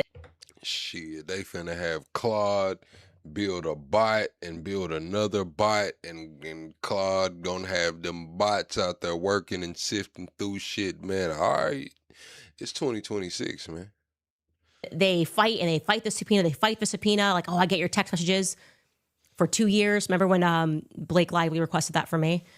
And I'm like, I don't want to give it. And then the judge says, no, you have to give it. They will then give them more than they even asked for. I'll give you every email, text, because somewhere buried in there is what you need, but you're not going to have the time to find that. You don't have the force behind you. This is going to take 800 paralegals working for 800 hours each in order for you to go through all of this. That is what this looks like to me. Why are you waiting until March 12th? This is a very bad strategy. I mean, I'm actually going to say it's an immoral strategy to dump this on them, okay? 600,000 files after first giving them 20,000 files until March 12th. Stunning. On that bottom paragraph, which we have highlighted orange, it says, what is known at present is that Mr. Robinson has not received the forensic case files and the data necessary to investigate through the use of qualified experts, the scientific reports that the state intends to introduce at the preliminary hearing. Mr. Robinson has diligently requested the disclosure of forensic case files and the data underlying the laboratory reports in an effort to get these materials to the defense And he's been doing that since September 30th, okay? So they've just been giving him conclusions, and they were like, how'd you get here? We have his text messages. Okay, can we see how you got those? Can we see the dates? Can we see the chain of custody? Can we see how you pulled it off? Who signed off on it? Nope. They're just giving them conclusions, and what they're saying is, we can't even determine. Chat, please subscribe to the channel, chat. We're 25 subscribers away from the next sub goal. We're 25 likes away from the next like goal. Double tapping your screen or hitting the like at the top of the box. It really helps the channel, man. Let's get the likes up. If they're fake or they're real until you give us what we are asking for. We need to get in the weeds. We need to see effectively the metadata. Who pulled this information off the server? We want to see the chain of custody. How did this happen? How did this file get created? You can't just send us a PDF conclusion. That is what is in these documents. They are playing games. They're playing games. It's very obvious. We're going to keep going here. It then tells us that during the hearing, which was held back in January, the counsel for the parties discussed the status of the lab files, and UCAO, that's the Utah County Attorney's Office, informed the defense that they, too, were awaiting the files. And we memorialized that for the state in our February 3rd letter that we still don't have these lab files. We're looking for, how they are saying they got the DNA. They're just telling us conclusions, and we can't prod narratives, right? And so that's a problem. They're not being allowed to do that. And then if we scroll down to the bottom of page 6, it's telling us like, hey, there has not been a prior request to continue the preliminary hearing. And I'd like to remind you that back in December 11th, we raised this issue with you. When you set this date for the week of May 18th for the state, we said in response, this isn't going to work. We need to make sure we have the stuff that we need. And what did the court tell us? The court said, and they're quoting, I do not find there's any prejudice in setting a date for a preliminary hearing. It's not set in stone. It certainly can be moved. This is the judge. I recognize the parties have a lot of obligations, but I also want to recognize the importance of this case moving forward. And if nothing more, then this is just a goal for a preliminary hearing. If it needs to be changed, the court understands that. So the court already told Tyler Robinson's team, we just want to get something on the calendar. We understand it might need to be moved, and it might not be practical. So they're like, hey, can you honor that now that we have the proof that this is not practical? You can't just drop 600,000 files on us on March 12th and tell us to be ready by May 18th. Does everybody agree with that? I think we all agree with that. We're all sane people. We agree with that. Okay? Now, if we scroll down, then they're going to kind of make more arguments, and they're going to bring in some jurisprudence, meaning like past cases that demonstrate the points that they're making and why this is like totally par for the course. And they should just be like, yeah, of course you get a continuance. You got 600,000 documents, but you still have to do this. You have to point to cases and proof of why this is okay. And Skylar, I'm on page 11 now, and they write here, there are materials that are known to the police prosecution team that have not yet been provided to us. While it is anticipated that discovery in this case will be ongoing throughout the duration, the defense is seeking the materials that are known to be reasonably available to the prosecution, materials that are known to be in possession of law enforcement partners identified by the state. Both the UCAO and Mr. Robinson continue to wait a vast amount of information relevant to a review of the FBI's and the ATF's DNA analysis, including, but not limited to, validation studies, the crucial electronic data files, the reports, the case file for comparative bullet analysis, the bullet lead analysis that is still in progress at the FBI, and the case file and protocols for a comparative bullet analysis that's been conducted by the ATF. Okay, now, here is where it is going to be very interesting, okay? And I want to see, is this the page where we highlighted? Let me just go make sure I found this where they get into the ATF. Actually, let's go to bottom of page 18. This is an example of how much they're just giving like absolute BS, and they're trying to run the clock, essentially.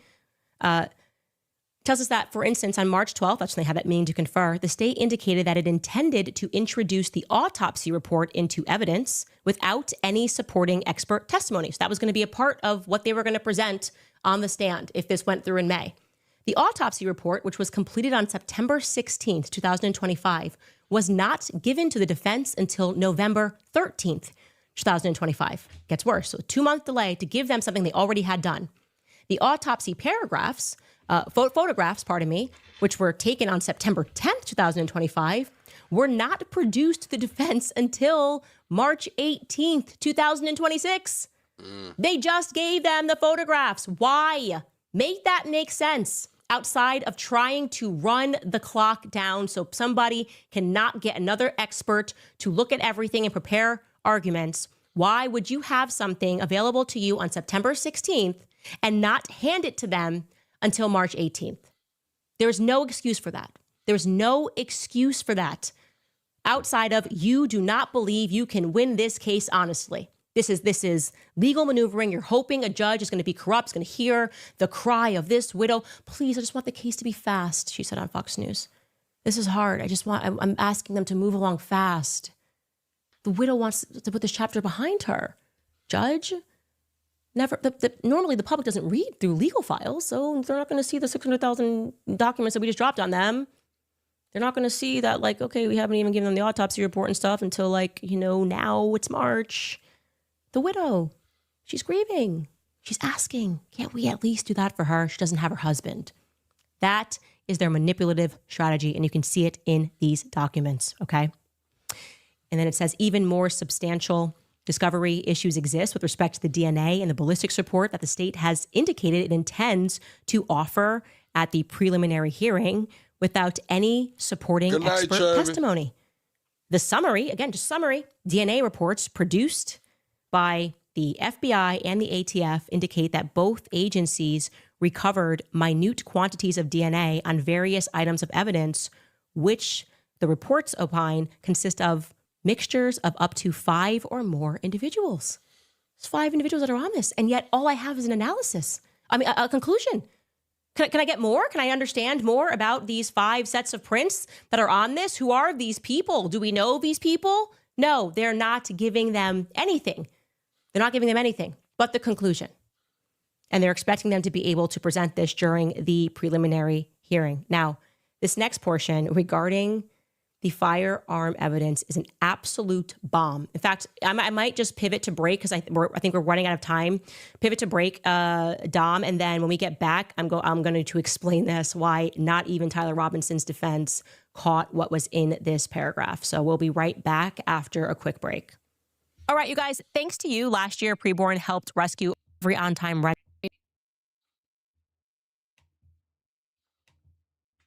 on time and who had no delinquencies or collections added. Here is actually the craziest part of the filing that I don't think anybody noticed. Okay, everybody's talking about the ATF, but the devil is always in the details. The feds are always in the details, okay? Now, I'm going to read this. Regarding the firearm evidence, the defense has been provided with an ATF summary. Again, just a summary report, which indicates that the ATF was unable to identify the bullet recovered at autopsy to the rifle allegedly tied to Mr. Robinson. Although the state has not indicated an intent to produce this report at the preliminary hearing, the defense may very well decide to offer the testimony of the ATF firearm analyst as exculpatory evidence. Okay, so they met, they conferred, and they're like, okay, we haven't even received, we got a summary that like this is not matching, but we want to see the whole report. We want to see how they got there because the report will show us how they conducted this. We'll actually be able to see that bullet fragment. How big is, I don't know. We know nothing. And then Erica's team comes in, the state comes in, and they're like, it doesn't matter. We're not even going to bring up the ATF thing. So you have our word. So we're good. They're like, well, first off, why aren't you bringing that up? And it's not about whether you're good. It's about whether we're good, because that's pretty exculpatory for us. If, the gun does not fit, you must acquit. This is the purpose of a preliminary hearing, is to get a judge to just unilaterally dismiss something as an option. So what's up with that? Why are you not giving it? They're like, oh, because we're going to do some other testing down the line. Here's where it gets crucial. Pay attention. Look alive, okay? It goes on and it says, in order to make this determination, it is necessary for the defense and its firearm expert to review the ATF case file and the protocols relating to this examination, which have not yet been provided. The state has also indicated that the FBI is in the process of conducting a second comparative bullet analysis as well as a bullet lead analysis, that these analyses are not yet complete. Okay, pay attention, Tyler Robinson's defense team. I'm about to help you out in a big way.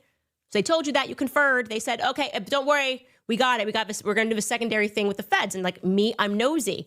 I'm like, wait, what do you mean? The ATF is alcohol, tobacco, and firearms. That's the Bureau of Alcohol, Tobacco, and Firearms. If they couldn't do it, what extra power does the FBI have to do it? If the firearm people can't do it, why is this going to the FBI? So I said, what is a comparative bullet lead analysis? What is that? I need to know things. I like to learn. And lo and behold, we find out that the CBLA, the compositional analysis, is a discontinued forensic technique that analyzed trace elements, copper, arsenic, in lead to link crime scene bullets to suspects. It was primarily used by the FBI from the 1980s until 2004, but it was then abandoned in 2005 due to flawed scientific, statistical, and interpretive validity. Wait, they just continued this like 20 years ago, 21 years ago, because they said it was flawed? And sure enough, Skylar starts looking through and he's like, yeah, no, the innocents, the people have been freed because of how flawed this was. They literally put the wrong people in prison using this technology until it became so obvious that nobody would even stand trial and back it anymore. So they just got rid of this analysis. It's been gone for 20 years. Wake up, Tyler Robinson's defense team. I know it's a lot going on, 600,000 files. This is them telling you they're going to make this bullet fit no matter what. The feds will do it. If ATF isn't going to be corrupt, we'll be corrupt. And they've been corrupt since the beginning of this. Look at this news clip explaining further why and how this technique that they're now going to employ got discredited historically and is no longer in use. Here are the reasons why it got discredited. Take a listen to this local Atlanta news clip.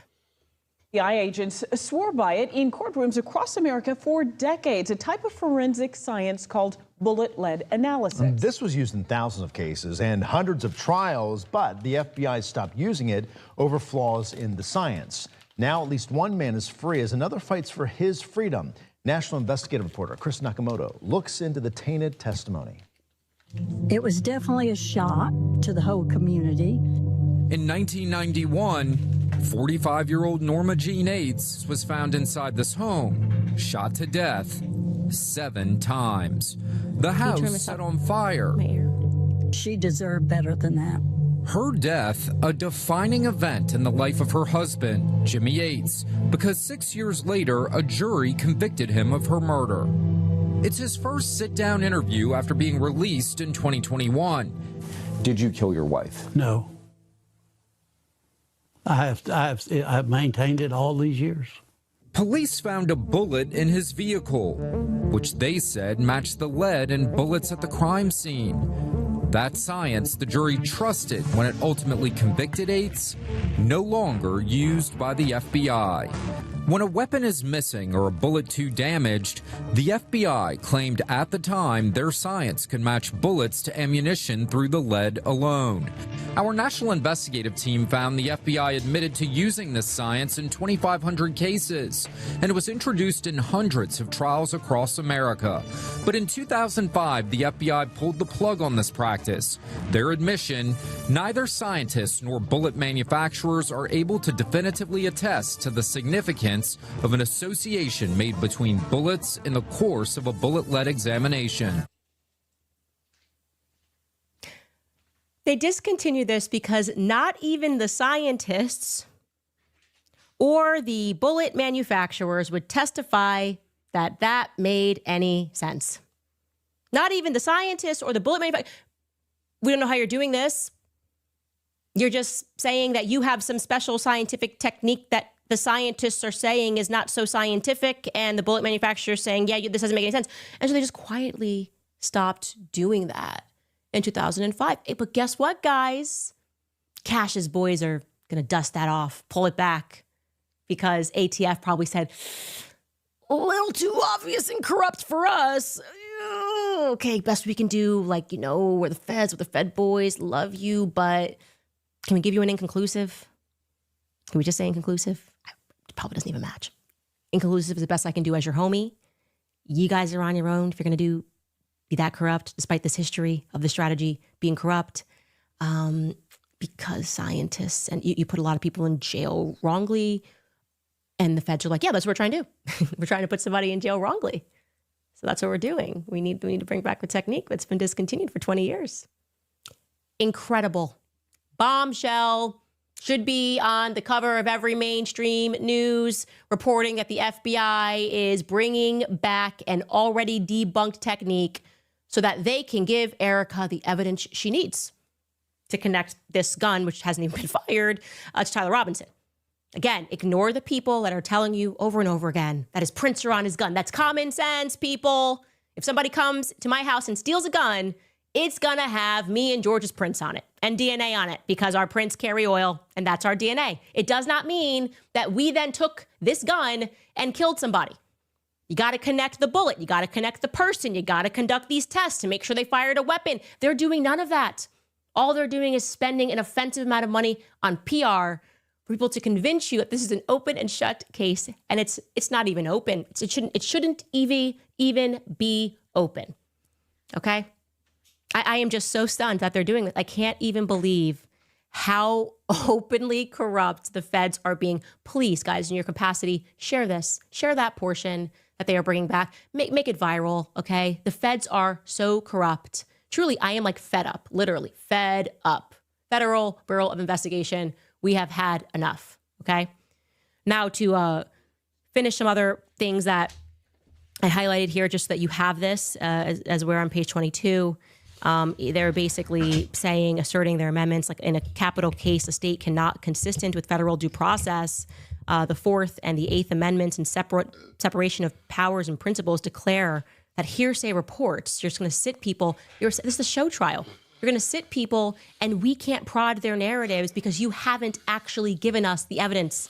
Hey, chat, hit the like button for me, man. We're 8 likes away from 550. Let's smash through 550 on our way to 600, chat. Double tap the screen, hit the like button at the top. You're giving us summarized reports. They want theater. They want to put theater on the stand, and they are saying, we want science. Subscribe to the channel. We want scientific discovery, which we have been asking for, and we have been consistent in asking for this, which is what he attaches in these exhibits, is how many times they have asked for this information, how many people they have been in touch with saying we need this information to go through.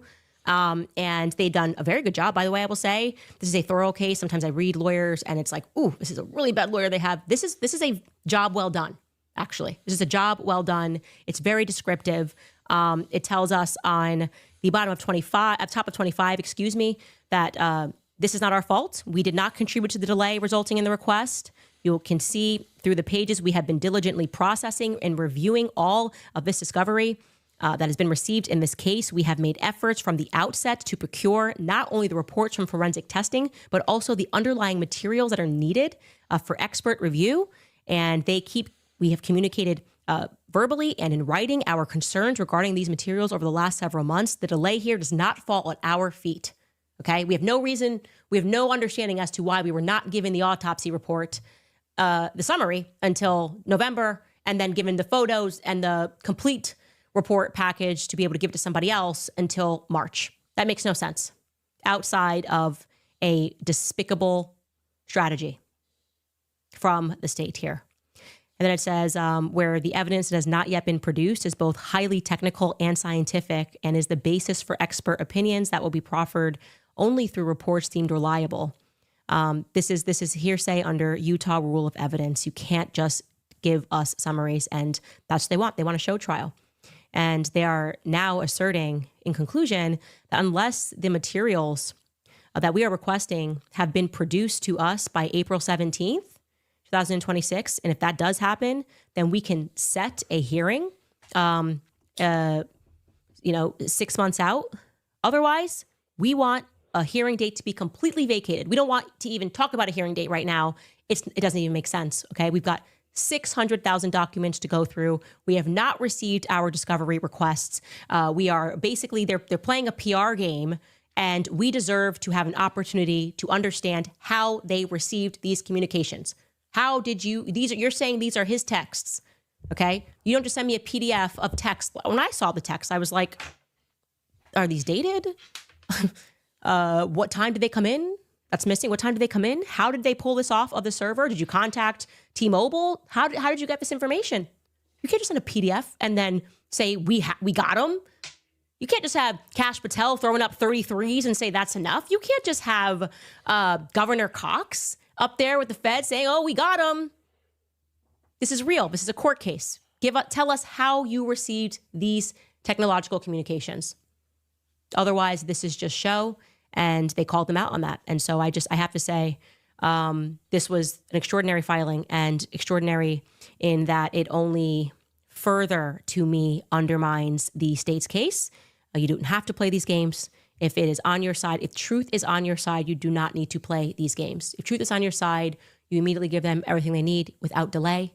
And you say, okay, here you go. We should be able to make that deadline in May because we're giving you everything. Here's the autopsy. Here's this, here's that. Here's the prints that we said that we found, because your interest should be finding Charlie's true killer, not trying to stick it onto a patsy, which is what Tyler Robinson is.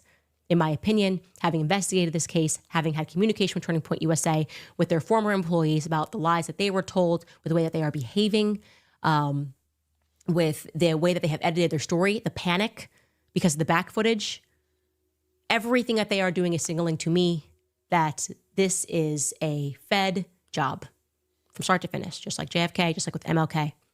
And I am entitled to that opinion unless they give us something concrete. And there is nothing, not a single shred of this case that they have delivered that has been concrete. They still have not demonstrated, even if the text messages are real to the defense. They can't even demonstrate that, or they have not demonstrated that yet. And I see no reason unless they aren't. We'll see.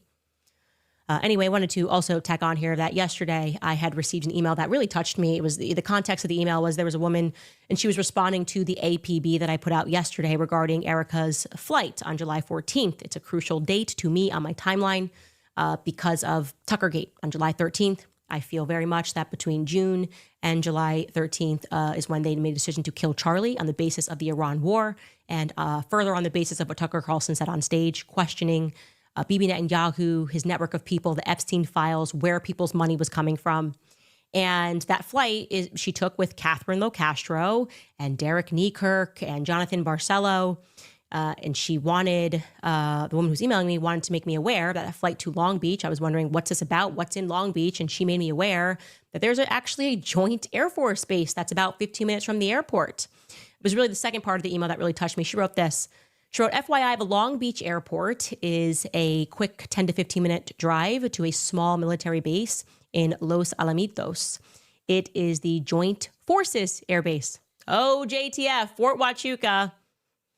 It's not a very busy base, although it is secure. It also is not visible to heavy traffic, as the entrance to the base is located in a housing subdivision. It would be easy to move in and out of there without much notice from the public. The flight from Phoenix is just over an hour. She continued, it is common for U.S. government officials to fly in and out of that base when coming to Southern California and then driving to fundraising events, etc. The California National Guard also uses that base as well as fighter jets fly in and out when doing the annual air shows. She continues, not sure if this helps with the big picture or pertains to what you find out about July 14th, but I wanted to pass that along in case it is another piece of the puzzle. She then writes, Candace, I pray that you eventually find peace. It has been heartbreaking to see glimpses of your stages of grief as you produce your show. My heart does ache with you in your pain. Blessed are those who mourn, for they shall be comforted. You have really met Jesus in his suffering since September 2025. As this is so painful, how much more was his pain to die on a cross for the sins of this world? May you never forget that Sunday came and he triumphed over evil. In this world, you will have many trials, but take heart that I have overcome the world. God makes us in his image, and one of his attributes is justice. Some of us bear that image more than others. It is both a blessing and a burden.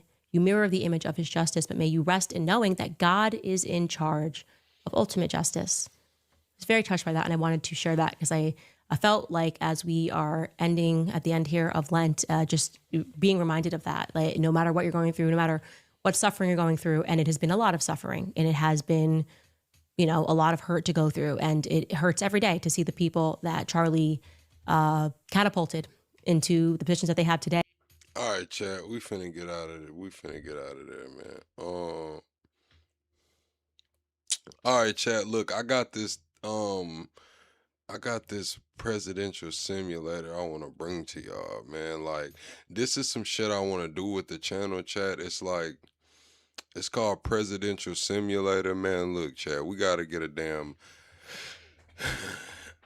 We gotta get this shit going. So basically, you get to choose a political career, fantasy president career. What does it say? Let me see. Hold on. Premium mode tweeter, a full social media simulation that generates 30 tweets per turn from voter persona, 24 political commentators, 3 in-game newspapers, 60 anonymous accounts posting random internet noise. Presidential tweeting, post 1 tweet per month as president persona. Basically, it's a little president damn simulator, and I want to play that shit on live, man. I want to go through it on live and let y'all play it with me. We'll ask the chat what we should pick. I think it's like in its development stage. It's like $6 a month or something. I don't know, chat. We'll get in the Discord, get that $6 loaded up, and we're gonna play that shit over here, man. And I need y'all interacting with me while we play the game, man. I think that'll be something fun to bring to the channel. Y'all do the career mode with me. But yeah, chat, we're at the end of the show, man. If y'all got any questions for me, this is the monologue point. Well, not monologue, but this is the comments part where I answer questions and read the chat and just hang out for a little minute, man. But yeah, that President Simulator, I want to do it.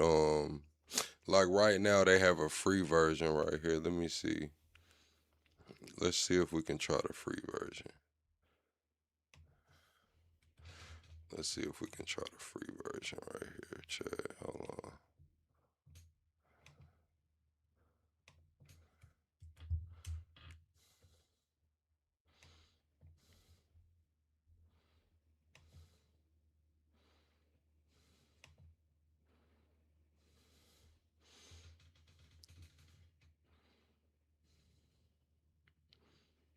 All right, hold on. Here it is. I'm signing in right now. Let's see. All right, chat. All right, we'll start right here as a damn policy guesser. Let's see what the hell this says. All right, this is this the free version of the game, man. This the free version. We get to pick between 2 different answers, man, and we got to pick which policy scored higher with voters. This isn't the full version of the game. It's just like the little free version, man. Let's see, chat. Let's read it. Hold on.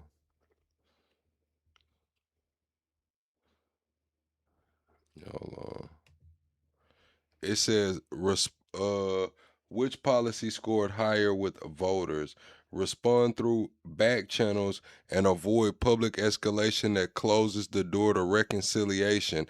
Ask intelligence community for briefing on potential military capabilities of our adversary.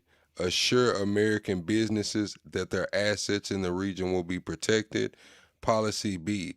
Lower taxes on the middle class big time, but raise it on the upper class big time. Which policy scored higher, chat? Policy A or B? Y'all let me know, chat. Which one y'all want to pick? Which one? What's up, Sonny? Do you think more people wanted? Oh, shit, there it goes. Well, game over. Shit, we fucking lost because we didn't answer it. Good job, chat. Way to help me the fuck out, man. Great job, chat. Slow to baloney, man. I thought you guys were gonna help me, man. Slow to baloney, man. It's crazy. You guys didn't help shit, man. I'm gonna just have to play the damn game and talk to the chat while I play it, man. That's crazy.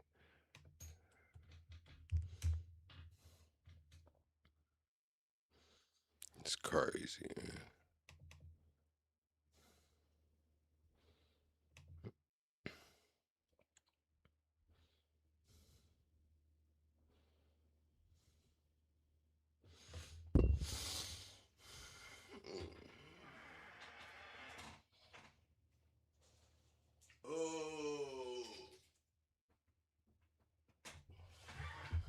It's crazy, man. Y'all done help me out, man. Find the stolen American tax money.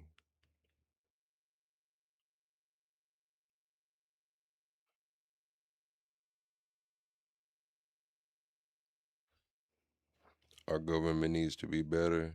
Yeah, we all need to be better. We need to wake up and try to get a little better every day.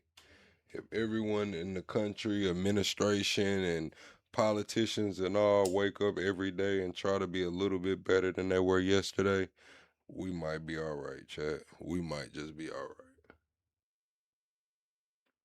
If everybody tries to be just, a little bit better than they were the day before, a little bit friendlier than they were the day before, a little bit more charitable than they were the day before, work a little harder than they did the day before, spread a little more joy than they did the day before.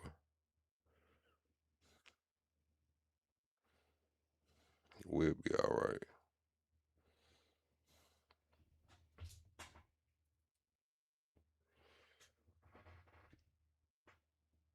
Stand on business a little bit more than they did the day before, hell.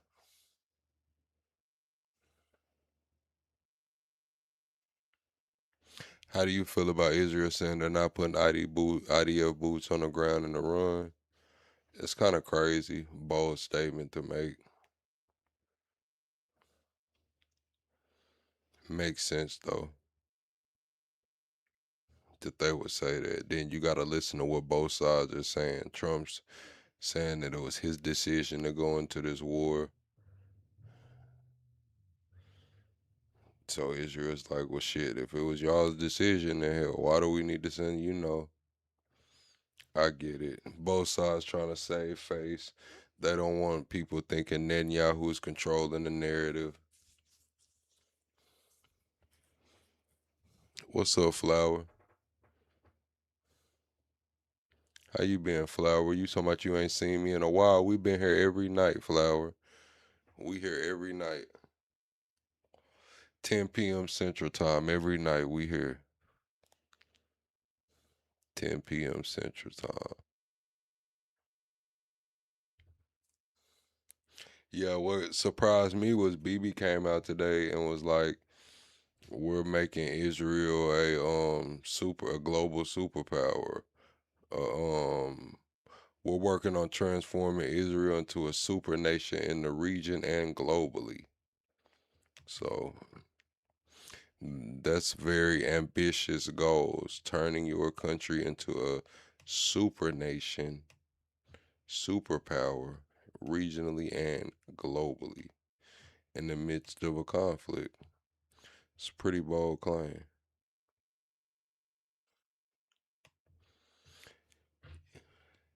Yeah, Christ, we pushed back from 9 o'clock to 10. We were going live at 9, but we pushed it to 10. That 9 o'clock slot really doesn't do good for us over here. So 10 works better.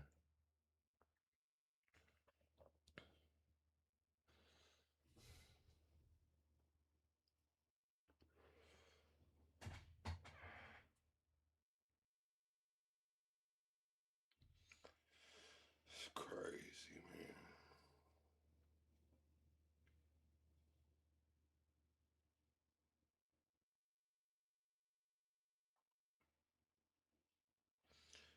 Oh, man, yeah, chat. We'll figure out what's to come tomorrow. Trump said they're supposed to have an announcement tomorrow.